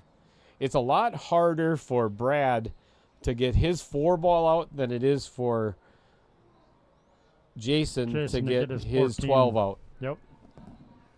And 14 as well. Oh, yeah. Yeah, 14 and the 12. Here's what I would do if I was Jason, is play the 15, call safe. Get the cue ball behind the 11 where the 15 is, where the only ball that Brad can see is the 4 ball, and make him hit it. So it clears, some of that up. Yep. I kind of like this too, though, but I'd draw it. I'd draw the crap out of this. 4 up in the styro pocket, and draw the 12 back, or draw the cue back behind the 13. Yeah, I don't mind this shot at all. I like it. I don't think I would have done it with complete draw like that, but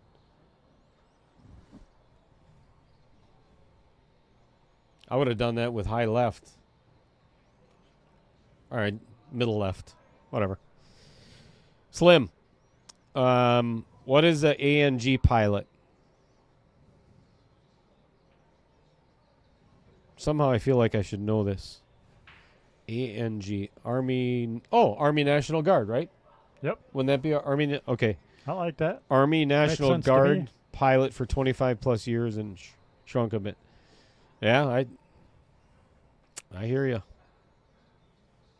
I used to be able to see over the pool table. Can't anymore.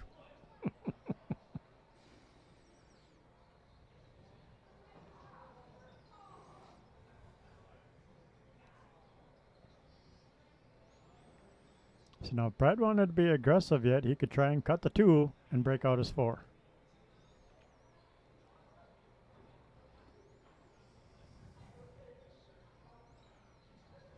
Yeah, Air National Guard.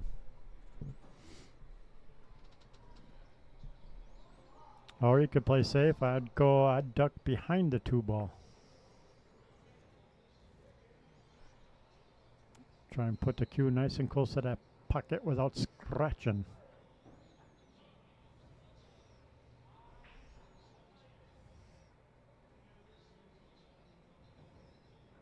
Oop, I forgot to score the L and K.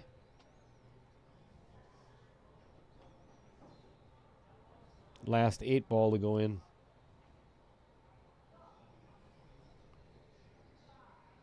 At the worst outcome. Ties the 12 up. Let me give everybody a total on how much money the sponsors of the pocket sponsors. I'm going to call them that from now on. Pocket sponsors. Pocket sponsors? I kind of like that. Pocket sponsor. Got a nice little ring to it. We'll figure out something. Let's see. We got. Holy crap! That's gonna cost me my job. 39.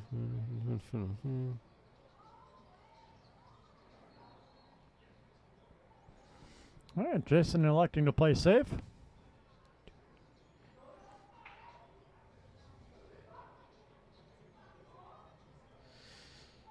So right now, as it stands, you know what? Let's get our viewers involved. Let's get our viewers involved. There's no prize or anything for you to win, so don't get excited. How much money do you think we've raised so far for Ronald McDonald House? In the pocket sponsors. Sponsor pockets. Polly pockets. Sponsor. Let's think of something really catchy. Sponsor.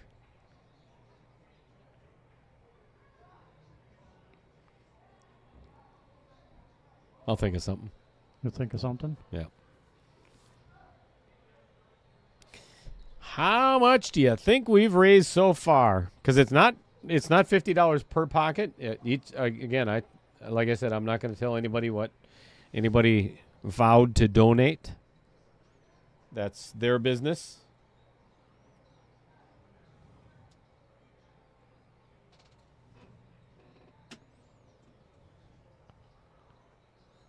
Slim? Nope. Mike Bennell? Nope. Justin Ellenson? Nope. Eric Korb? Nope. Tony Woloff? Nope. Donation holes. That's pornographic. I mean, not totally pornographic, but sounds that way. Right? I don't know. I don't think that. Why would he?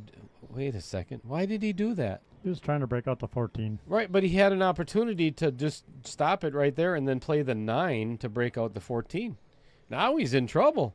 Now he's giving this rack back to Brad again.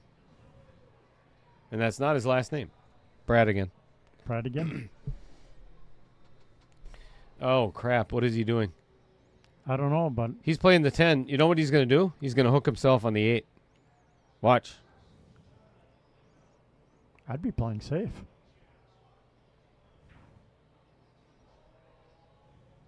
It's a good thing that 10 ball did not hit the 4 and knock it out of there on the way down, because Yep. Jason would have. I think I would have lost my friggin' mind. Missed the ball. Mark Bell, $4,995. Jeepers Christmas. They're not Pocket. giving up that much money.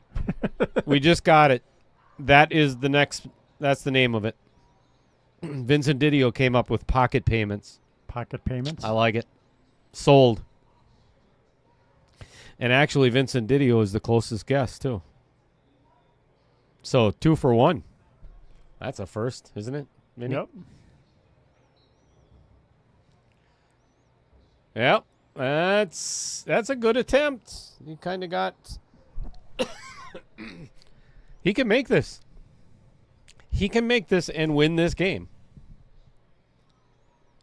Thin cut on the 3 in the Vincent Didio OW. Pocket down in the bottom left and run into the 4. And hope you get lucky. Or get underneath the 4. I don't think you can at that much of an angle. That cue ball is going to have a ton of speed on it. Yep.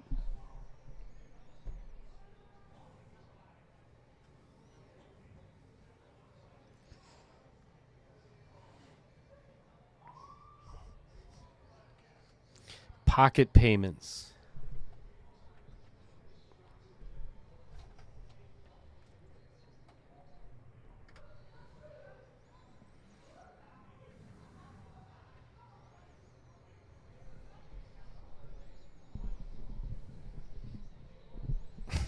You knucklehead. Okay, even though it says Little Cheddar, that's Chris Green typing on my computer in the booth. So that is incorrect. All right, so the total is, right now we've raised $650. Nice. That's friggin' awesome.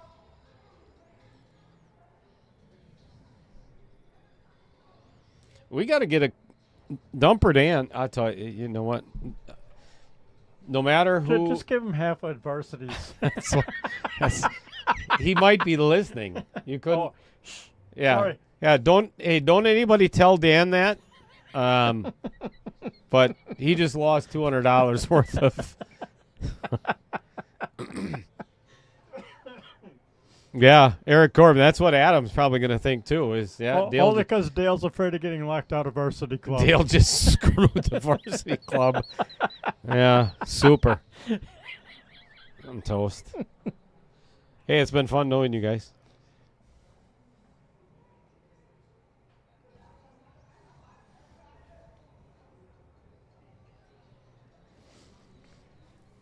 Sorry, just leave your documentation so I can run the stream, when they lock you out.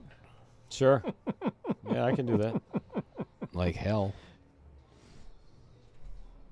Whoa! He What called is- it in the Steyer's pocket.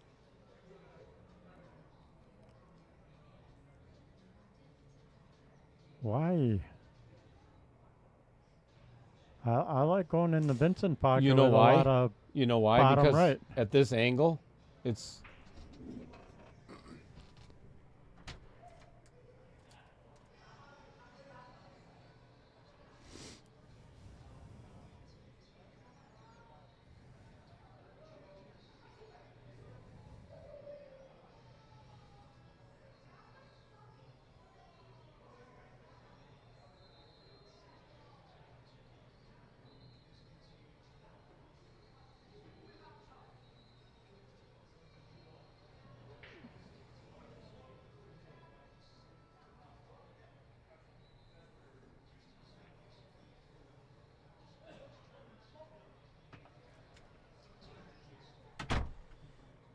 I guess I kind of see why Brad tried doing that, but then he should have hit that a lot softer.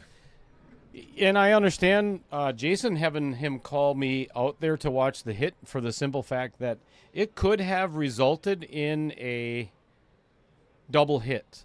And what ended up actually happening is the cue ball hit the 3 ball twice. On the way into the rail, came out and kissed it again. Not a foul. Correct. It is not a foul. So if anybody's questioning that, take it up with Eric Korb or somebody.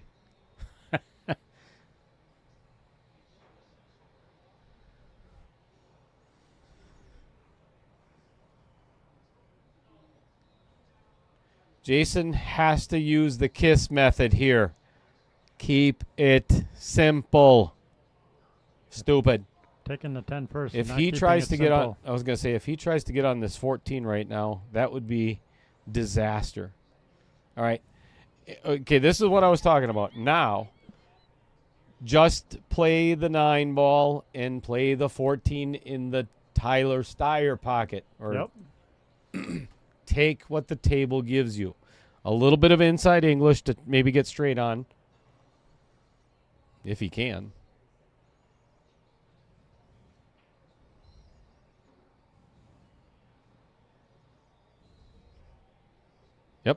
If that's the best you can do, then by all means. Yep.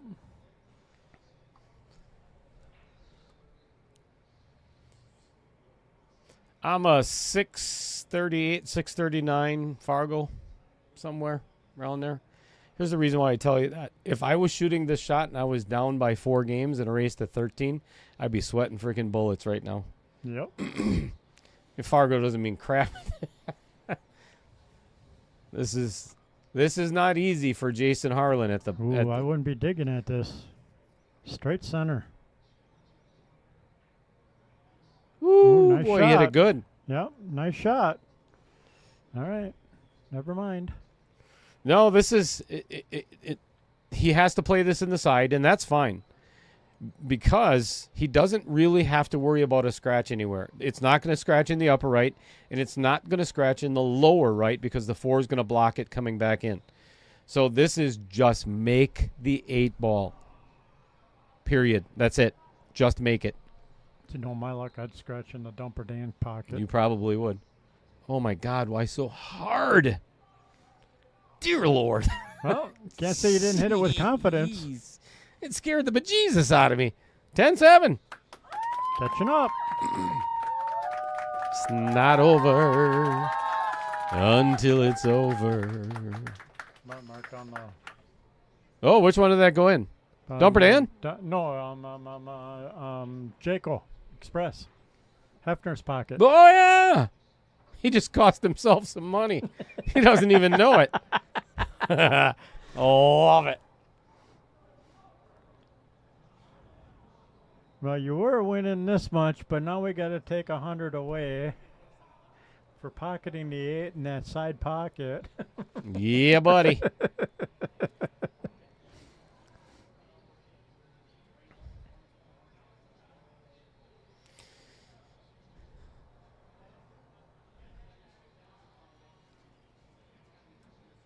All right. Speaking of John Cole Express, that was our last sponsor spotlight. So let's go to, his name is Eddie Altman. We call him the Shine because he's got no hair on his head anymore. Remember Telly Savalas? You know, like always had the sucker in his mouth. Yep. That's what the top of Eddie Altman's head looks like. Awesome, man. Does a ton for the juniors. Works with Inside Pool Magazine, Tracy Lerma, and Autumn Grusella.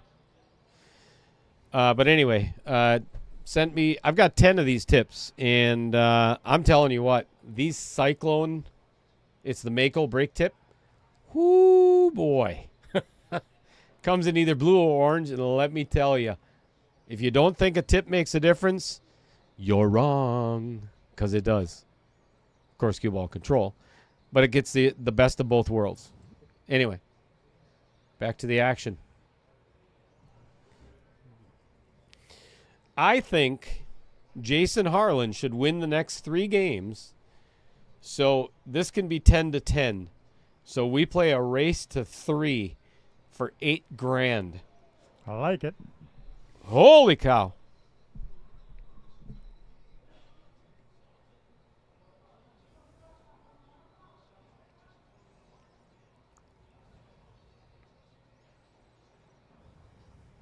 Adam Granite. These guys are making my eye twitch. Which eye? I mean, not that that matters, but no, seriously, which eye? Your good eye? I'm blind in one and I can't see out of the other one. All right, playing the 12 in the side. I don't like this. Well, actually, he really doesn't have another shot. He doesn't have a Oh, no, choice. he can play the 10. I would rather play the 10 because if he touches this 11, oh, he got away with it. That's kind of fortunate. That could have gotten really ugly. That 11 could have ended up down. If it didn't come off the outer point, it goes down by the 9, and then all 3 balls are screwed up. Okay, so you're Chris Green. I know you are because it says it on your shirt. Right? But as a, I don't know, what are you, 5'15", 5'30", 5'40", something Fargo? What are you? What are you? 496. 4'9". Oh, yeah, that's right. Would you try to get that 15 out of there right now? Yeah, damn right you do.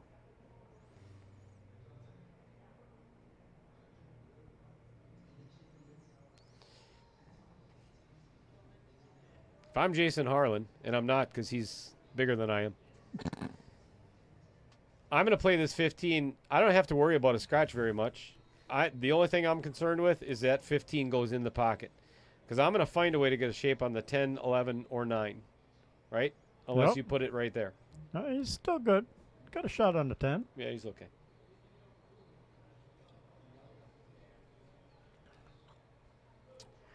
Ten in the Vincent pocket to give yourself a lead on the 11. Absolutely.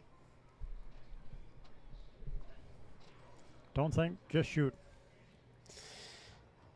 Have we had a table run tonight? No.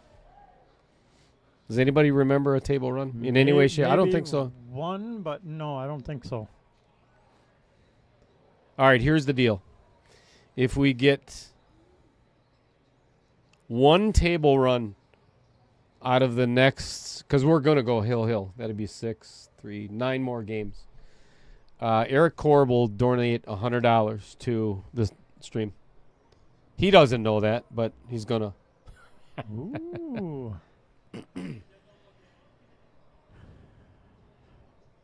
Right now, Eric Korb is sitting there like, what is your freaking problem, man? What the hell are you talking about? All right, this is some. Did do a break and run. I thought there was one maybe.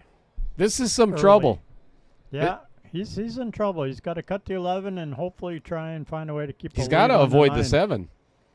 He has to avoid the 7 ball. Can he see the 9? Maybe with a little bit of massa. And draw out of it, maybe? Oh, he could. Beautiful. Nice. That camera view made it tricky looking. Yep. Nice shot. I'll tell you what, this is it's not a gimme, but this is not bad for Jason Harlan. Nope. I kind of do the same thing. That punch draw. Yep. A little stun draw shot to get out for the 8 in the Vincent pocket. Abso-friggin-lutely. Just don't overhit it. Get the cue ball right, too. Man, I wish I had a freaking telestream. Son of a stoop. Who'd set up this stream? Some rookie.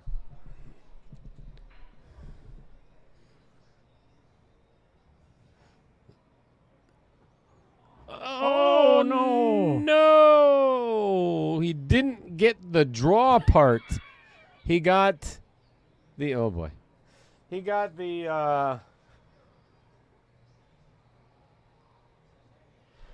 he got the right spin on it, not the draw part. Did you see how much he decelerated on that and didn't get the draw? Otherwise, it comes way past that 8 ball. If I'm Jason, I'm going to try and kick this in just because of where the 1 and the 3 are. Yep.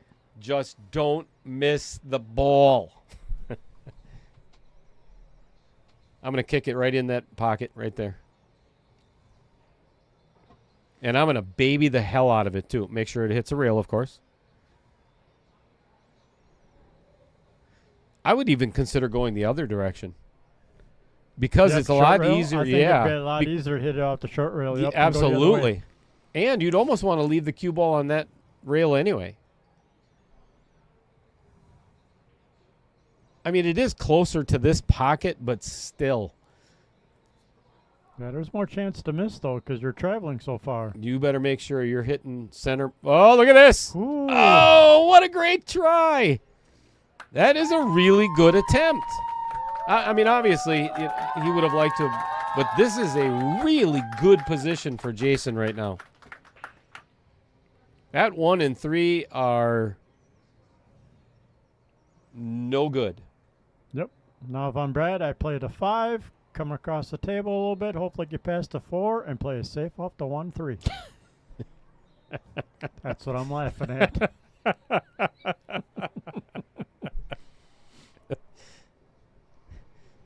Eric is going to take the money out of his hair pluck fund.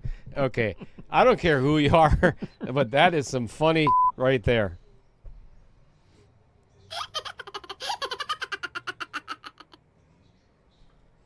Eric, you wear hair plugs?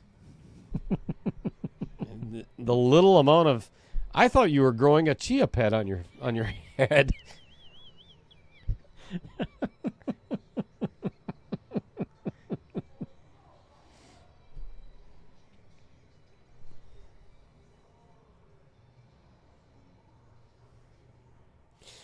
Eric, didn't they call you? Don't they call? Isn't your nickname Peaches?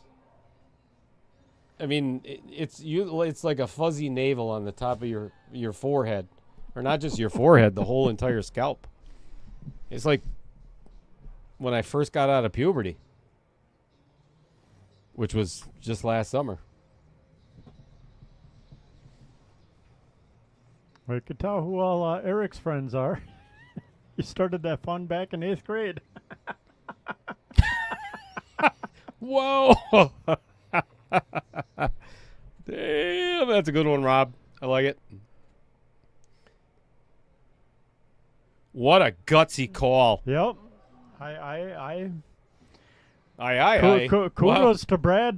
Take that risk of that safe. I mean, that's what I called, but the reason why I like taking That out the was 5 was you were a lot closer to make gutsy. that. Yeah. That was really gutsy. Well, And- obviously, and hit it Jason. perfect. Yeah, Jason is going to call. Well, let me get little bit. Camera just down just a bit. Can't. There it can. goes. There we go. Perfect.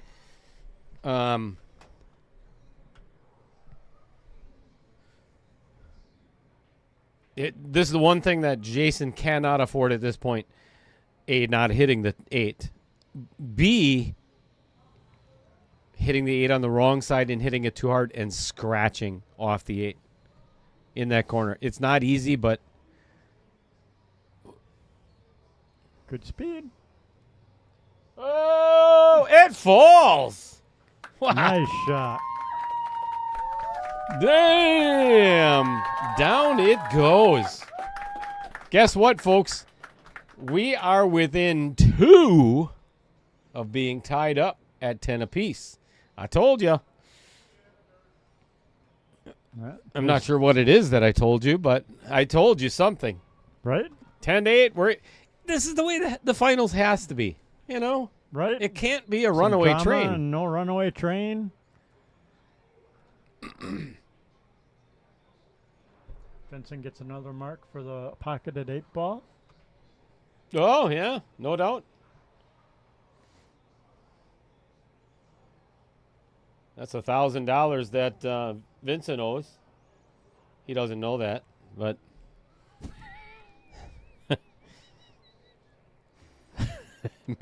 Miracle Grow. Oh man, there's Brutal. There's Brutal in the chat some, tonight. yeah, there is some cruelty here, but it's no different than any other one. Oh, poor Eric. That's your best comeback. Screw you guys. Come on. You can do better than that. Drama ensues. You damn right, Slim. This may not be professional pool, but this shit is fun. Yep. We forgot to do a sponsor spotlight. Oh, look at where that 8 ball's going. Down towards the other end of the pocket, right by the Stiers. Ah. Right? Take that, Tyler and Margaret.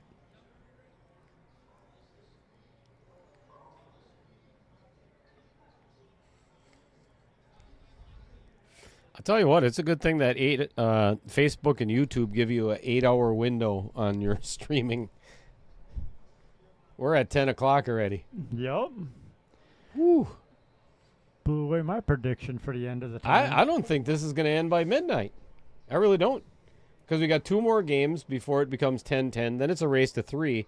Each one of those games is going to take at least a half hour each. Right? Right? So now that's And another count back hour and up at 45 minutes. Hill. Yeah. And then they'll take an hour just to play that game. Yeah, we should be done by 1 o'clock. Perfect.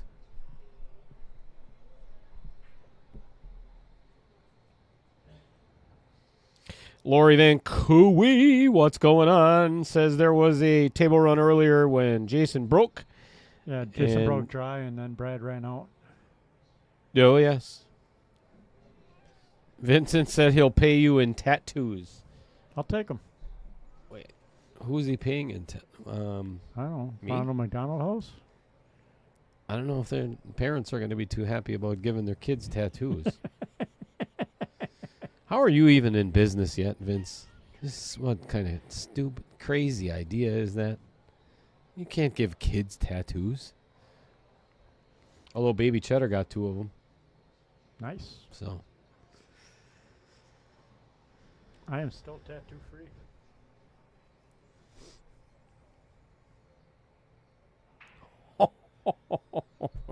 Okay, Eric Korb, that one is not going to get repeated by either me or Chris. That one is going to stay in the chat. In the chat, just the way it is. It's funny. Silent. It's funny, but yeah, I can't repeat that. Okay. There's some ugliness going on with that 11 ball for Jason. Yep. But also the 7 and the 2 for Brad. So it depends on who gets to that point first. Mm-hmm.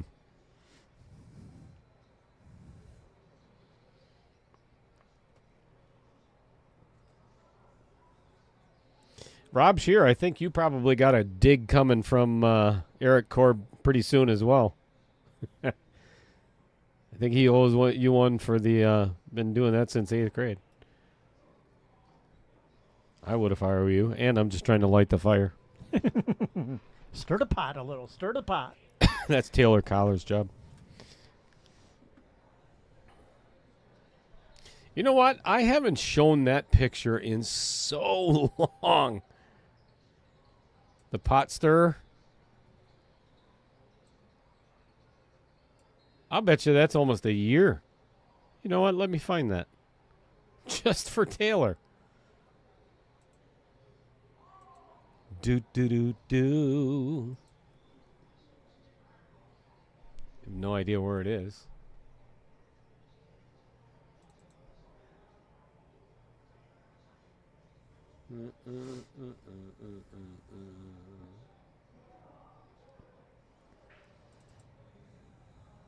That's not it.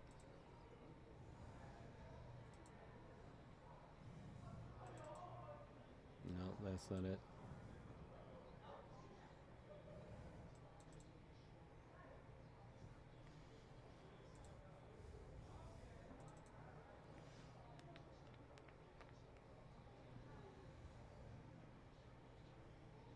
I don't like this. What don't you like? Taking the 14. Yeah, I don't either. How's he going to get that 11 out of there? Yep, I would have saved the 14 to get the 11 out.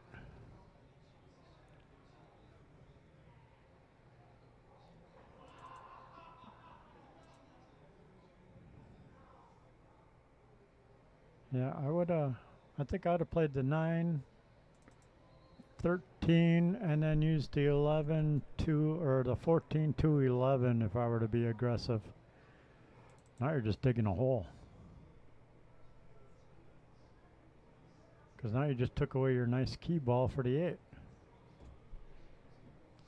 Well, there is a possibility right here to pocket the 13 and go in between and hit the 2 and kick the 11 down by the pocket and maybe come out.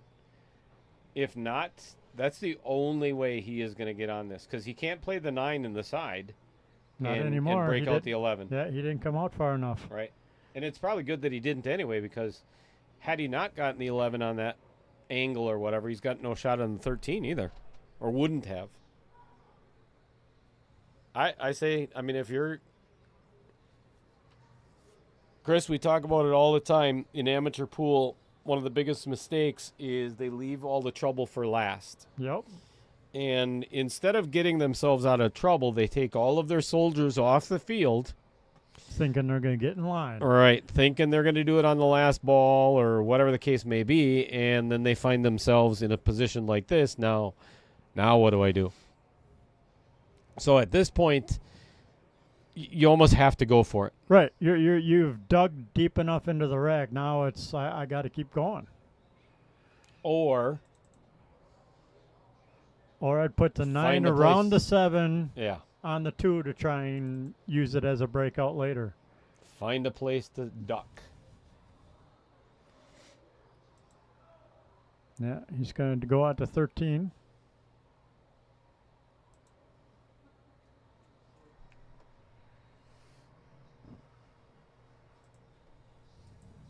All right, never mind. Can't find it. I don't feel like searching for it.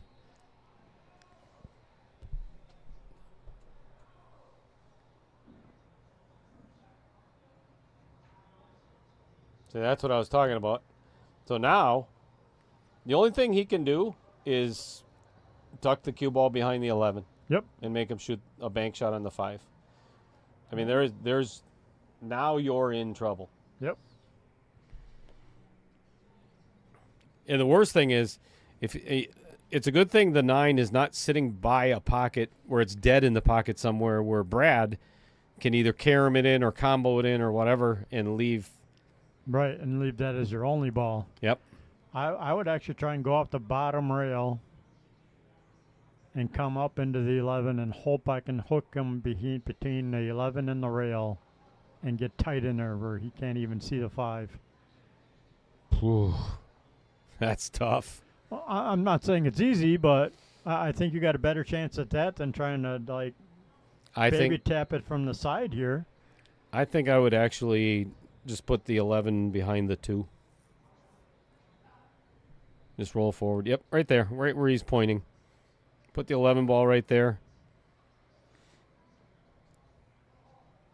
Make sure the cue ball snuggles up against the 2 if possible. That would be ideal, but that's probably not going to happen.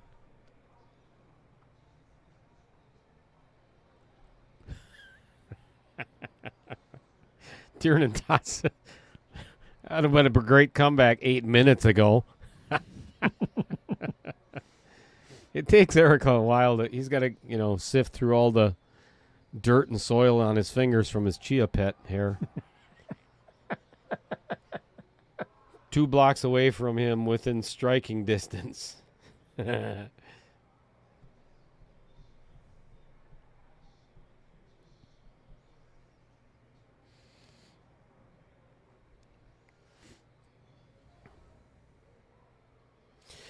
I'll tell you what. However this ends up, thank you everybody for staying up with Chris and I on this Monday evening. I know it's a lot of people's bedtime, including myself. All right. But we appreciate you staying with us. Hopefully you're all here to the very end. And invite some more people. Get them out of bed. That's one thing I definitely would not have done. That hard. Yeah. Oh, my gosh. He just opened everything up. Yep. I mean, you're basically saying, here, Brad, why don't you run this one out? Yep. Brad makes that 2 in the side, or he can make the 7 in the Vincent Didio pocket. Yeah, that I would not have done that.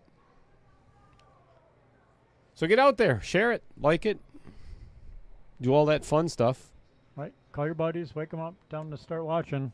Subscribe. So it's like the 4th quarter in the football game now. Now it's time to start watching. Yep. Now it's going to get interesting. Make sure your cheese curds are hot. If not, stick them in the microwave for 20 seconds. Run back down in the basement. Just fire up that 75-inch TV. We haven't played that game in a while.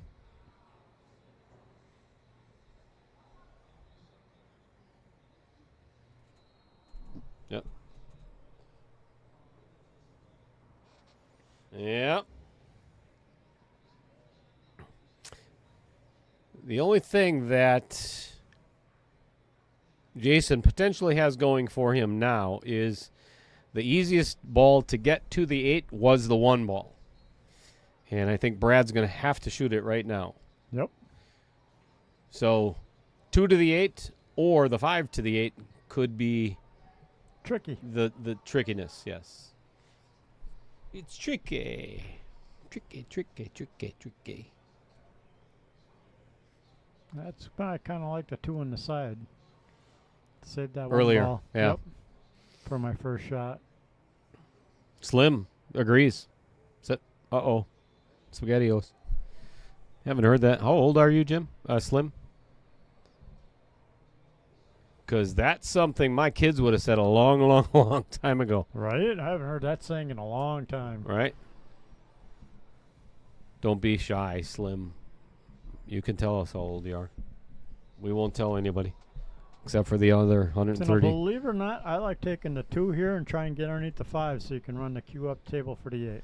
No, because you got to get perfect on the 5 to do that.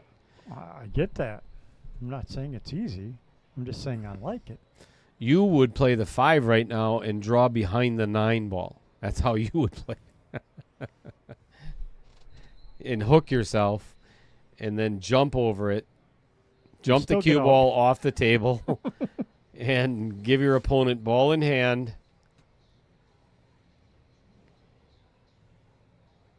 You know, the funny thing is, too, the angle on the 5 is going away from the 2. Yep. So now he's going to try and draw back. And here's the thing, too, is he has to... Ooh, he might have done it, too. He might have done it. I was going to say, the only thing he has to do is avoid hitting the 11, right? And I think he's given himself... He's got to come with a stroke here. Pocket this 2 and draw straight back. Literally straight back. That is not an easy shot. Nope. When you're 3 games away from $8,000. I mean, not that anything has anything. 50 years old.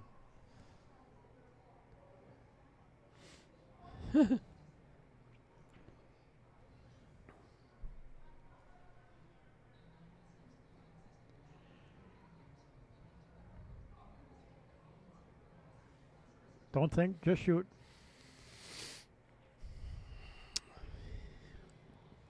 Go, yep, I'm drawing this straight back. Get down and do it.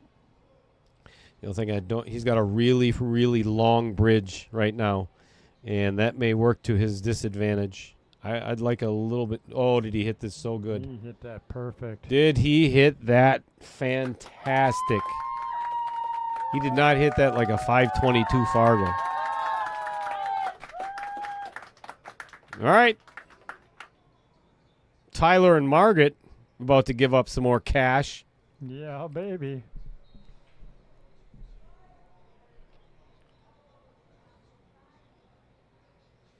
I'll tell you what, that was a good out by Brad. That was a very nice out. Yep.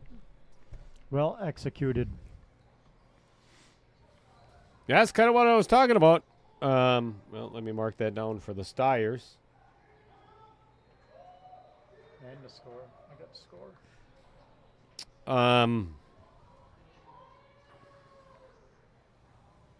Again, that was Jason's game to lose, and did, or I mean, you look at both ways. That was Jason's game to win. Yep. And gave it back. And gave it back By, a couple of mistakes that really could have been avoided. But, more importantly, all right, players are going to take just a wee tiny little itty bitty little break. That's what they all say. Right. But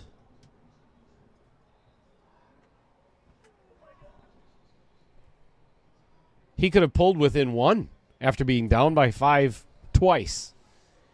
Yeah, it could have been 10-9 on that game. Right. And a massive, massive swing at this juncture of the match.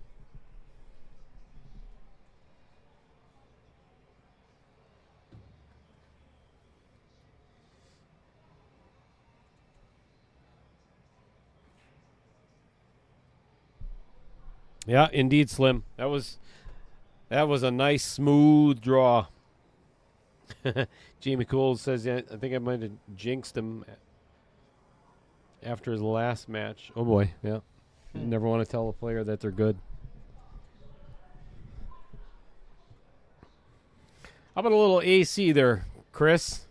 Little AC. DC?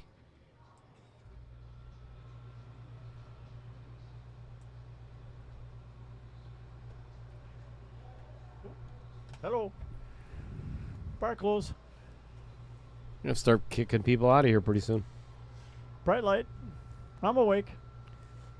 Maybe.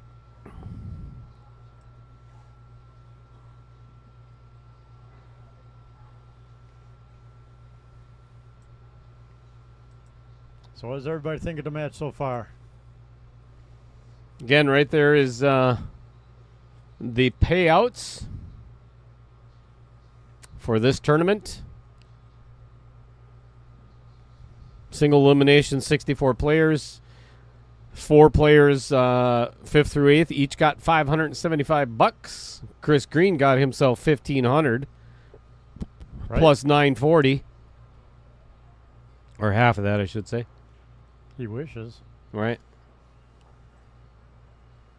Then we entered into the here we are. The finals. The one going home with the non-champions trophy. $2,500 in the tournament, and another $2,000 on top of that. Man, it's a nice payday. $8,000 for the big. All right, let's. You know what? Let's get on over to, as long as we got that up there. Oh, let's use the other camera. Then we can zoom in a little bit. Not with that remote, we're not.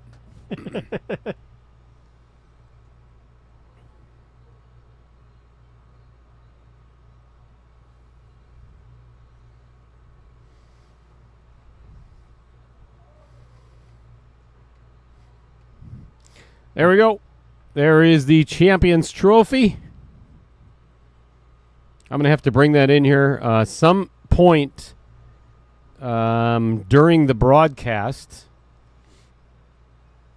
because I've got all the letters and everything ready to put the winner's name on that, which will take me just a very short amount of time, but I want to be able to present that trophy to them with their name on it. And, of course, the boxing gloves right there are for the second place.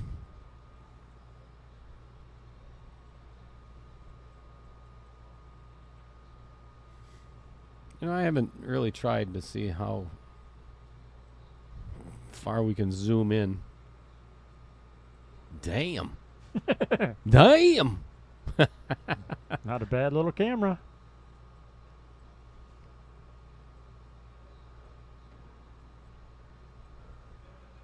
I actually got that lettering straight on that one.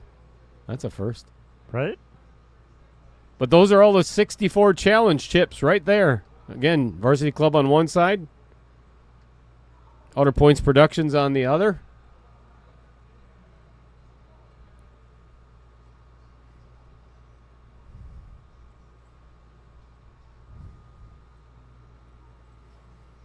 And that is going to be presented to the players. Or a player. Or, yeah, both players. Let's do it.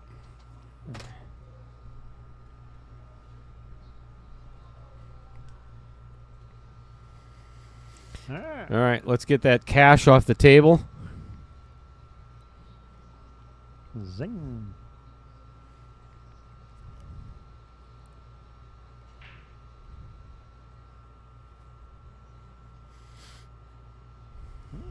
Made a ball. One of the things, too, that you may not have noticed, let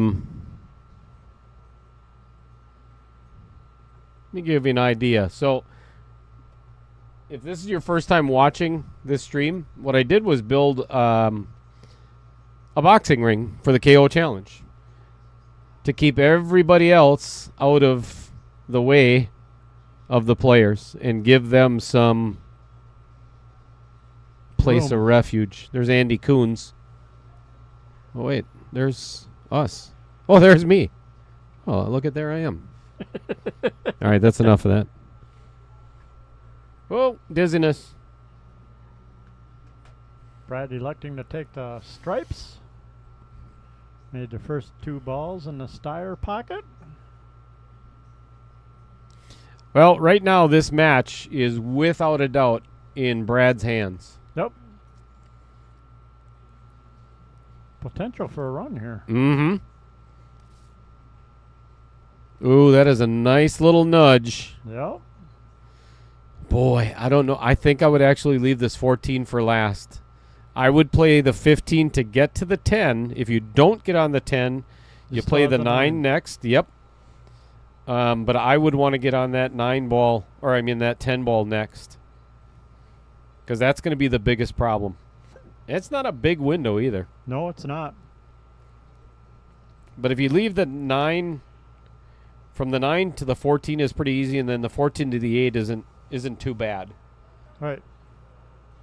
But if you miss the window and have to try and go 14 to the 10, well, the 9 to the 10 might not be bad. There might be a big enough window there. Yep, that's what he's looking at. Yeah, you could play the 9 first. Leave the 15 there. Yep, I was just going to say that. But almost, if that's the case, I would almost play the 9 now, get on the 10. Oh, yes. That's not a bad idea. I like that.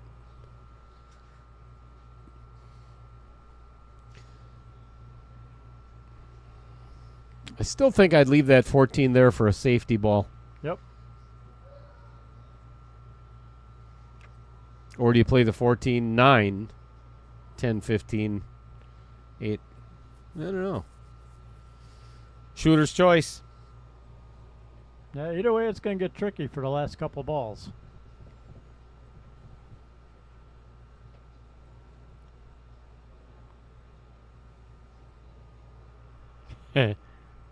Read what Jamie Cool said about your shirt.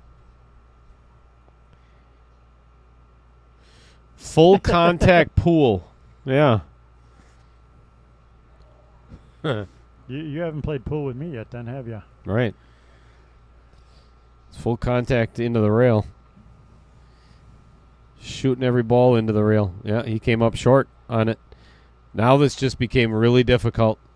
Now he's got the bad angle on the 9, and he's not on the 10. That's what I was talking about. Have to get on the 10. Now he be in trouble. Angle on the 9 is going away from the 10.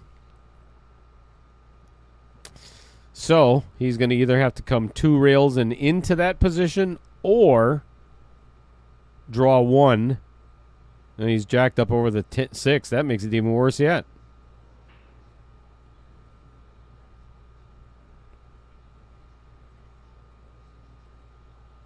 Oh, is he going to get fortunate on this? Nope. He is. He's got no shot on the 10 and no shot on the 14. Could not have put that cue ball in a worse spot other than the bottom of a pocket.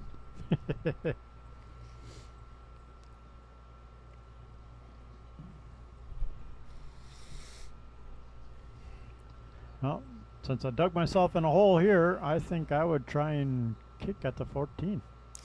I agree with the question that Tiernan Tots just asked, who's all excited for 1.4? I am. And I know the 71 players that are already in it. I kind of glanced at my messages. Wait a second. Which pocket did that last 8 ball go in before the break? Did I mark that? Yes, you marked it. Vincent? Was it Vincent? Oh, it doesn't matter. No, it was Stiers.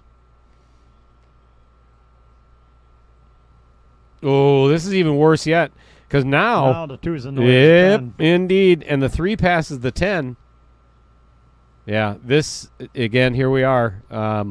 This is Jason's game to get 11 to 9. And if not, then shame, shame, shame.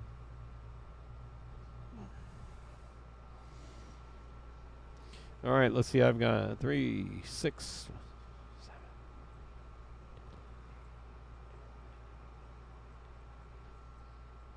Yep, adds up.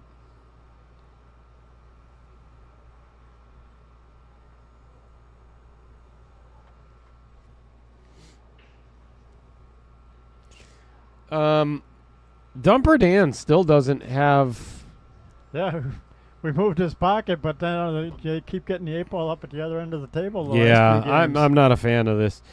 So everybody keep this to yourself. Don't anybody tell Dumper. But the next 5 games are all going in his pocket, no matter what. I don't care what pocket they go in.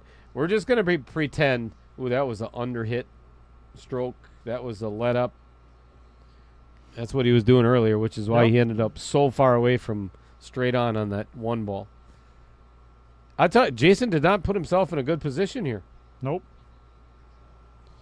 Yeah, he can easily make the one, but there's not easy shape for anything. Nope.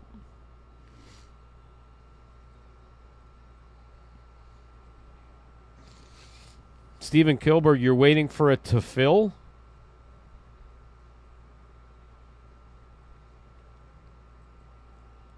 Oh, I don't know if that's sign going to up. work for you. Wait, you're already in it. Steven Kilberg was one of the first ones in it. Oh, okay. Yeah, I don't know why I'm questioning that. But anyway, I think I got a message from like 4 or 5 new contestants. Woohoo.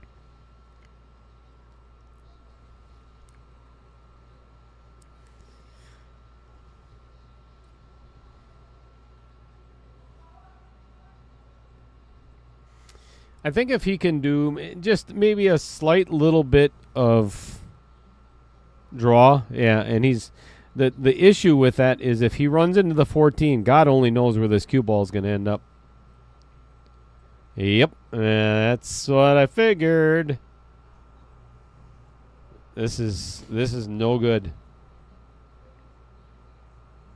If I was Jason, I would hit the right side of the 2 ball. Well, maybe not.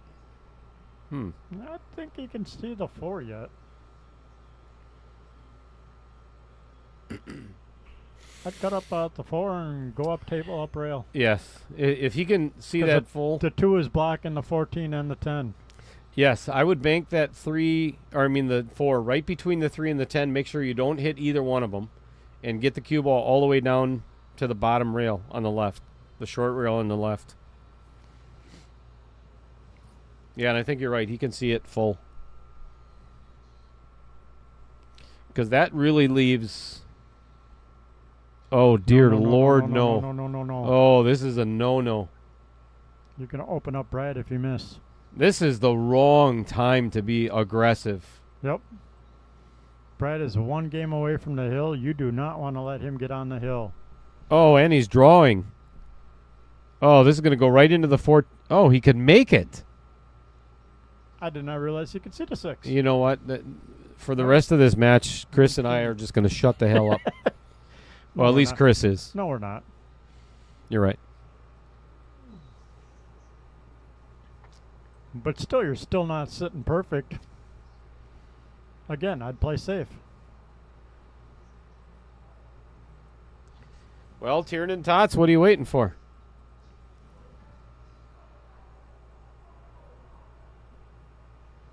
What's a sizable bet?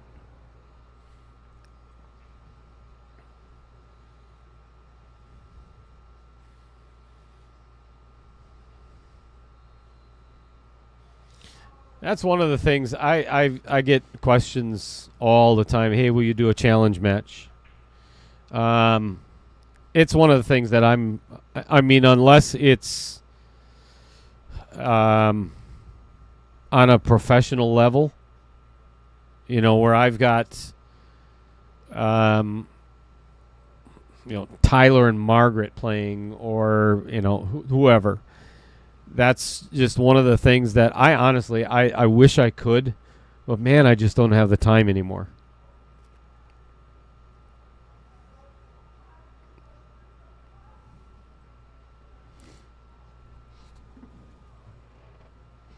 An opponent. Thank God, I need to get up.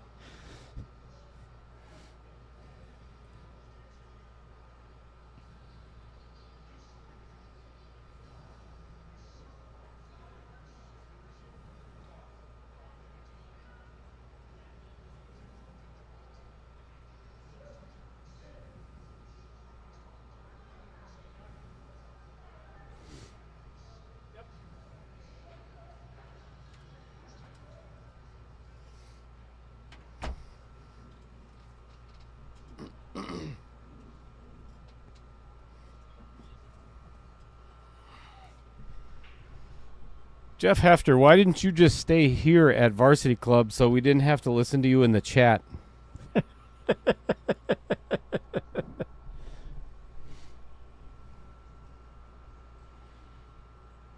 Right? That's not showing support for your buddy by Right. abandoning him in the middle of the match. What a jerk.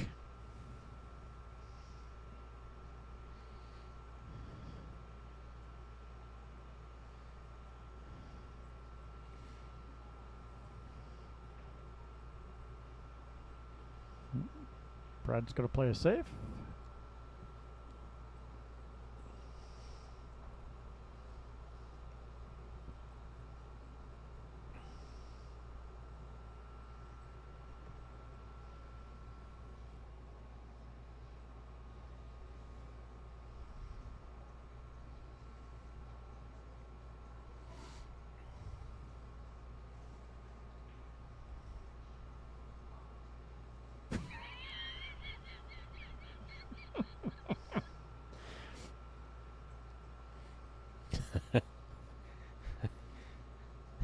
He meant on telling how the shot's going to go and what shot we would play. You know what? Not making fun of our viewers. You know what? Jeff no longer owns John Co Express, right? Correct. Yeah, right? So Correct. He's no longer a sponsor. so I can say anything I want to Jeff now. I don't have to worry about him renewing his sponsorship anymore. Love you, man. Like a colonoscopy.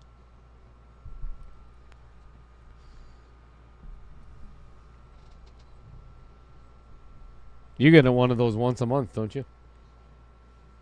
Maybe. Voluntarily.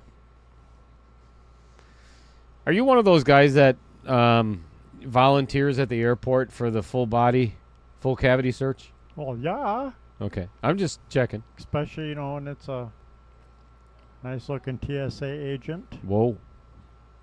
Yeah, why not? What's his name? Thumbs? Miles?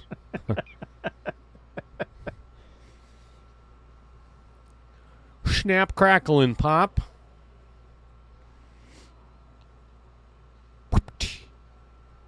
Does that 10 still go past the 2? Off the rail, off the 2. In the corner. Stop the cue ball right there. Out. On the hill.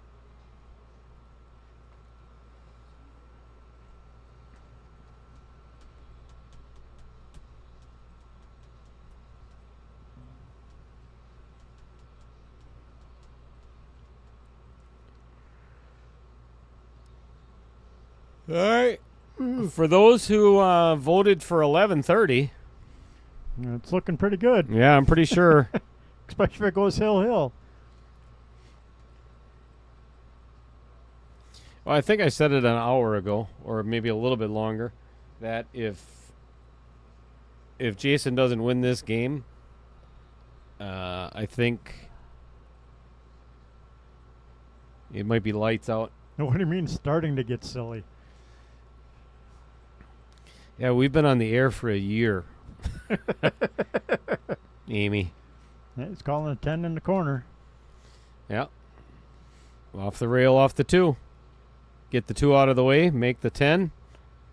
14's open. Open for bidding it. Uh-oh. Now. Oh, that is really fortunate.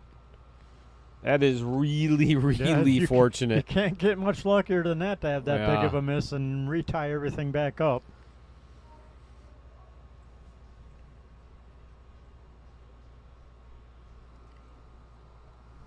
There is a slim, and I mean slim, not in the gentleman that's in the 50-year-old that's in the, I don't even want to look. It's in the chat, but he could pocket the 4 past the 10 and come off the rail and give that 14 a nudge. Oh, he's going aggressive too.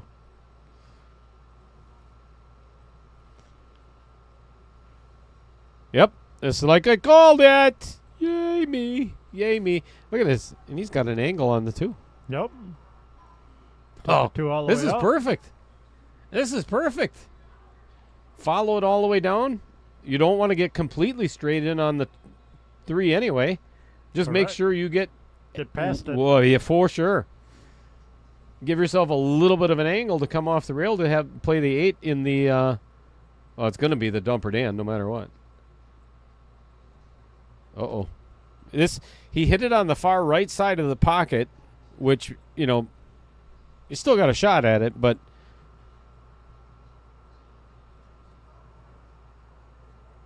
This is trouble. This is trouble. He either has to run into the 8 or the 14 and kick it out of there. Yep. Yeah, there's no way. I promise you, if he tries to draw out of this or try to slow roll it, oh, no. Oh, this is no good. He's not going to have a shot on the 8. I'm telling you. Even if he makes this, he's not going to have a shot on the 8. Oh, he held it. Man. Holy crap, he's making it hard on himself. Yeah, he keeps making it hard on himself on them 8 balls. Okay, I stand corrected because he did it hold enough. I would have went to the bottom side of the 8, though. Yep.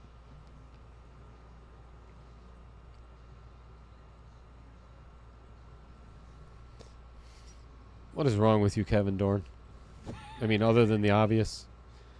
Hey, it's official in the Dumper Dan pocket. Hey! Dan, you're down $150 after that. Sweet. 11-9. Within 2. Again. Yes. That's what the shit's about. Give and take and back and forth and A little bit of sweating, a little bit of cussing and swearing. no, could you imagine if we had these guys mic'd? Although neither one of them really has said much of anything to each other. Yep, Guys are pretty serious. We should do a sponsor spotlight. we should. Let's do this feller. Fella. His name is Matt Strong, and he owns the Strong Knife Company. If you're looking for that perfect gift for that friend or family member who is difficult to buy for, Matt Strong makes incredibly beautiful and functional custom knives. From the outdoor enthusiast to the home chef, he's got you covered. You'll be amazed at how much better a custom knife cuts. Check out Matt's beautiful work at www.strongnifecompany.com. All right. Trying the second ball break for a ball, and I think he came up dry. Nope. 1, 2, 3, There 4, is 5, a 6, stripe. 7. 1, 2, 3, 4, 5, 6. Oh, yeah, There's a you did stripe get a in. ball. Nice. And I'll tell you what, other than the 13 ball, these stripes look pretty good. And the 13's really not that bad. Yeah, not really. I think I'd play the 9 first. Yep.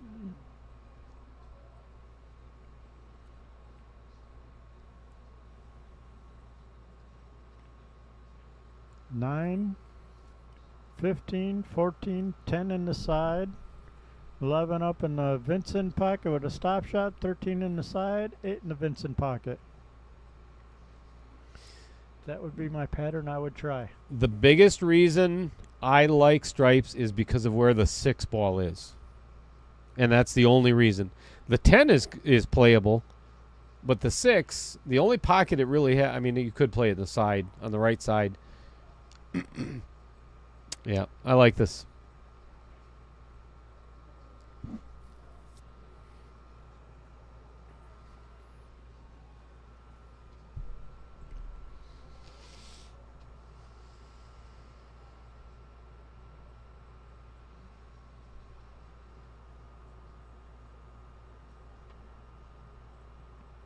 All right, let's put down 3 pockets for Dumper Dan. Don't anybody tell him.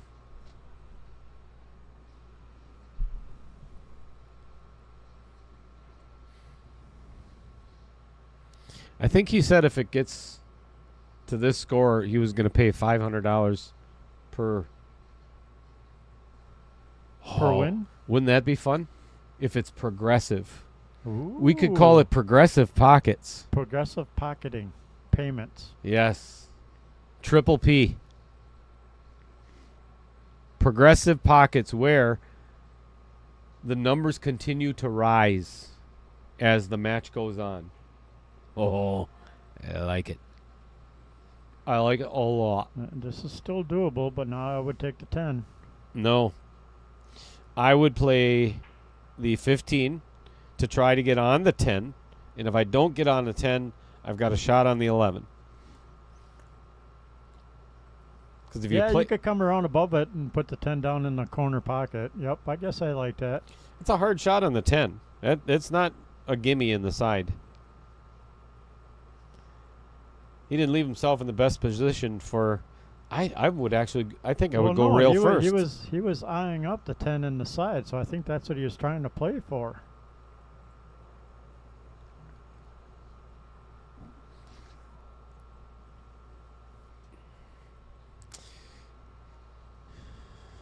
I think he's in a little bit of trouble now. Yep.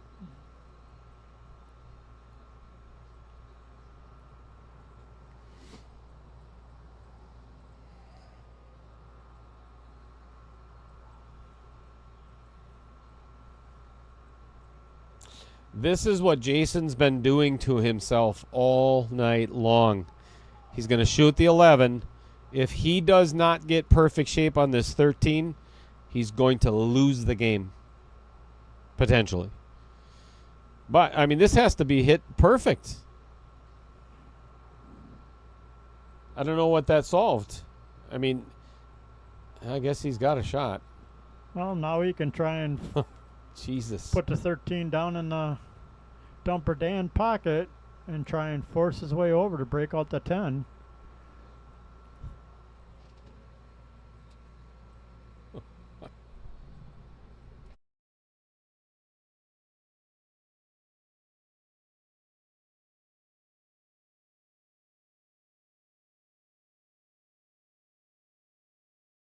He literally has to just float this in, and take his medicine on the 10 ball. He can potentially end up in decent shape. Decent shape, yep. Yeah. The key to the shot, obviously, you want to make it, but the big thing is to make sure you keep that in the pocket to block the 4, because the 4 does not go past the 8. So you leave a for sure bank. Oh my gosh. He got to the bottom side.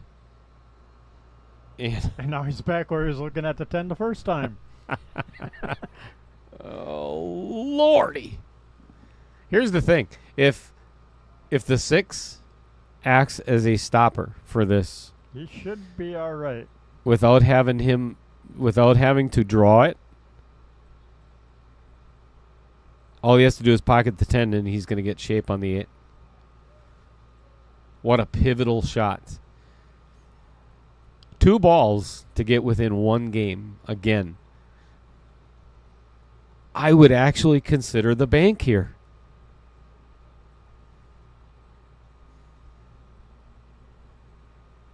Wow. Nice shot. He's got a shot at this. What a fabulous shot. This is one of the simplest 8 balls he's had. I'll tell you what. This so far has been the rack of the match as for the way Jason's shooting. I really want to see him make this 8 ball right now.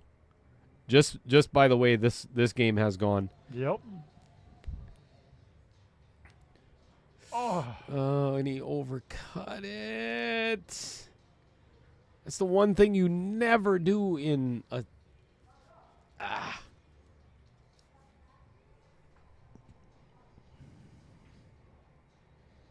Uh-oh, somebody's message has been held for review. That's interesting. Shut up, Chris. What?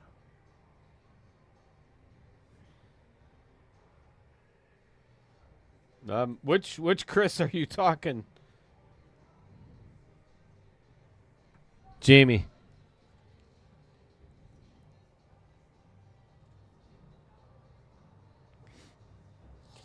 Well, Whoopsie. This is not good position at all. This came up way short of where he wanted to be. I think Jason might get another opportunity to get back to the table. Yep. I'd back cut to 5. At least force a bank out on the 8.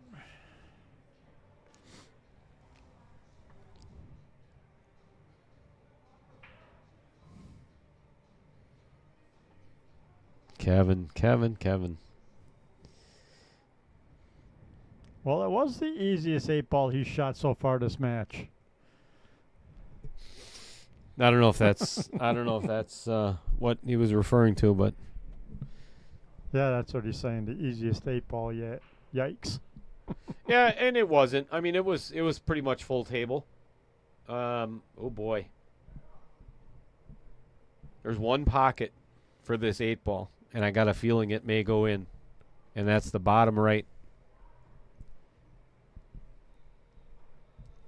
The darn pocket. I like it.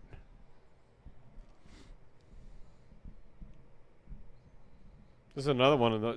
This would be ideal if you miss it to leave it right in the pocket to block the 6.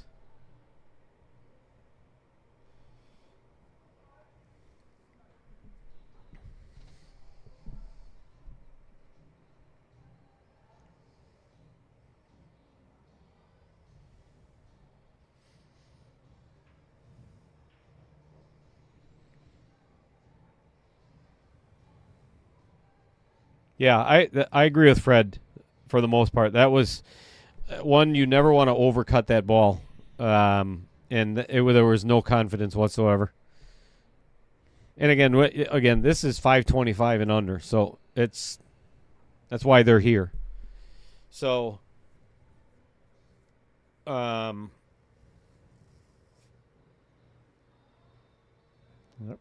I lost complete track of what I was going to say. Hit the shot with a confident stroke.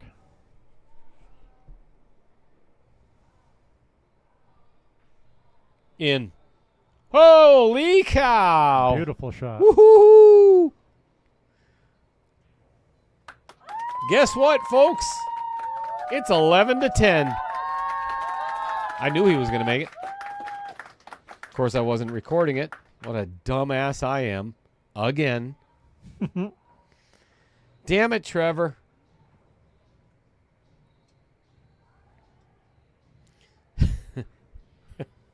You know what I love about this game? And what I love about what's happening right now?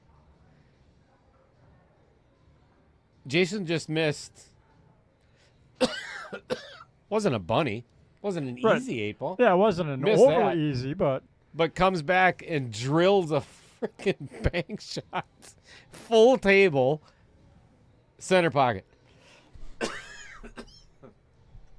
I told you. We're going hill.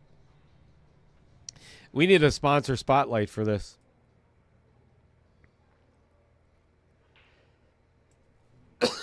who's next in the rotation? I'd honestly, I'd love to put Lynn Dorn up there, but Kevin's attached to it, and I just that's really not worth it. Let's talk about Andy Coons as soon as we get a break here. Second ball break. Cue ball remains on the table. You might want to go get something to drink, folk, because this is going to be a long game. Let's talk about Andy Coons, shall we? We shall.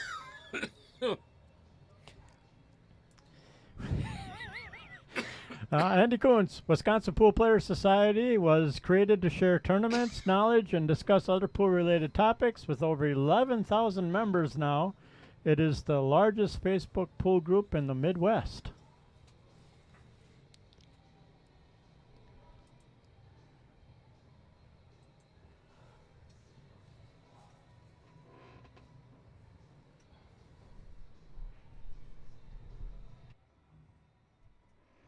Ooh. Man, I could order a pizza and come back. It would be done by the time this game is. Ooh, this could be a long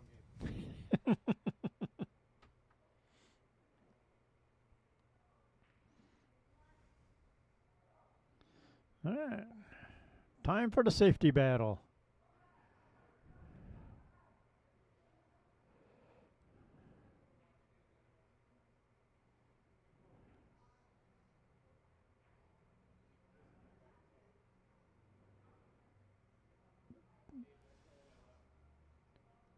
Ooh, flirting, but good shot.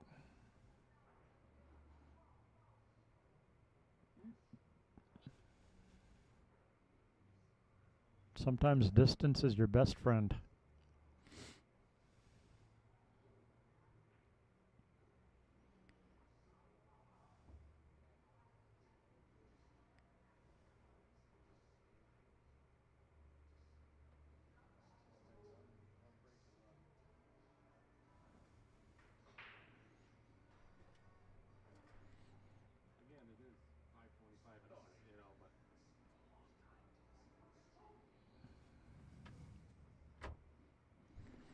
Fred says he's on his way to go get some popcorn. Want to bring some here too, please? Fred Dodger. Fred Salsa Renner. Man. Fred Renner. Yeah, bring some on, man. Extra butter and salt. What's going on, Kyle Gable? Also in 4.1. Playing with Brent Lucas, I believe.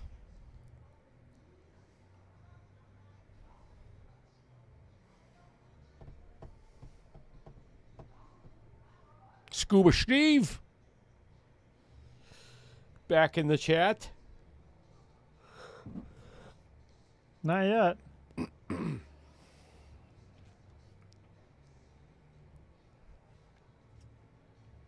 Is that a real question? Uh-oh. And this coming from Kevin Dorn, Right? the king of not ever not talking.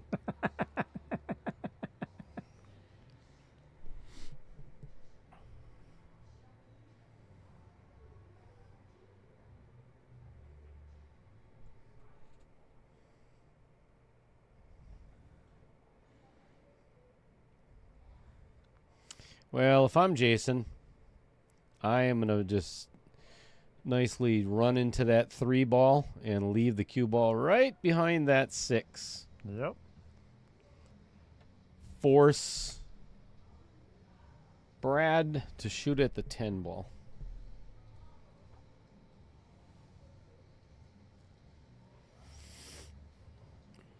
Speaking of a lot of dead air,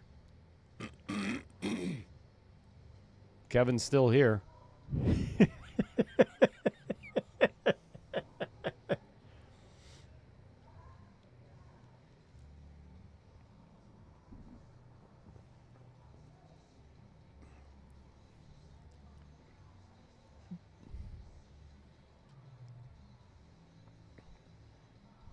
That's not a bad shot. And he gave up to 13, but that's not really giving up a lot. Right. 10's still messed up. The 10's messed up. The 14's tied up yet. Rack's coming apart a little bit now, though.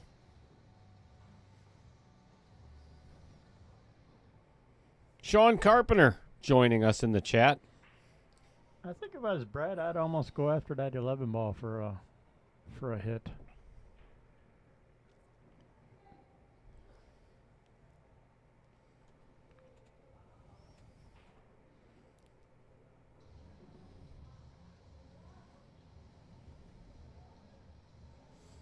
Hey, where did that last 8 ball go in?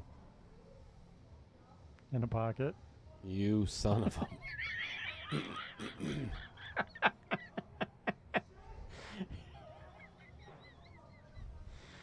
To be honest, I don't remember.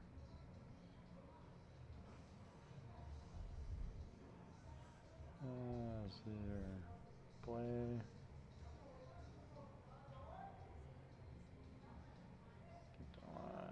Let's back up a little bit. Somebody tell me where that last... Let's just put it in Dumper Dan's. There you go.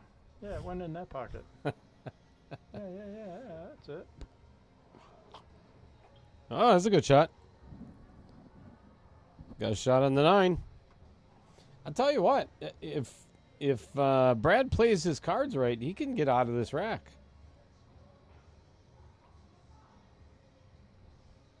I don't know how, but he can.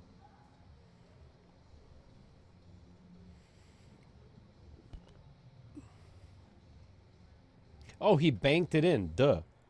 Right? Oh, that's right. Yeah, he banked it down in in the Kevin. In the pocket. Kevin Dorn. Because I said, yeah, it went in the Dorn pocket. Yeah, there. That's more money out of your paycheck, Kevin, from your better half.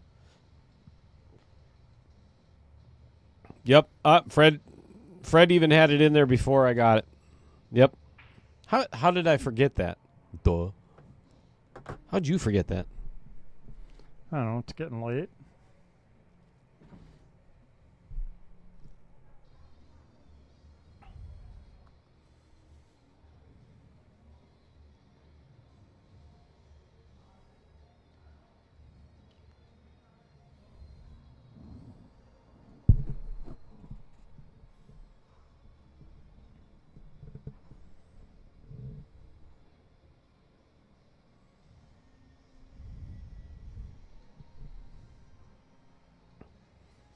Indeed. In the LK pocket. I liked his thought process there. Yep. Of maybe getting him behind the 3 ball. Not successful, but that's okay. Left him long. 2 balls tied up.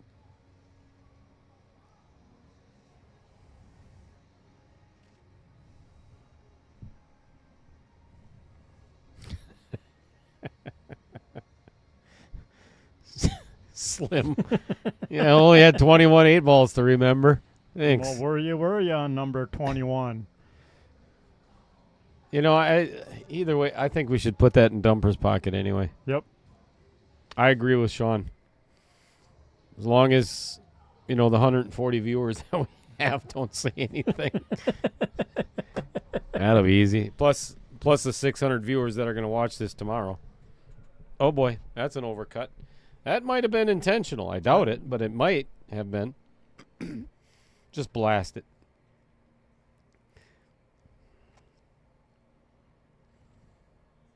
If he can see a piece of this 7, that's what I would do.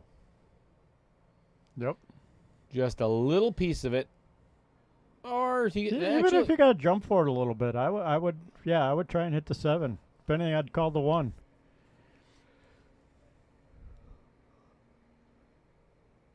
well, Jason's going to have to find a way to He's got to get his 4 or 5 open. out of there. Yes. Yep.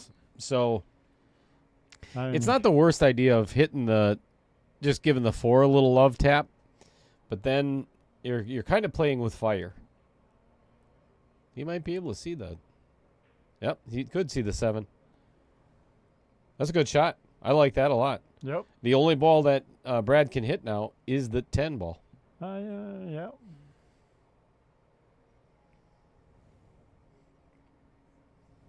I guess he could go between the 2 and the 12 and hit the 12, but then something has to hit a rail, and then, all kinds of hell could happen there.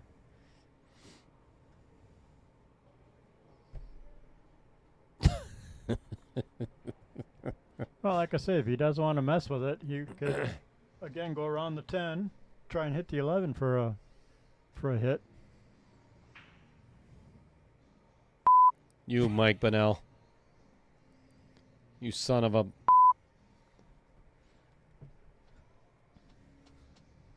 I thought we were friends, you piece of mother... What the... Are you kidding me? What the hell? Oh, that didn't work. Whoops. Sorry. Button malfunction. Damn YouTube. Oh, that'll be a strike against me. Right. That one over the other one. Yeah. It's a good attempt. I like what he was trying to do. Just wasn't successful at it. Oh, wait. Yeah, never mind. Jason's got solids. So that was Yep. not a bad shot. Yeah, it wasn't bad. Opens up his 10 ball. Well, he can pocket the 5 here. Jason can play the 5 in the Vincent Didio OW Yep. pocket. Yeah, but then he's working to get that 4 ball out. That's okay. 12 is still a little messed up. Oh, no. He can run into the 14 to clear it. Mm-hmm. All he's got to do is make the 5 ball. Just tap it. Tap it in. I don't like him using draw for this shot. I guess it isn't the worst. I mean, if you miss it, you're going to leave the 11.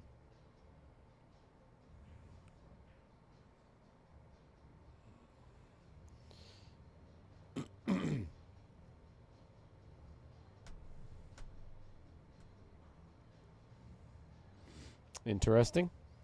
Yeah. Thin cut on the 9 into a very, very shallow side pocket, or a thin cut on the 10 to run into the 4 and the 14. Yep. I think you pretty much have to be aggressive here, just for the fact that where are you going to play safe now? Right. I would try to get to Take- the hill right now. Yep. I was going to say, if you go with the 9, you got to hit the window between the 4 and the 7 for the 11, because then the 14 will go in the side pocket, I think. Unless the 4 is too far in front of it.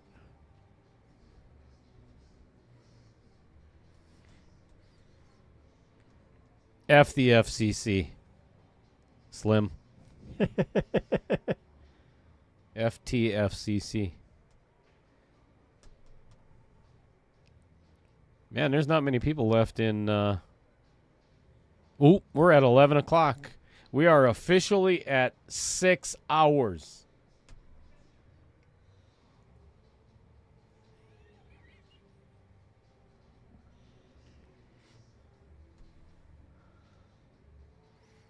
I'd play 6 hours for $8,000.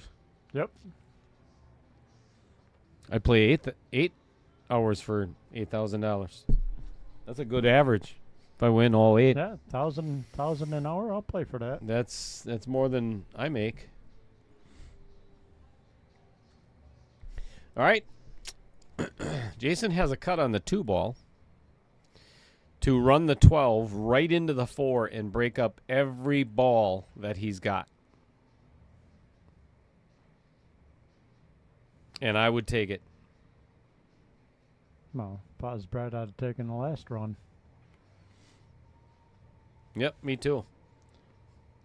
Because like I say, he cuts the 9, you hit between the 4 and the 7, you take the 11, come up a little bit, hopefully get the right angle for the 12 in the same pocket that Jason's shooting now, and probably break out your 14. Yep, that's what I was saying. It's going to break out the 4, and it did.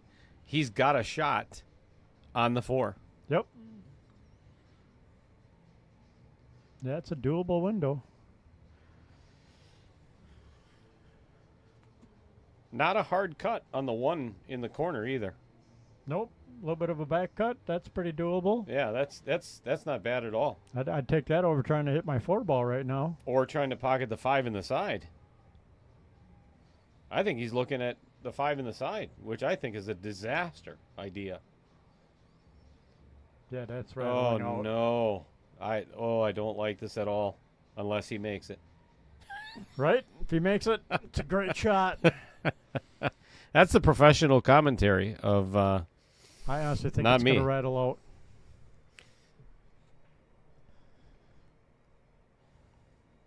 this is Too really gutsy. This 1 is so much easier than Nice wow, shot. he made that simple. Or look simple, I should say. Yep. Think about this for a second. If Jason can pull out this game, these guys are going to play 2 games for $4,000 each game.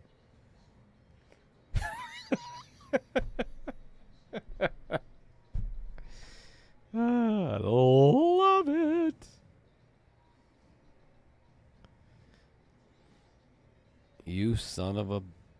What the is wrong with you, Kevin Dorn? You piece of... Are you kidding me? I think his pocket just got added to 2 charity dumps. Oh, it is now. Oh, yeah. Oh, there's no doubt.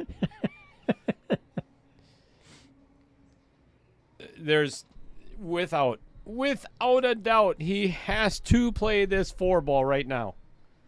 It is automatic shape to play to the 7. Cut the 4 in past the 12. There's all kinds of room. And unless he gets the most unfortunate roll, he's going to have a shot on the 7. Yep. 7 leads to the 6. 6 leads to the 3. The 3 leads to the 8. Don't overthink this. Oh, it is if he shoots this 3, it is the wrong shot. Unless he makes it and gets shape on the 4, perfect shape. Here's what I think he might be thinking, and I understand. If he plays the 3 first and gets shape on the 4, it's a stop shot from the 4 to the 6. Yep. Then it's a stop shot from the 6 to the 7 and a stop shot from the 7 to the 8. I get it. But You've been playing for 6 hours. You're starting to get a little tired. yeah, You still haven't been shooting 100% yet. if this is his comfort, then Yep, shoot go it. for it. Shoot it.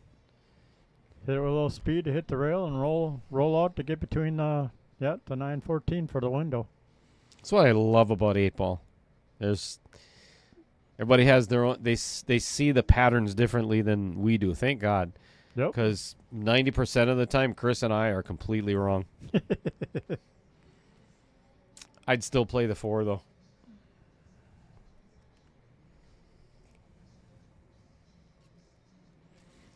Jason knows this is a critical shot.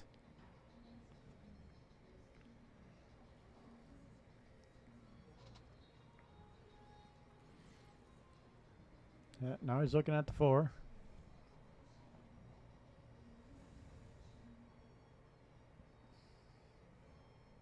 Mike Bonnell, don't ever say, if you ever swear at me again like that, I'm telling you,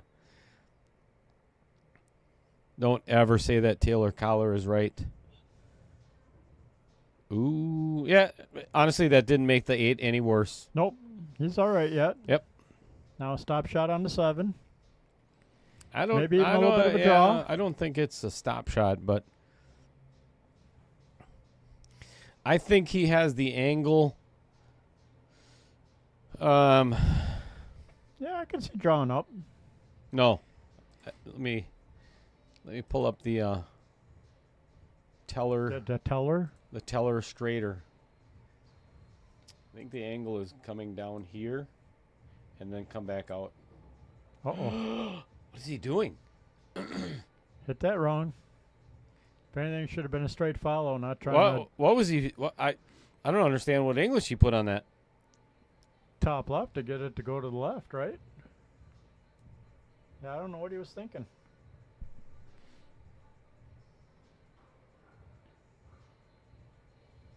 Well, either way, you hit it way too hard. Well, I like hitting it that hard if he's going to follow, but then, yeah, hit the bottom rail like you're hitting on the diamond and let it come straight up the table then. Not trying to force it backwards, unless you just hit it. Yeah, here's the issue now. Even if he pockets the 6, I don't think he's going to have much to shoot at on the 3 ball. Unless he bumps it. And he did. Whew, boy. Right? Making it interesting. I'd be pooping pickles right now. I've never played for $8,000.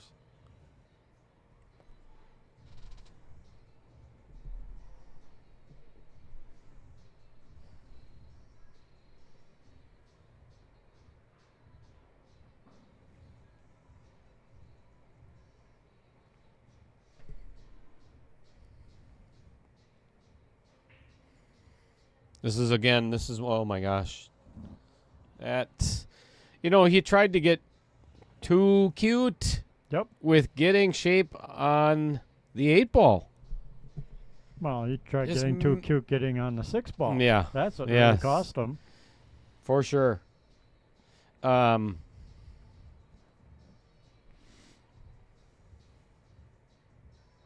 He could have made that 3 and ran all the way down and back in between the 8 and the 14 and played the 8 and the side. There's so many other things that he could have done instead of trying to hold for shape on that 8.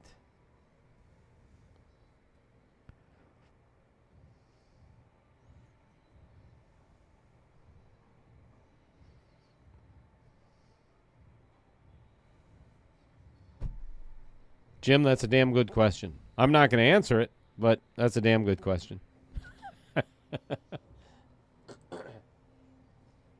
Legally? Wait, Legally, Jim- yes, Jim- especially if you're in the casino. Yeah, Jim, do you work for the government or the IRS or anything? Yeah, do we need to turn you off? I'm going to have to block you.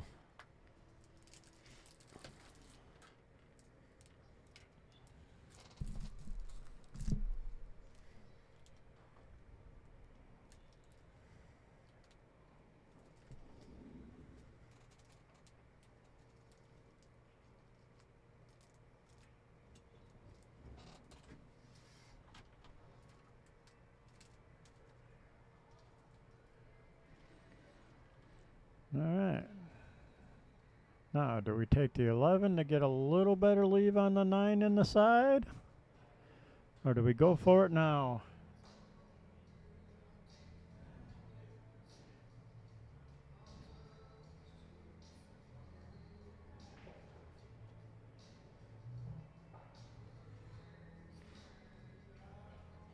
No, there's no taxes. We're paying in cash.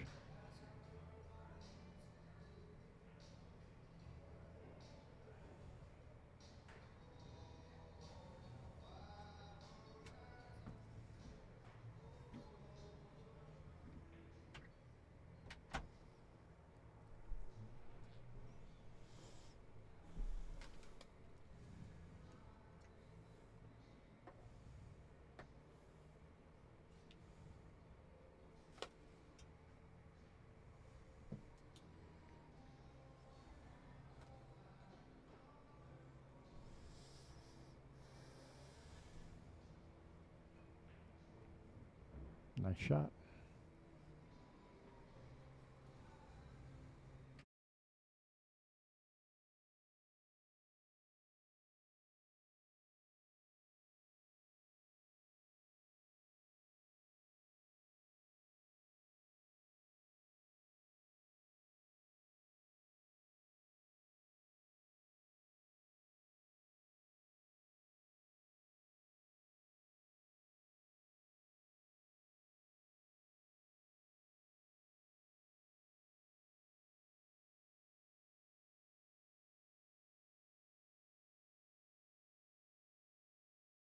Should have done that anyway.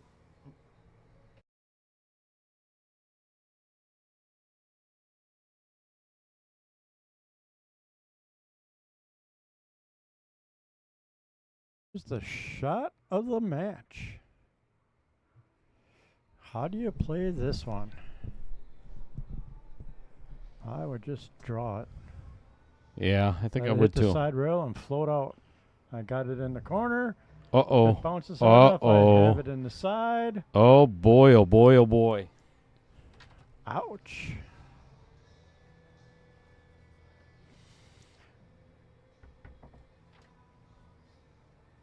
Or I just go bang my head on the wall and go, what the flip did I just do?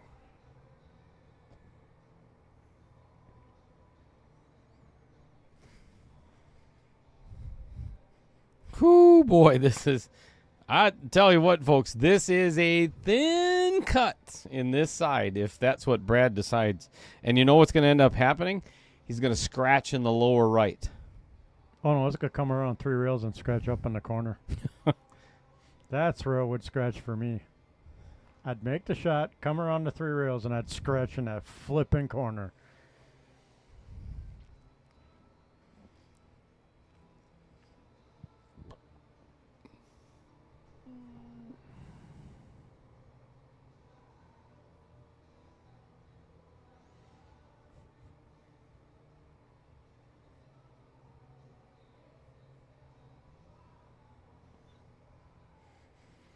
Hill, baby. Holy cow! Well, it's not Hill. It's not. It'll be 11-11 if.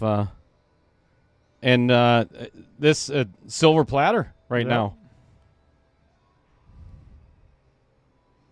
Oh yeah, for some reason I'm thinking we have to go to 12. Oops. Oh, we're getting close. So. Oh, don't draw on this. No, he's not. Okay. He's up center. All you do is just make this ball, let it float a little bit, and play the 8 in the side. Yep. It don't do anything fancy. Perfect speed. Bounce off the rail. There you go. Same speed to pocket the 8 in the side.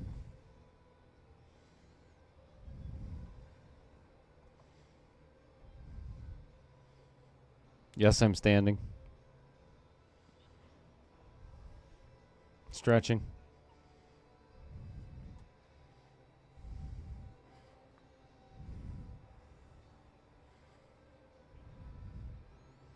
All right. Guess what, folks?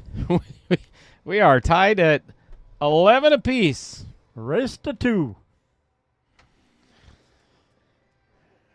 Well,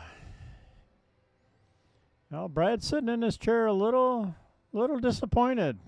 He's got to let that go. He's not out of it yet.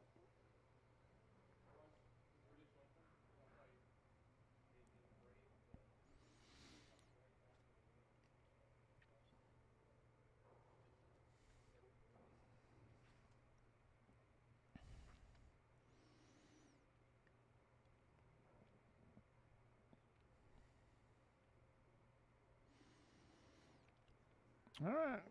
Jason to break again. I'm guessing he's going to go with the second ball break again. Yeah, it's turning into a great match. I mean, Jason was down like 5 games. Managed to get it back, fight his way back up the hill, and here we are. Race to 2 for all the money.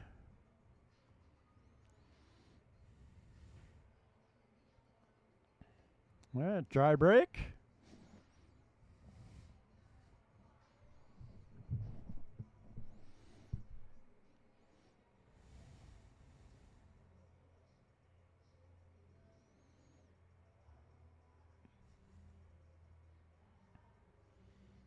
Brad's checking out the table and looking it over. What's it look like from the overhead? I kind of like going with stripes, even though only because you have a better opening shot. You can either do the 15 or the 12 in the side. Looks like he's going to go with 12 in the side.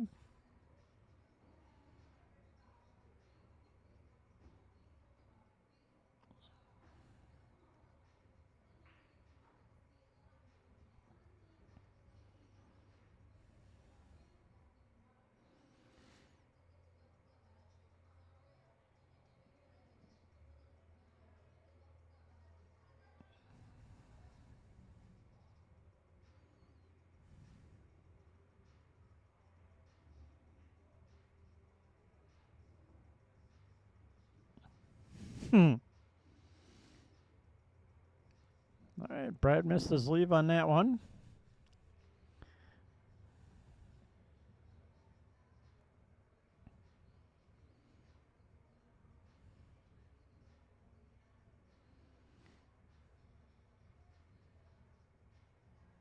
Yeah, I think it has been 6 hours since we were tied at 1-1.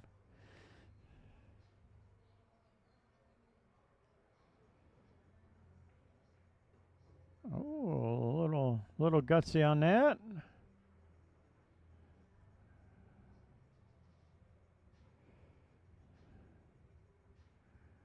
Brad's digging himself in a hole here.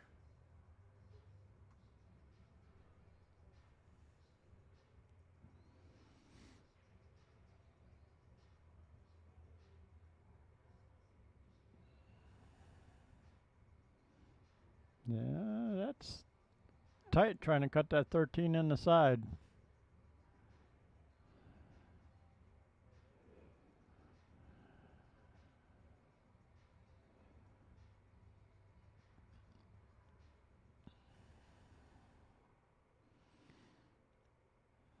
So here you could either really try and pop that 13 in the side and hope you get a leave.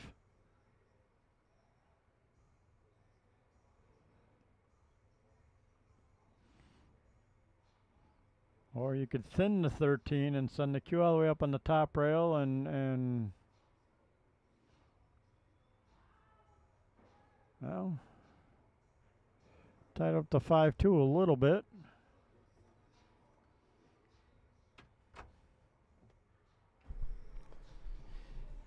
Whoo, man, have we got a barn burner going on. Yes, we do.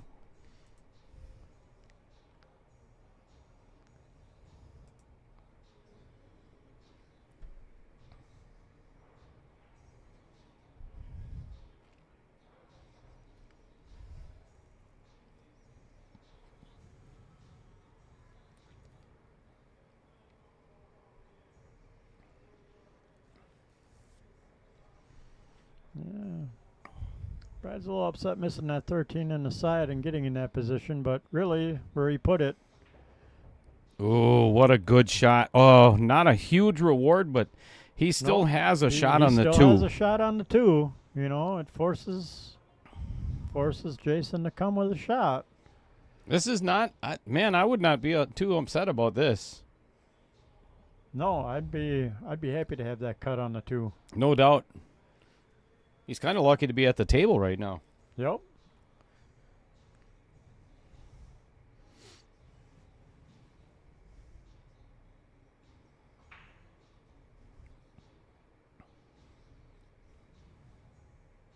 Who won the first game?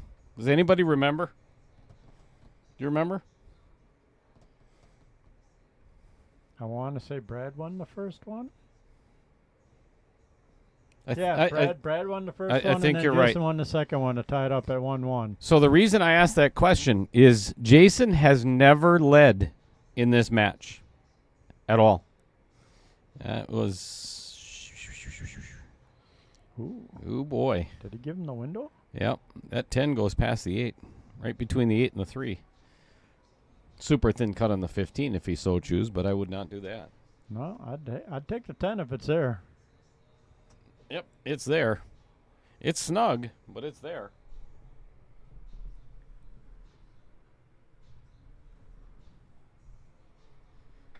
Whew.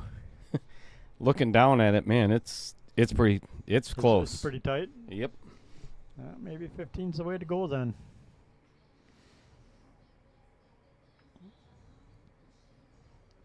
Hopefully tie up that pocket down there.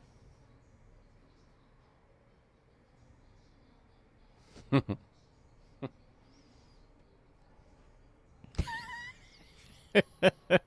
you see Adam Granatella's comment? April 9th is still alive. Yes, Wait, it is. That's Wednesday, right? Yup. Okay. No, Adam.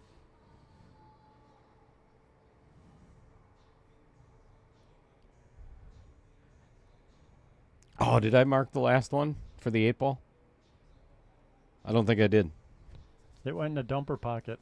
Did it? You son of a... I actually believed you. Well, 11-11 makes 22 little... So we've got...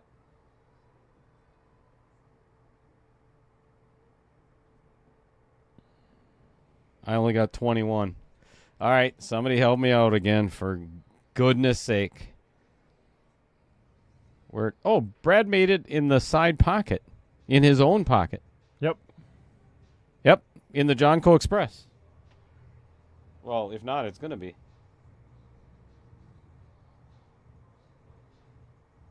Yeah, that's the one. So you don't have to light up the chat now.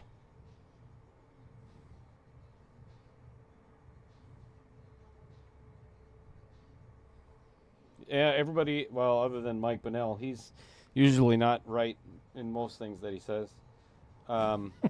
Everybody else said it was Jason that won the first game.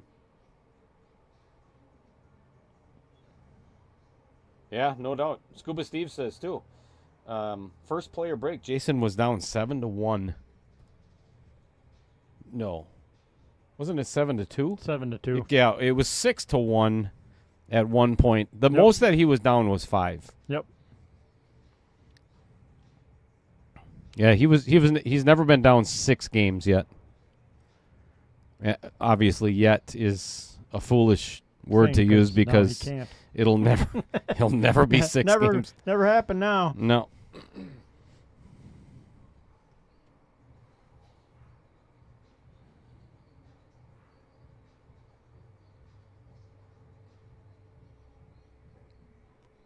Jim, I agree 100%. This has been a great match, and again,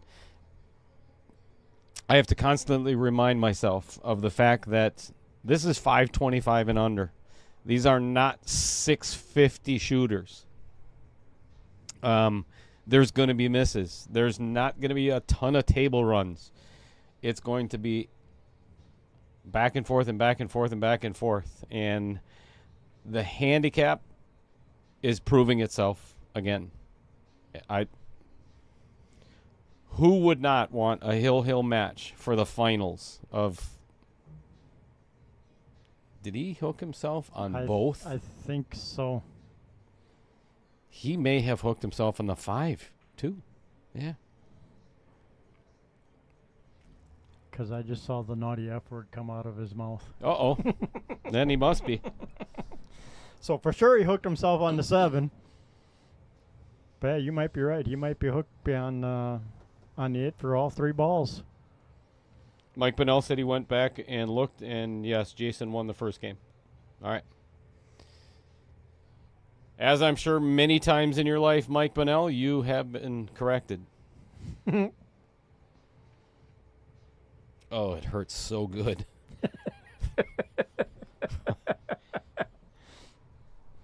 Come on, baby, make it hurt so good. Sometimes love don't feel like it should.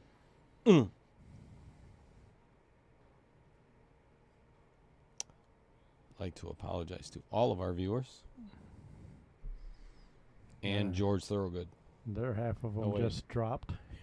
Yeah, we went from 140 to 6. And those 6 are sitting right here. Wait, that's not George Thorogood. Hurts so good. Who sings that song? Was it Loverboy? No. No. I don't know. No. Somebody tell me who sang that song. Do it now. Whoa, going for the bank.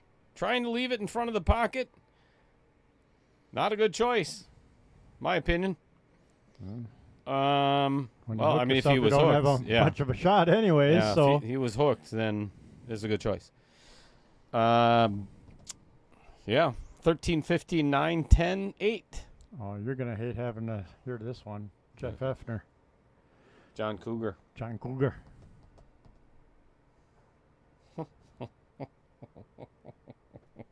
Not half as many as you.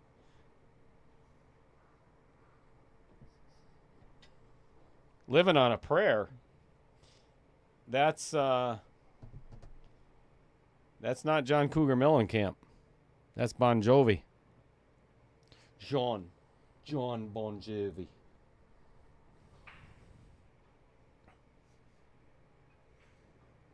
Good stroke. Yep. Very straight on this 15 ball. And I mean very straight. Let me give you the long view and show you what I'm talking about. This is not a cheatable pocket either. If he hits this with any force, I'm going to go out on a limb and do another prediction here. I would take the 9 and come around for the 14 in the side, or 10 ball in the side, and get back on the 15. Ooh, if you get the wrong angle on that 10, you're in trouble. Yeah, but what are you going to do here? Well, I suppose you could take the 10 with a little bit of a stop shot, take the 9 in the corner and try and float over and hope you get past the 8. I think you just got to play the 15 and take the angle on the 9 that the good Lord gave you. Yeah, and that's what he's going to do. Yep, Or now he could actually just play the 10 in its natural shape to get back over to the 9 as long as you don't scratch. If he plays the 9 right now, there's a good chance he's going to scratch in the corner. Yeah, it's there.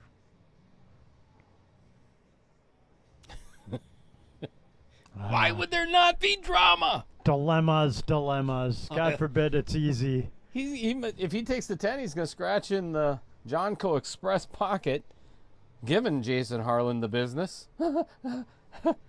Sorry. That was terrible. But I bet Jeff Hefter's laughing right now. Or not, because he doesn't know what that means. So, and if he scratches, or if he plays the 9, he's going to dump it in the dumper Dan's pocket.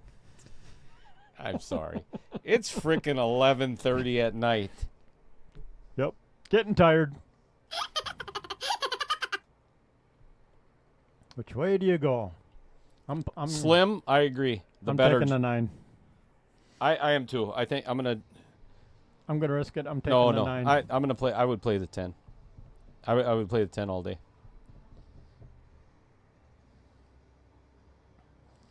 The reason being is if he tries to draw out of this, you have to be a whole lot more accurate. You know, I can kind of see both. I mean, there's validity in either one of the shots. Yeah, they're both as tricky. Yes. You know, either way you go, you're tricky.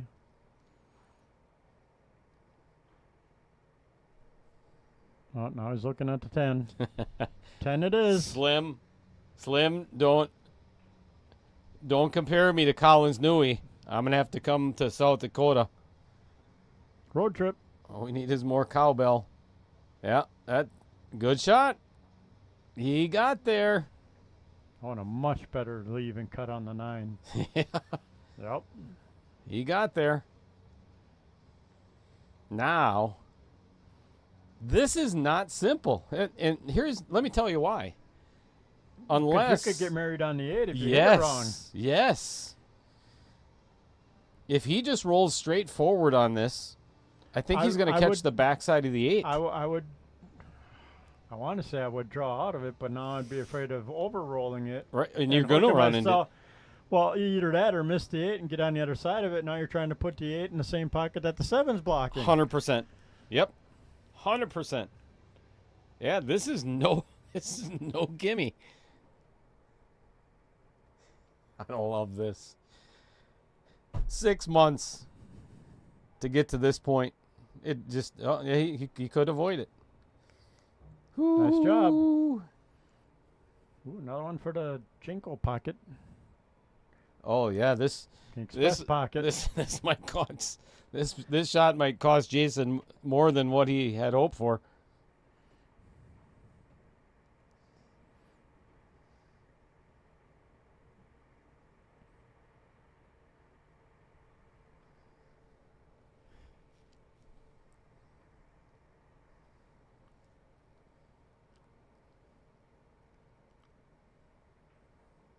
And drills Center it. of the pocket. Woo! That is some pressure. First one on the hill.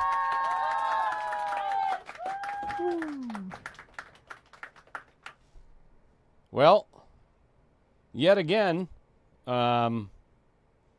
Jason has, other than the first game, has not taken the lead in this match, and he won't unless it's the very last game. So how would this? How funny would this be to win a match with bookend wins, first game and last game, right?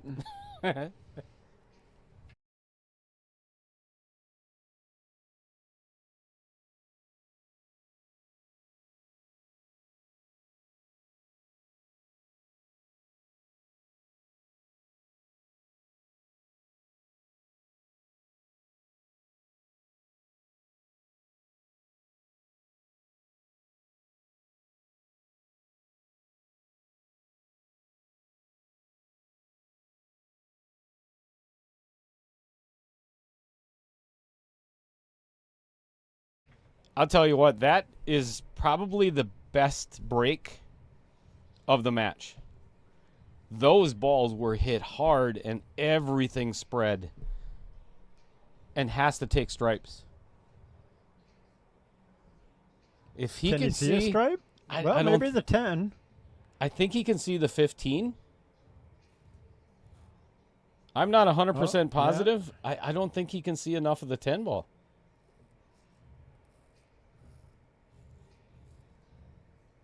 Can't play the 12.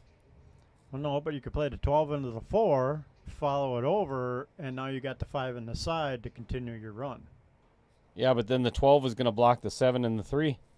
And the 2 is screwed. Yeah.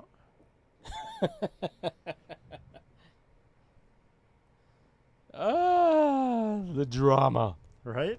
Why can't it be easy? The drama.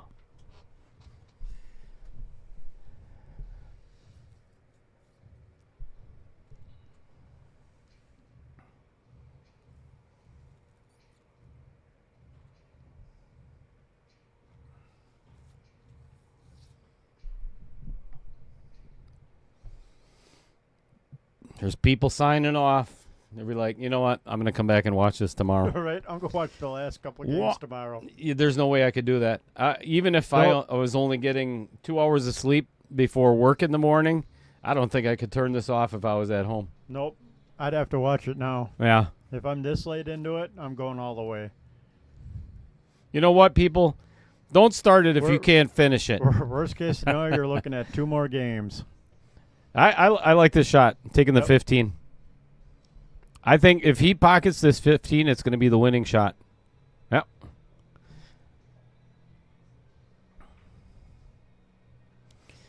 Now, if he can play the 11 in the side and pull it back enough to get to the 12, Yep. this match might be over. Because then you can take the 9, float past the 1 for the 10 in the corner, and the 8 back in express pocket.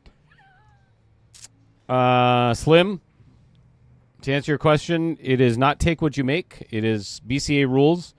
So it's open after the break. And yes, it would be anywhere on the table if you scratched off the break. Ball in hand anywhere. Are you kidding? We'd be here till 3 a.m. if it was take what you make. Just think if it was last pocket. Oh, my God. This is the perfect angle for Brad on the 12. Yep. I think these might be the final 4 balls to this match. There's another commentator's curse for you. You're welcome. It's not my fault this time. Nope.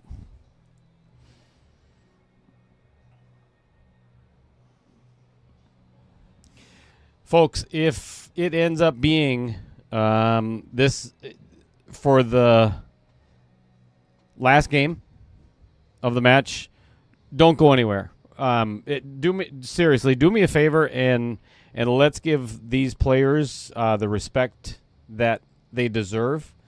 I'd like as many people watching as possible. And again, you can always go back tomorrow. It's not mandatory, of course. I'm not telling you what to do, but it'd be really cool to watch them get presented with the trophy itself and do a little bit of a post-match interview.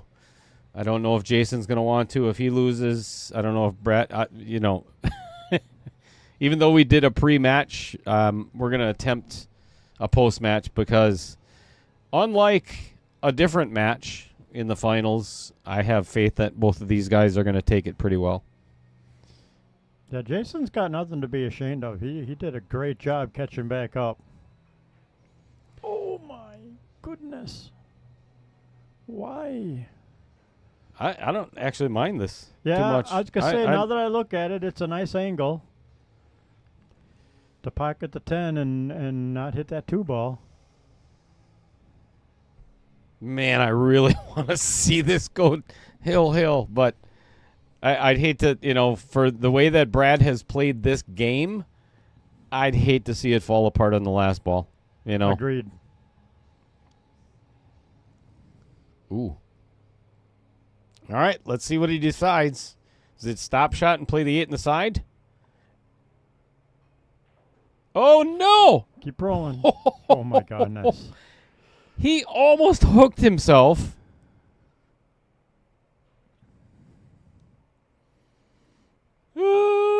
I'd be putting my cue down and going, yep, I need a potty break. I'll be back in 5. Here we go. We've got 1 8-ball in the Vincent Didio owl pocket. Yeah, he's got 5 pockets for the 8 to shoot off of. But when you have it in your mind a little bit, I'm trying to get the cue here for this particular pocket in this Fargo range. It messes with you sometimes when you don't get that leave you're looking for. It's hard to reset sometimes. I know this from experience. Oh, I think you got it. Nope. Oh, my goodness. All right. Here we go, baby. Are you kidding?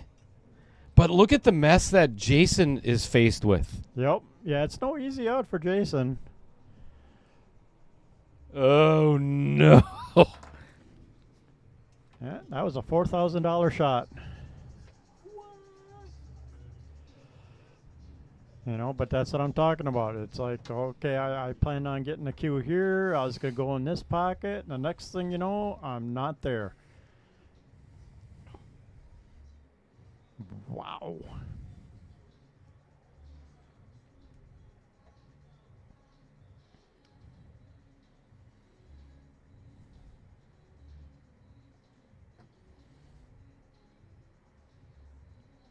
So now if you're Jason, do I go, I'm going to play safe and bump that 3 ball?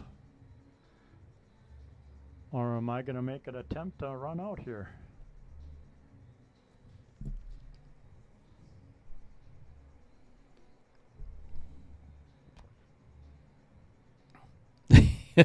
Fred Renner just called it. I mean, that was an $8,000 8-ball. Yep. Oh, man. Oh no! What? Under hit it again. He short stroked it and then he let up on the shot to give, instead of following through with authority, it was a scared 2-ball. He jabbed at that. Yep. Yeah, Jason is. The best thing he can do right now is play that 1 in the side. I mean, he has to. Yep. And with follow. And if he doesn't make it, make sure that he's behind that 5 and now he's hooked. He can't even play right. like the 3-ball safe that I was talking about before. He has to pocket this ball to have a chance to either pocket another ball after this one or play a good safe. He's got to make this 1 ball. No, I don't know. I know what I'm saying is he doesn't have to make it. He can play a 2-way shot. Play the 1 in the side, but make sure you follow enough to get that cue ball by the side pocket. Oh my gosh! Did he just get away with one there? Wow. No, he got behind the 5 and the 6 like he had hoped. Yep. But the 1 came all the way around. That could have kicked the 8 right out in the opening. Or kicked the 8 in. Oh, man. Why would you go to bed right now?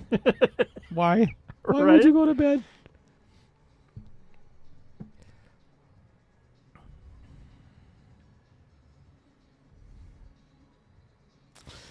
This is what the KO Challenge was meant to be.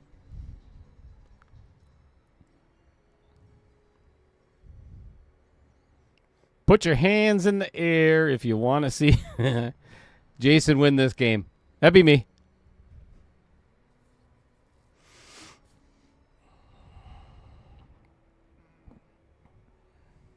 I'm in a rock and a hard place. I know what I'd try.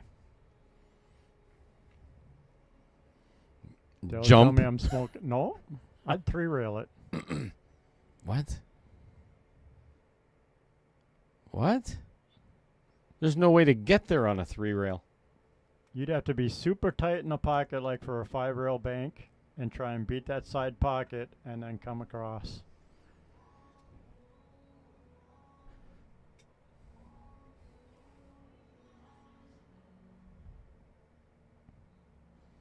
And what are you going to do?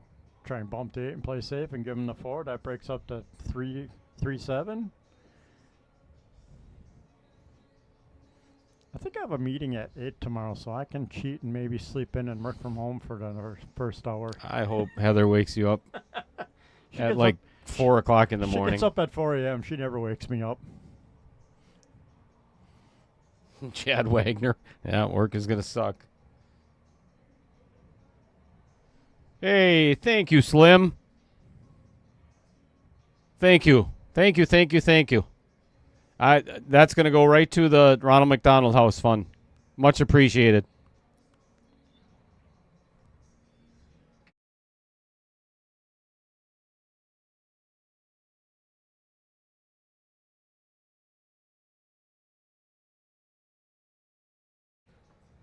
I would have liked to see her do the same thing, Heather. Oh, okay, never mind. Right? I'm not sure what I do here. See, Brad's looking at it, but he's like, how do I get between the first diamond and the side pocket? Trying to 3-rail it. I'm not saying it's anywhere near easy, but that's what I would have done. All right, somebody just said it, and again, thank you, Slim. Much appreciated. He's going to masse this like a back spin. Oh, look how much he got on that. Crap. Wow. Holy cow. He got a ton of spin on that. A lot more than I thought he was going to get. Okay, That's crazy. again, now you're Jason Harlan. You've got ball in hand. Which ball do you take first? You got to take the 4 and break up that 3-7. You got to open them 2 balls up. Because I don't think the combo goes. I like what he's doing here. I would hit the 4 very thin and just try to clip the 7 ball with a little bit of pace. Just clear the 7, because then you're almost going to be guaranteed a shot. Well, you're going to be guaranteed a shot on the 5 or the 3. I don't want to run into the 3 and the 7 at the same time. Just a piece of the 7 ball to kick it out of the way. Now, you're giving yourself the angle on the 5 to kick out the 6 ball. That 6 needs to get away from that 8 ball. That's perfect. This is ideal for Jason right now. Now, I would play the 5, like I said, to kick the 6 out of there. Or the 1, one of the 2.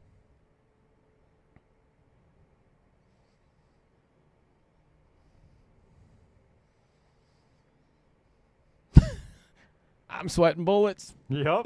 This is good stuff.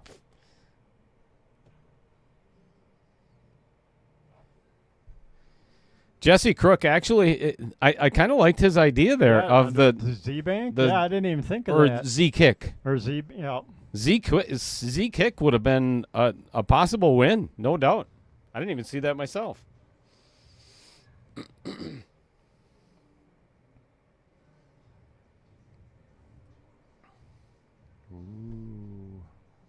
Oh no. This is oh, Jason. Oh no, you just put yourself in such a bad position. Well, he can play it safe. Oh no, that's the worst thing he could have done. He's called the 1 ball, so he might be able to make it past. Oh my gosh, this is such a turning point in this match.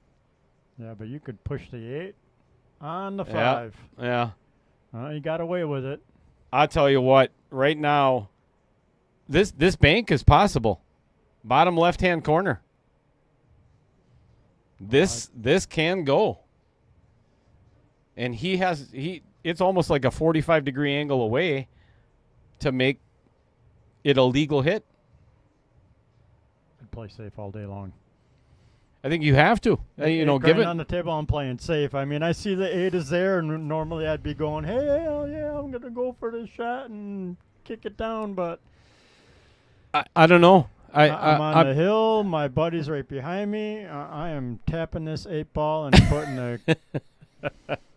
All right, hurry up in the chat, everybody. Hurry! Get your fingers on the buttons right now. Start typing. Would you go for the bank and the kill shot and get this match over with, or would you play safe? He's playing safe. The only thing I don't like about the safe is Jason has the upper hand in this safety battle, right?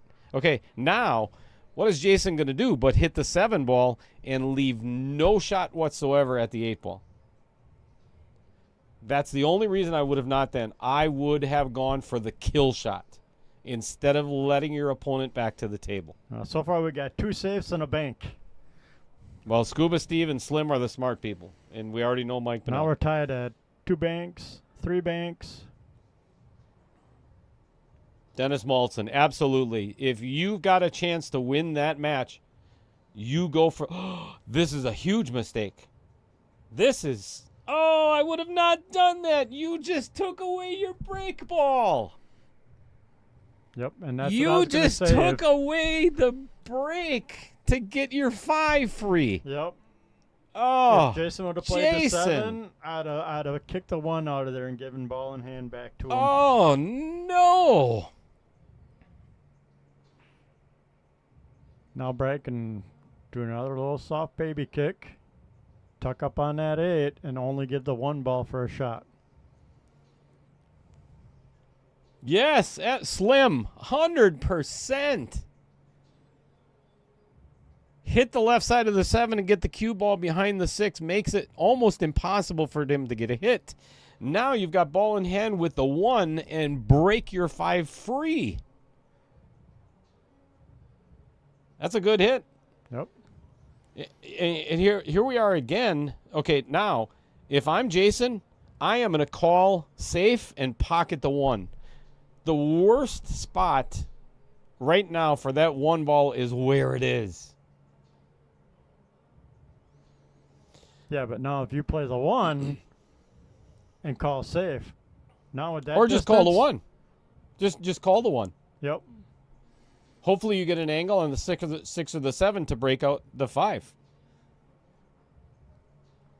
But I was gonna say if you were to go with your route and say, okay, I'm playing safe, pocket the 1, now I'm going for that bank.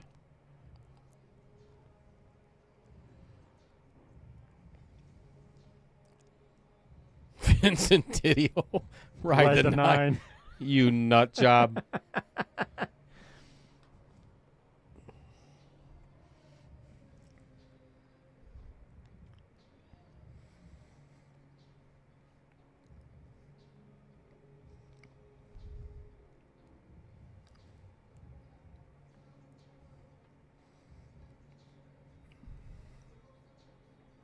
Calling safe. It's what he should what he should have done before. All right, we're past that, so we'll leave it alone.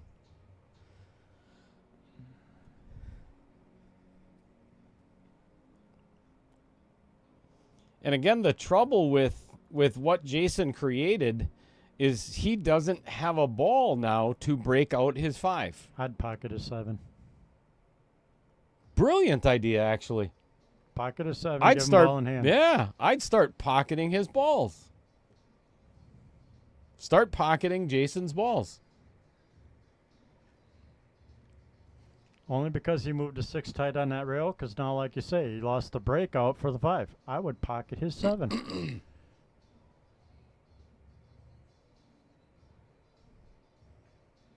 Brilliant. That's just as smart. Yeah. No break ball. Unless now if you're Jason, now if you try to break out the 5, it's going to cost you the game.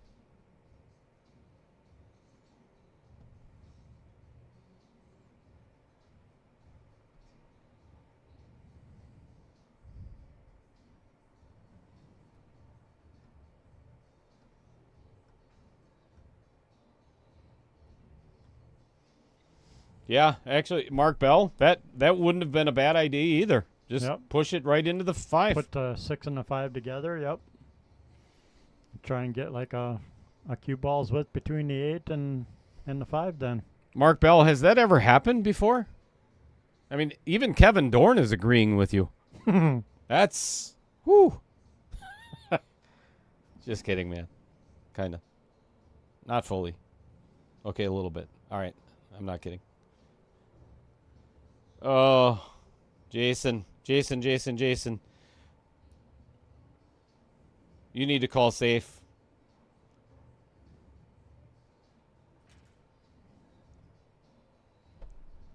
This is disaster waiting to happen. Here's my question. The more balls on the table. I would bump the 7 into the long rail and try and get it in front of the 8 ball so I have a combo. Yes. Something.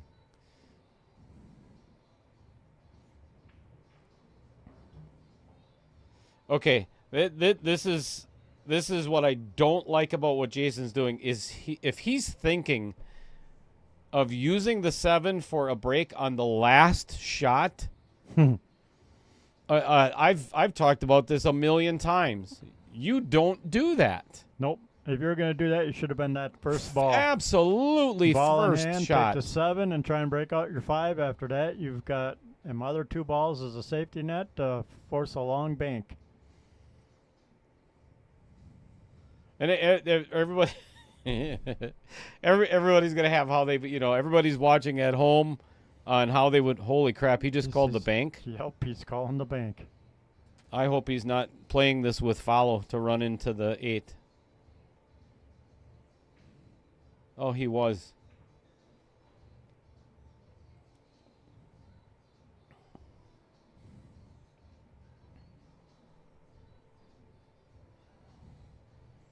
I would have never hit it that hard. So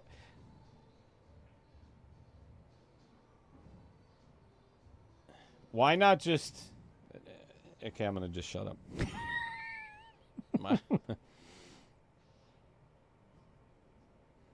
Yeah, Slim's a 800 Fargo from his couch, too. We all are. Me, too.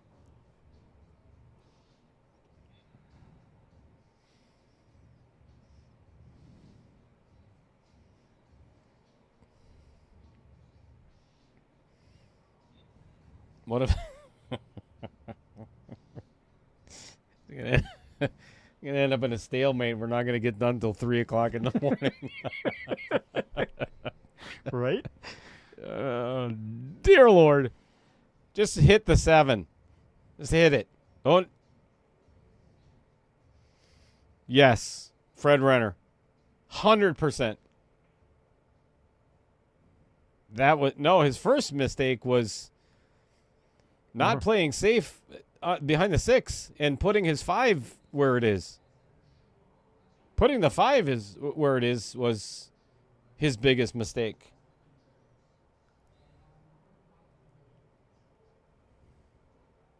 I mean, didn't he push his own 5 ball in front of the 8? Yep.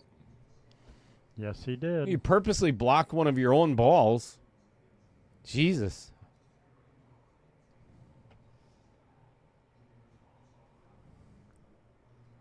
Josh Hinsey. What the hell are you doing in here? We haven't heard from you all night. Bank the 7 back up by the 8 ball. Yeah, that would have been a good idea. But then Brad would have just moved it back out of the way again.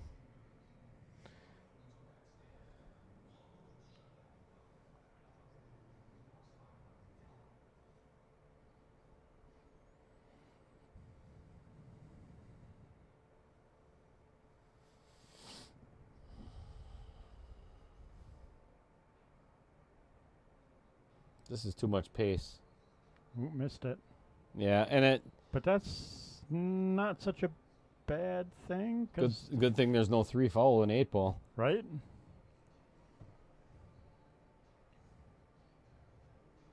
Richard Ware, you are... Yes. That is the best comment in the chat in quite a while. You are 100% correct. Why is he even looking at that 5 ball? Put the 7 in front of the 8. That is the shot. Yeah, but if you put the 7 in front of the 8, Brad's just going to take... Brad will have a bank. He'll kick the 7 back out of there. If he's smart, yes. Right. So it's either you're going to tempt your buddy or your opponent to either kick the 7 back out and or the 5, or you're going to go for the win. Yep. Yeah, and again, Richard, and that's why I said earlier too. Sometimes you got to remind yourself, this is not 600 Fargo pool. You know, this is a 525 and under. I don't like this. I don't mind if, as long as he doesn't kick the 8 in front of the pocket. This is not bad. This is a tough hit. But now, if I'm Brad, I think I'm going to push that 5 right back in front of the 8 again. Or, oh boy, here's two real kick, baby. No, here. This, oh Jesus! You know what the odds of making that are? Slim. About 1%. So, so if he put the 5 in front of, and even if he doesn't, Jason could potentially play the 7 off the 8 to kick his 5 loose, right? If he pushes the 8, if he gets ball in hand, he can play the 7 off the 8 in the corner. The 8 is going to bust the 5 over by the other pocket and potentially win to go hill. Again, there's a lot of possibilities here. Bank the 5 for the win. Mark.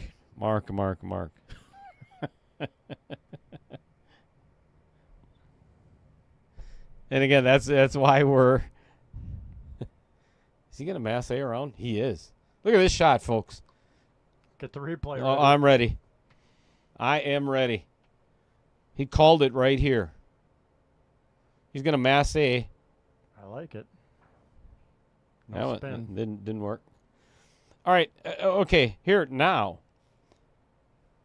This is Jason's ball in hand. Do you put it right between, or I mean, close to the 5 and the 8, and try to pocket the 5 and get out? I would. You almost have to.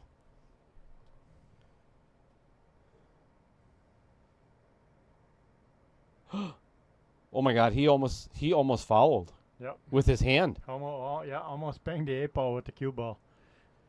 Again, this is one of those where, oh dear Lord, this scares the hell out of me when somebody's doing that, especially for $8,000. Yep. Okay, this is where we're at that point where, whatever you do, if he touches that 8, it's a foul.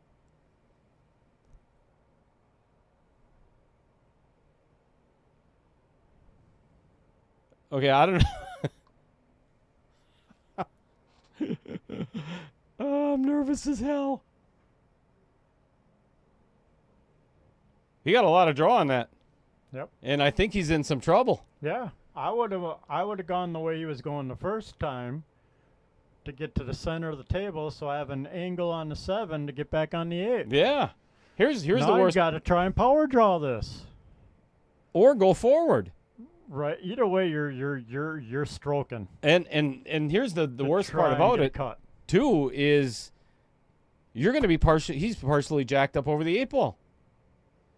I don't know if I'm going to go for this shot right now. If you just float the 7 forward and leave it in front of the pocket, it leaves Brad with no bank.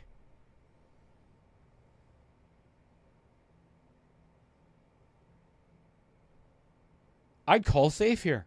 As much as I hate to do it, I think I would call safe. This is not a good position. If he gets the shape on the 8, I promise you, if he takes the shot and gets shape on the 8, it's going to be because he rattled the 7 ball and it's still on the table. Agreed. Whether you draw it or you, like you say, you follow it, either way, you got to stroke this thing. Yes.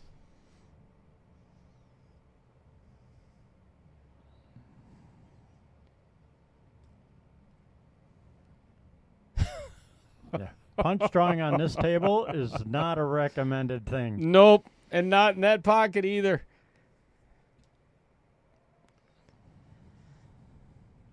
You know, and this is where you really have to dig deep, and you can't just say, screw it. I'm going to go for it and hope that it works out.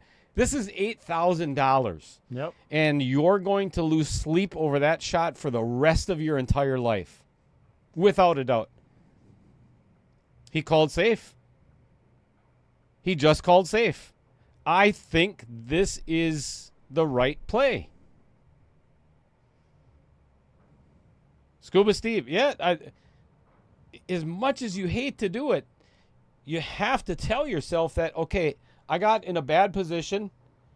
Yeah, that's the only thing I would not have done is I wouldn't have made the 7 ball. Like I was saying, use it to block the pocket. But still, look at what Brad has left. This is not an easy bank. There's a potential for a double kiss. There's a potential for this to go so wide. And the only other option is to maybe kick at it to 1 or 2 rails to make it for the win. Okay, now what do you do if you're Brad Royce? You're on the hill. You need just this game. Do you try and kick it off the long rail and put it in the middle of the bottom short rail and hope you can keep the cue up on the top rail? Yeah, and granted, I've seen the pros do that kind of a safety, but can an amateur pull that off? There for $8,000. Again, yeah, and that's a really good point. Again, this is a 525 and under. Can they pull that off? Me personally, I think it was the right choice by Jason. Yes, he should have hit the 7 much softer. Well, yes hard and enough no. To touch the rail and keep them right there. He gave himself really bad position by the way he played the 5. Right. I'm just saying if the he would 7, he should have played much softer. If yes. He was going to play this. Yes. What he should have done was leave the cue ball where it was in the very beginning when he was first going to play the 5 and leave himself an angle instead of putting it right next to the 8 ball and trying to draw out of it. Yep.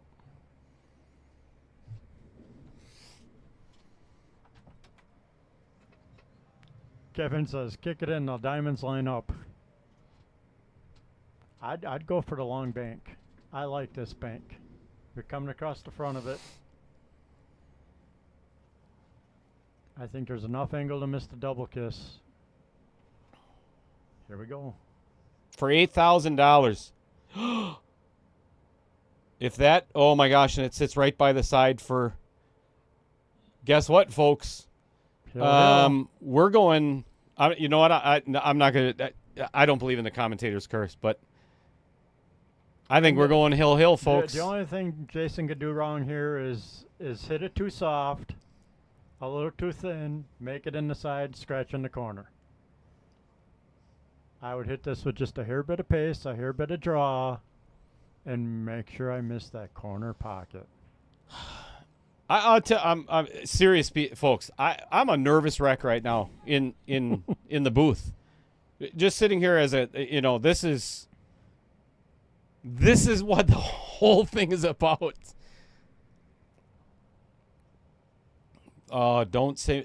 Jason, don't take so much time on this. This is one of the things I talk about all the time. If you overthink, you're going to think yourself into a bad position or a bad shot. Yes, go through your pre-shot routine, do what you always do, but take the shot.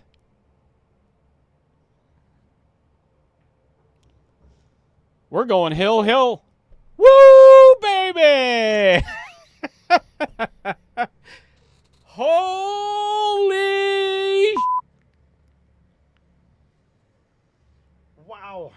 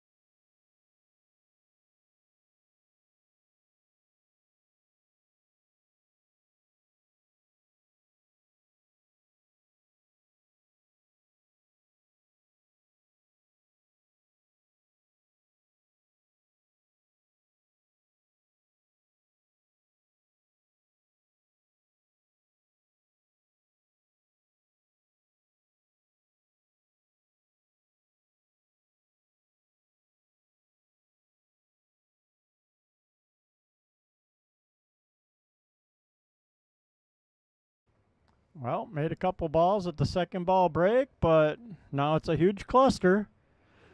That is the problem with the second ball break, is usually you wind up with clusters. If you want that run out, you got to go ahead on break. There we go. 12:30 before this game's done.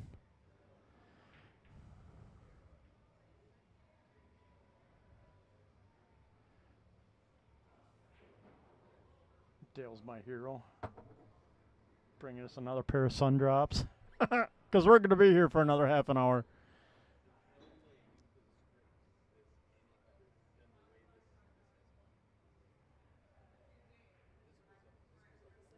Ooh, missed his opening shot, so open table for Brad.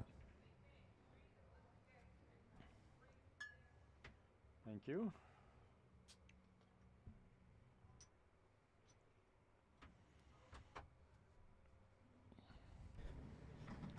I can't sit down. I literally cannot sit down. Partially because my rear end is, so sore. Oh no, that went in the dumper Dan pocket.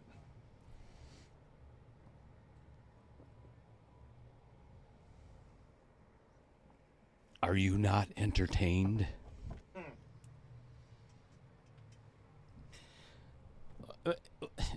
Is there any way this could have been scripted better than what it is right now? We've got one game for $8,000. Craziness. Who would have saw this 3 hours ago with a 6-2, 7-2 match?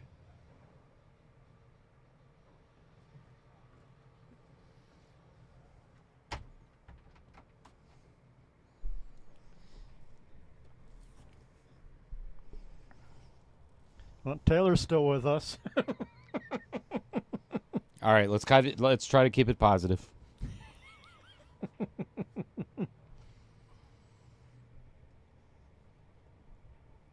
This is going to be the most defensive game you've have.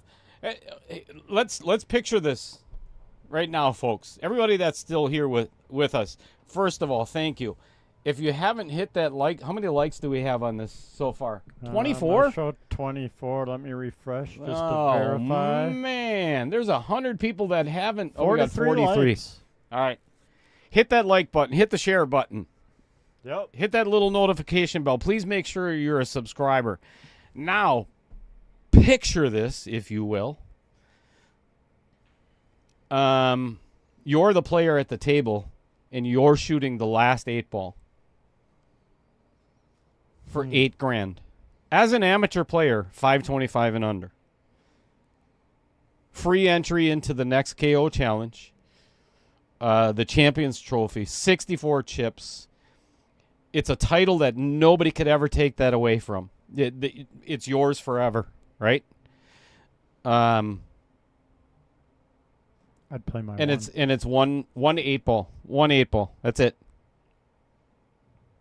You'd what? You'd miss Q. No, I'd have played my. I'd have got my one out of there. I don't like where that one's sitting. Why? It goes in the side.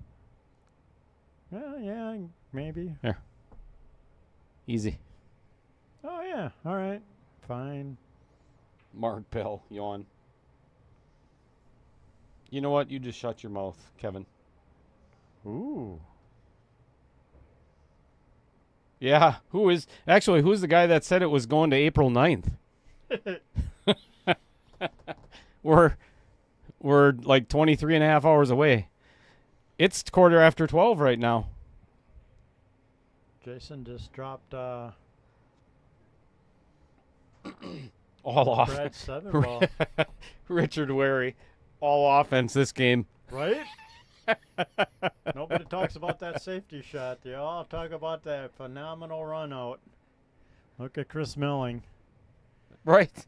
No doubt. That's like 4 years old now, and they're still talking about that 1 8 ball run out he did. I think that's got over 15 million views or something, or whatever it is. I mean, just millions and millions and millions and millions. Yeah. Massey shot. I think there's a jump shot in it, and a 4-rail bank out.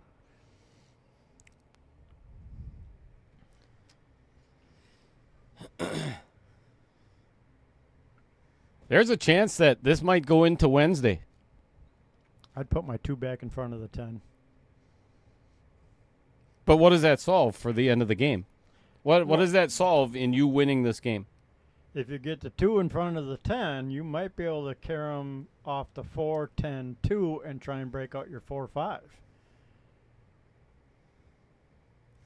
Nobody's going to play any. You know what? I'd love to predict how this game is going to go, but there's no way.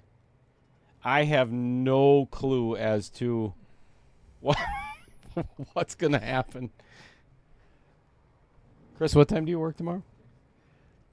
Technically 7 a.m. Technically. Like I said, I think I have a meeting at 8, so I can maybe sleep in an hour. Work from home in the morning. You know what? As long as we're going to be here for a while, let's do this, shall we? We haven't done it all night yet. Let's give everybody a little something to do, because this game's going to take, I bet you, till at least 1 o'clock. 1:45. Oh, yeah, at least another half an hour. Where's everybody tuning in from tonight? Just, I mean, keep it simple. City, state, address, social security number, credit card numbers, whatever else you want to add. But, yeah, keep it simple. Name the city where you're watching from right now. And I'll tell you what, Slim, I wish I had a cowbell right now. Ding, ding, ding, ding, ding, ding. Especially in Wisconsin, Right? I mean, we need more cowbell. Jason Harlan has a good opportunity to win this match right now. If he so chooses, he can play this 15 with a lot of follow and run right into that 12, right like that. He got one of them out. He's got one of his out, and he can now play the 11 and run into the 4-10 and potentially win this match. That is what Little Cheddar would do.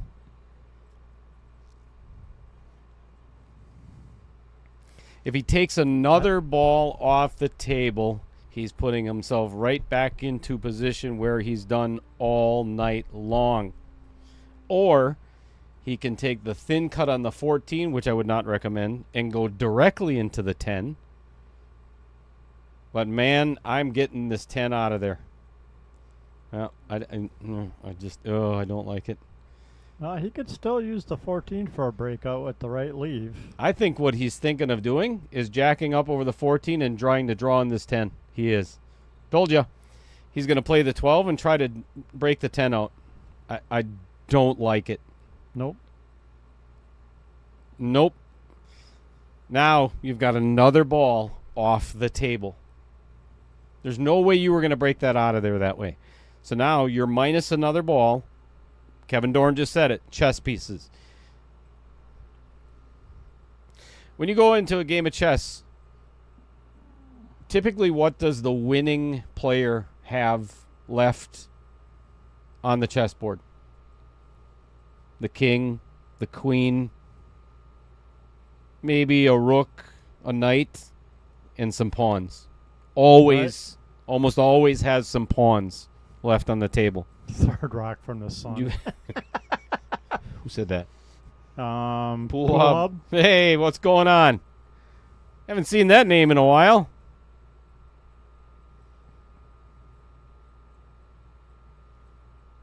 Oh, no. What are you doing? Lost the angle for the breakout. Dead straight on the 14. And again, why? I don't. Okay. I'm going to shut up because I promised I was going to stop. They're not 650 players.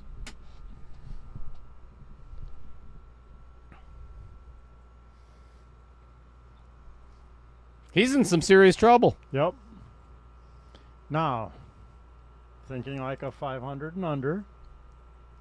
If I think I have a chance yet, I'm going to try and go forward off the... Well, I'm going to hit the 9 ball and play safe right behind the 14. That's the smart shot. I'm saying if I'm going to be crazy and go for it, You would have already scratched and lost. I'd be drawn back off this 14 and a lot of flipping inside English on that 9-ball cut to try and break out that 10. Mike Bunnell from Suring, Wisconsin. Dennis Malson from Clintonville. Adam Grattel. Okay. Dave Dolly, Racine. Slim, Sioux Falls, South Dakota. Mark Bell at the cabin in Lakewood. Beautiful area. Stephen Kilbergen, Baraboo, Center Valley for Pete Adam Granatella from East Troy. Salsa Man. Fred Renner tuning in from Adams, Wisconsin. Pool Hub from Southern Illinois. It's $5 for view requests. Bailey Harlan from Waukesha. Robert Harlan right here in Oshkosh. Amy Cools, Reedsburg. Jamie Cools, Reedsburg. That's weird. Really Same weird. last name, same same city? last name, same city. What? Well, I don't like this. Don't make this ball. Oh, why? No. No. D, you just took another piece off. Brownsville. Scuba Steve, North Fond du Lac, Pool Hub, Third Rock from the Sun, said that already. Master JMT Moseny. In the parking lot of the Mad Apple. Who said that? Ray from nowhere. Oh, Ray Southstrip.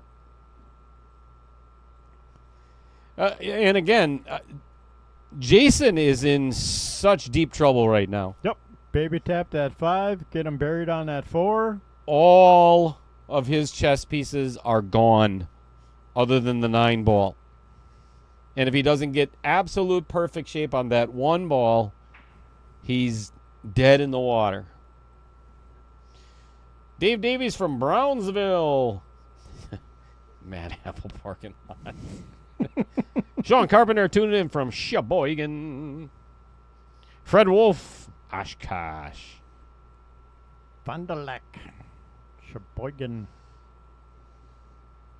Vincent Didio, of course, from his garage in Fond du Lac. Not sure why you're in your garage, but whatever. Brilliant. Absolutely brilliant. There was a good opportunity for Brad Royce to pocket 3 balls. He could have shot the 2. He could have shot the 1. He could have played safe behind the 4 ball, like Chris said. You don't pocket balls. You don't pocket the balls. Dave Peters says he's here at the varsity club.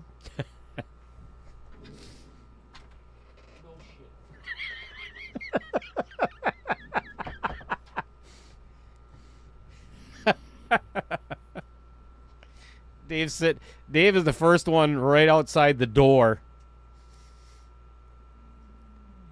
Here's what you do. You don't pocket a ball. Cut the 2 to pocket the 9 ball. What? Cut the 2 to pocket the 9 ball. Take away his last Play the hole carom. for Hell yeah. Just don't scratch. 5 balls, stop the scratch. Oh, I was thinking the carom. Yeah, like this way. Like this. Ooh, and it didn't go in. I'm seriously afraid of what Jason's going to do right now. And I'm telling, I hope I'm wrong, but I seriously think he's going to try to cut the 9 in, come 2 rails by the 5, and try to break up that 10. And it's going to cost him $8,000.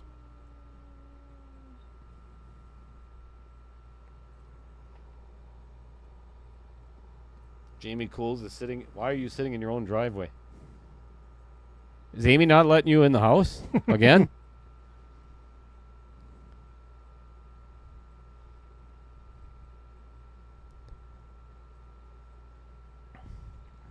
Uh-oh.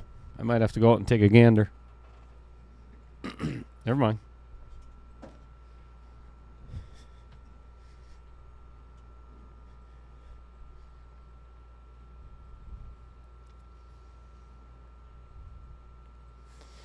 Guess what I'm going to do if I'm Brad Royce? I'm not going to pocket a ball. I'm going to thin the 1 on his right side. We'll look at it from on the right Try side. to get the cue on the top rail behind the 8 ball. Absolutely. Or you could try to get it somewhere behind the 4. or on that That path, would be ideal. on that rail. Yeah. Yep. I would love to suck it over behind that. Look at four this. ball. This is even better. Oh, crap. That might have ended up working out even, I'm not sure. This actually ended up really good for Brad Yep. because it now broke the 4 and 10 apart.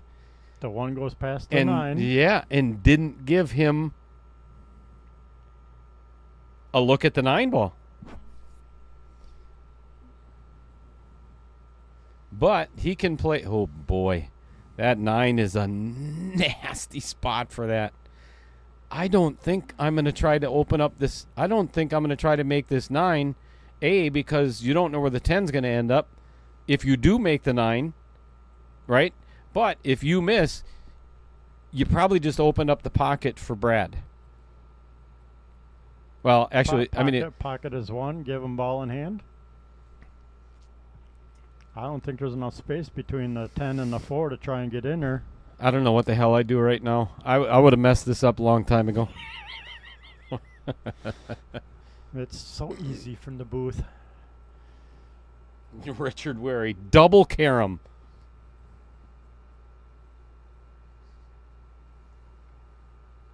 Ooh. Chad Wagner says, tap the 10, freeze the cue on the rail. Is that, are you talking about right now? Actually, you could Or are go we talking at about the, before? You could go at the diamond just in front of the side pocket and try and pocket your 9. If you run to get really crazy. What? Come off the rail and come down and bump your 9. Oh, hell no. I'm not saying I would because I don't want to pocket it.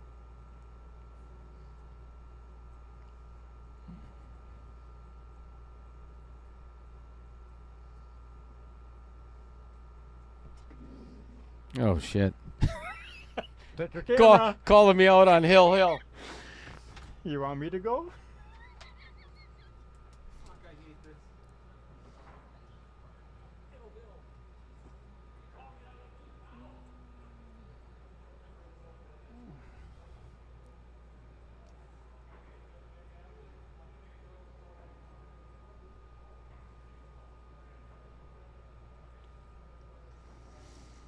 Yep, I would try and tap the 10 and also push the... Problem is the 10 will probably roll out and give him the 4 all the way up then. You have to hit the 10 so thin.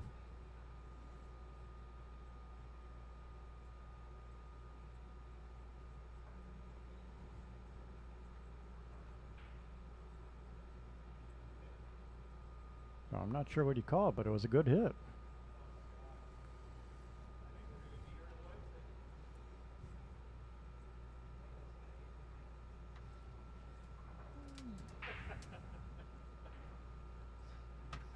This game just got a lot longer. Yeah, it did.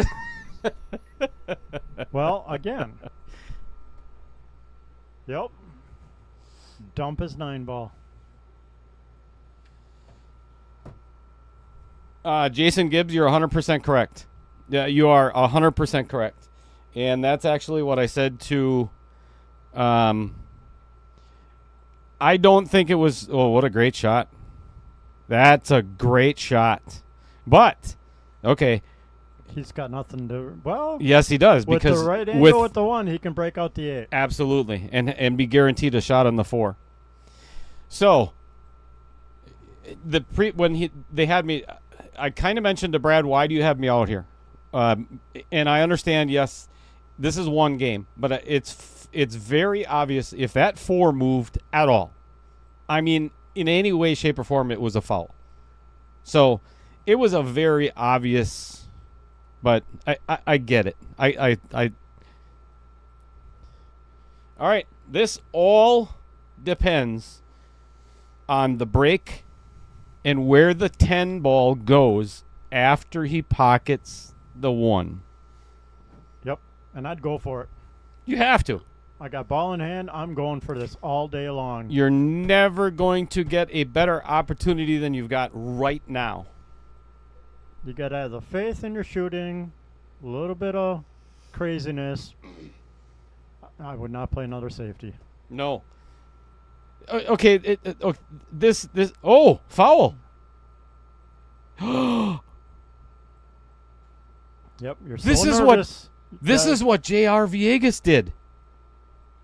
This is exactly what J.R. Villegas did against Charlie Wolf, Hill in the very first match of round 1 of 1.2.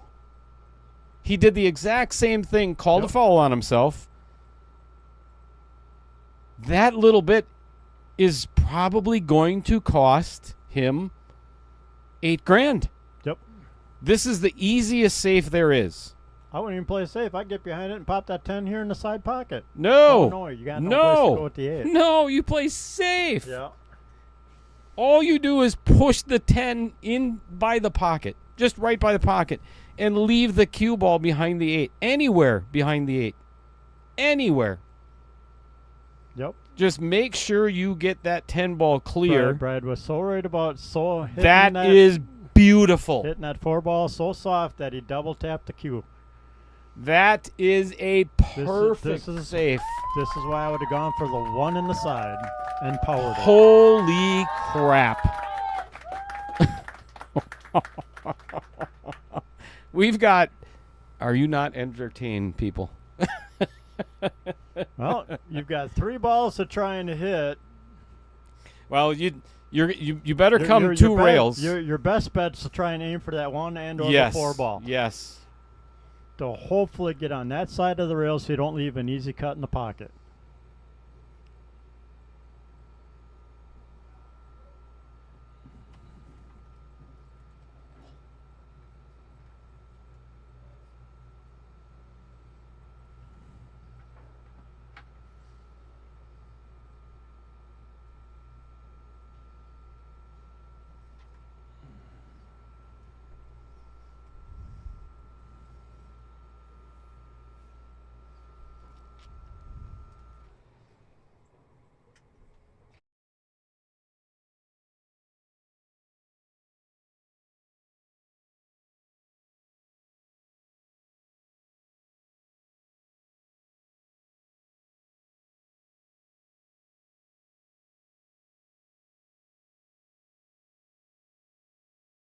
Oh, my goodness. Oh, my goodness. Yep. That double tap killed him because he was That's- so worried about trying to play safe when he could have a chance to get out. That's why you play safe. Here's what I don't want to see Jason do, is try to draw into this 8 ball. You put it, yes, this is ideal. Yep. Float down past Just follow. We've got an 8 ball it for $8,000. for $8,000.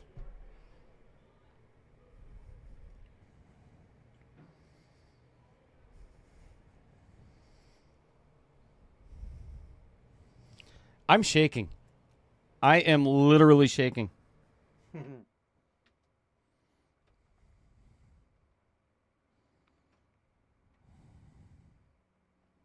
There it is. $8,000. Brad has got to be puking inside his mouth right now. Can't believe he did that. But that's why, that's why Dale and I are saying at that particular junction in the game, that was the time to put the cue down, cut the 1 on the side, and break out that 8 ball. That was the shot. But yeah, too many nerves, too many things going on, and double tap that cue. What an unfortunate outcome. But what more can you ask for, people? Jason won the first game and then was behind the entire match to come back and win Hill.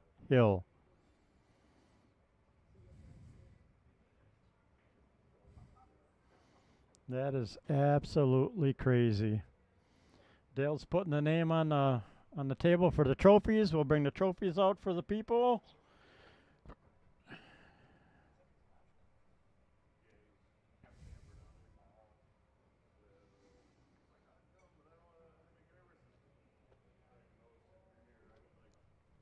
Wow.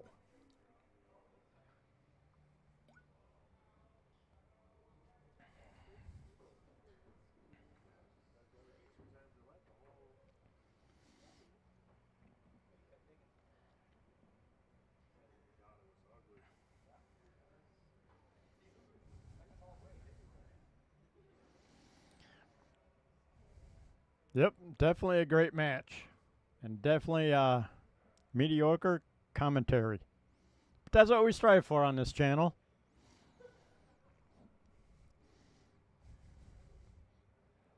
That was a hard-fought match by Jason. Grinded it out. There's nothing else to say, but he ground that match out. Phenomenal.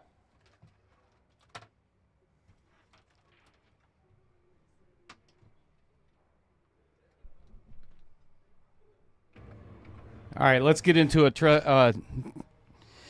trophy presentation. We're going to do a little bit of give me a second here. There's the trophy. Just got Jason's name on it, so let's get to it. Good. Hey, get the mic closer to their mouth this time.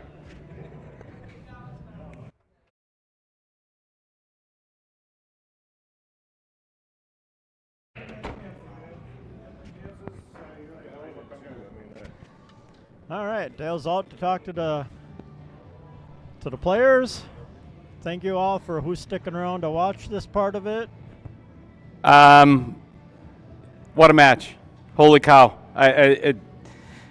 It doesn't get any better for the finals of 1.3. I mean, this has just been fabulous. So, as much as, and I talked about this in the stream, everybody knows about it in the chat.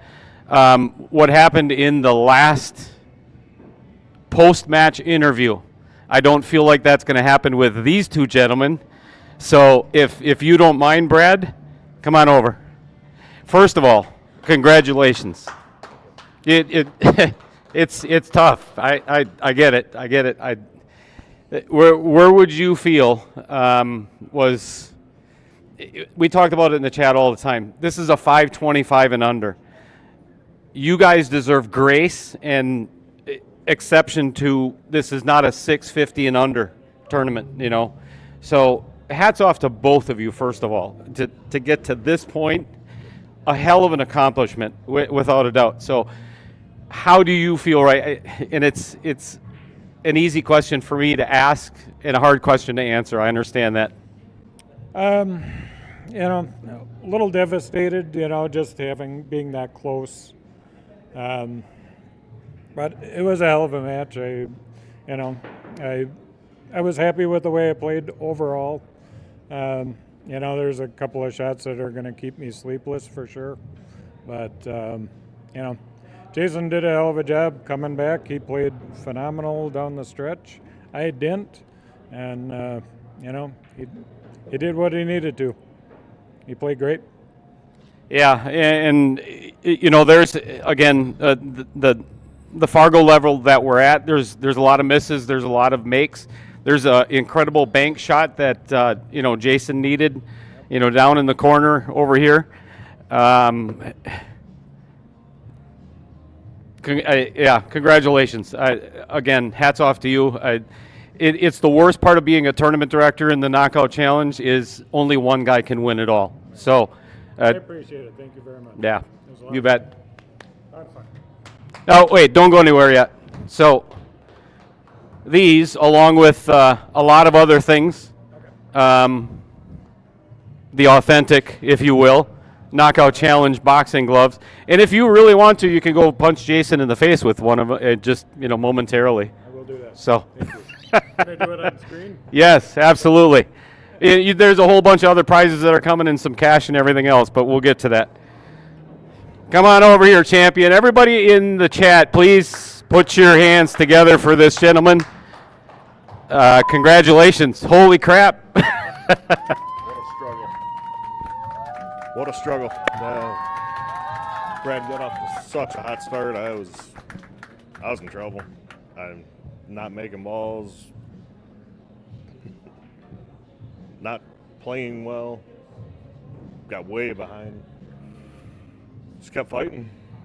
Don't get down ebbs and flows of this long race, and he's a heck of a competitor, and man, he can pocket some balls and play position, and that's good. I'd play with him any day. One of the things that Chris and I talked about quite a bit in the chat is the fact that twice during this match you were down by 5 games, 2 different occasions. Being down 6-1 in the very beginning, took a little bit of a break, won one game and then lost another one. It was kind of back and forth, and then you ended up down by 5 again. Mentally, let me ask you, how did you keep yourself in? You were given some opportunities. Did you ever get to some point where, you know what, I'm just not going to come back anymore. I'm going to give up. Yeah, he was making me wonder, that's for sure. I had opportunities too, and I did not take advantage of them, but just got to keep fighting. It's a long match. Just got to hope you can keep the mental positive and fundamentals, and some of that was wishy-washy at times, I'm sure, and yeah, happy to be here. So none of this is going to soak in until the ride home, and then you wake up tomorrow. It could be like, holy crap. Along with an exemption into any one of the KO challenges that you want, of course, the Champions Trophy right here, and there's so many things that go along with it. There's nothing else left to say other than congratulations. And after, I believe it's 7 matches, you are now KO 1.3 champion. Thank you. Congratulations.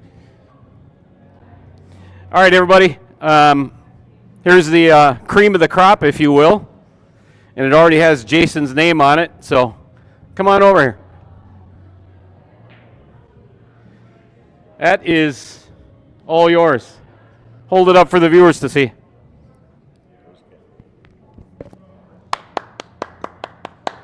Right there. Very cool. All right, I'm going to go say goodbye to everybody in there, and I'll be out with you guys in just a second.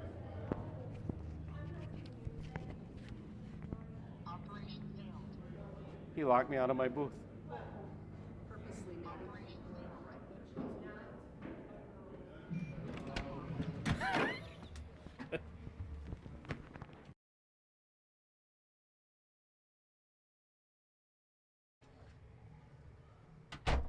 Well, folks, I tell you what, let me turn that on so you can see Chris and I. We can't thank you guys enough for staying here until the very end, including the trophy presentation and everything else. I'll tell you what, I was nervous as hell out there. It's a delight to give the players the trophies that they deserve and everything else, but man, I'll tell you what, there's a lot of emotion going on there right now. And it's like I said in the closing,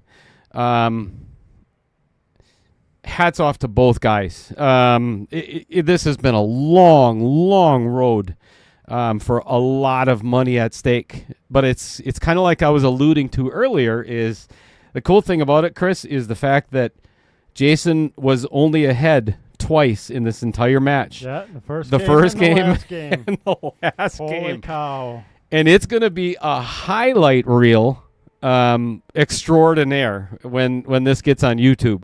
So, well, it's already on YouTube, but thanks, everybody. What a way to end the very first year of Outer Points Productions and the KO Challenge.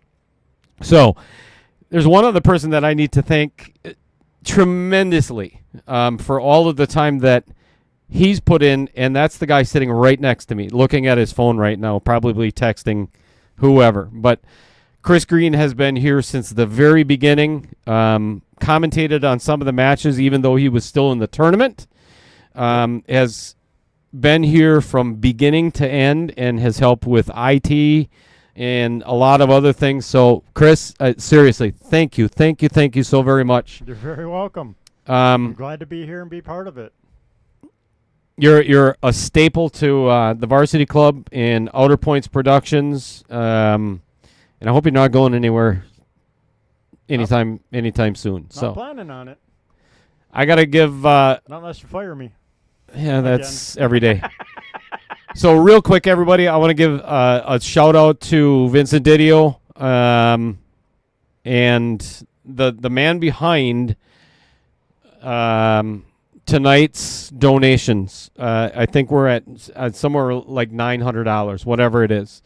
Tyler, Margaret Steyer, John Co Express, now Jason Harlan, Yep. the Varsity Club, Adam Carlson, Dumper Dan of Dumper Dan's Charters in Sheboygan, and of course Kevin and Lynn Dorn. Or I'm sorry, Lynn and Kevin Dorn, and for tonight's donation to the Ronald McDonald House Charities Foundation. It's just an honor to be a part of. I'm just another cog in the wheel of everything that happens here at Varsity Club. So on the Varsity Club's behalf and all of the sponsors of Outer Points Productions, I'm going to let that roll. Again, thank you so much for being here until the very end.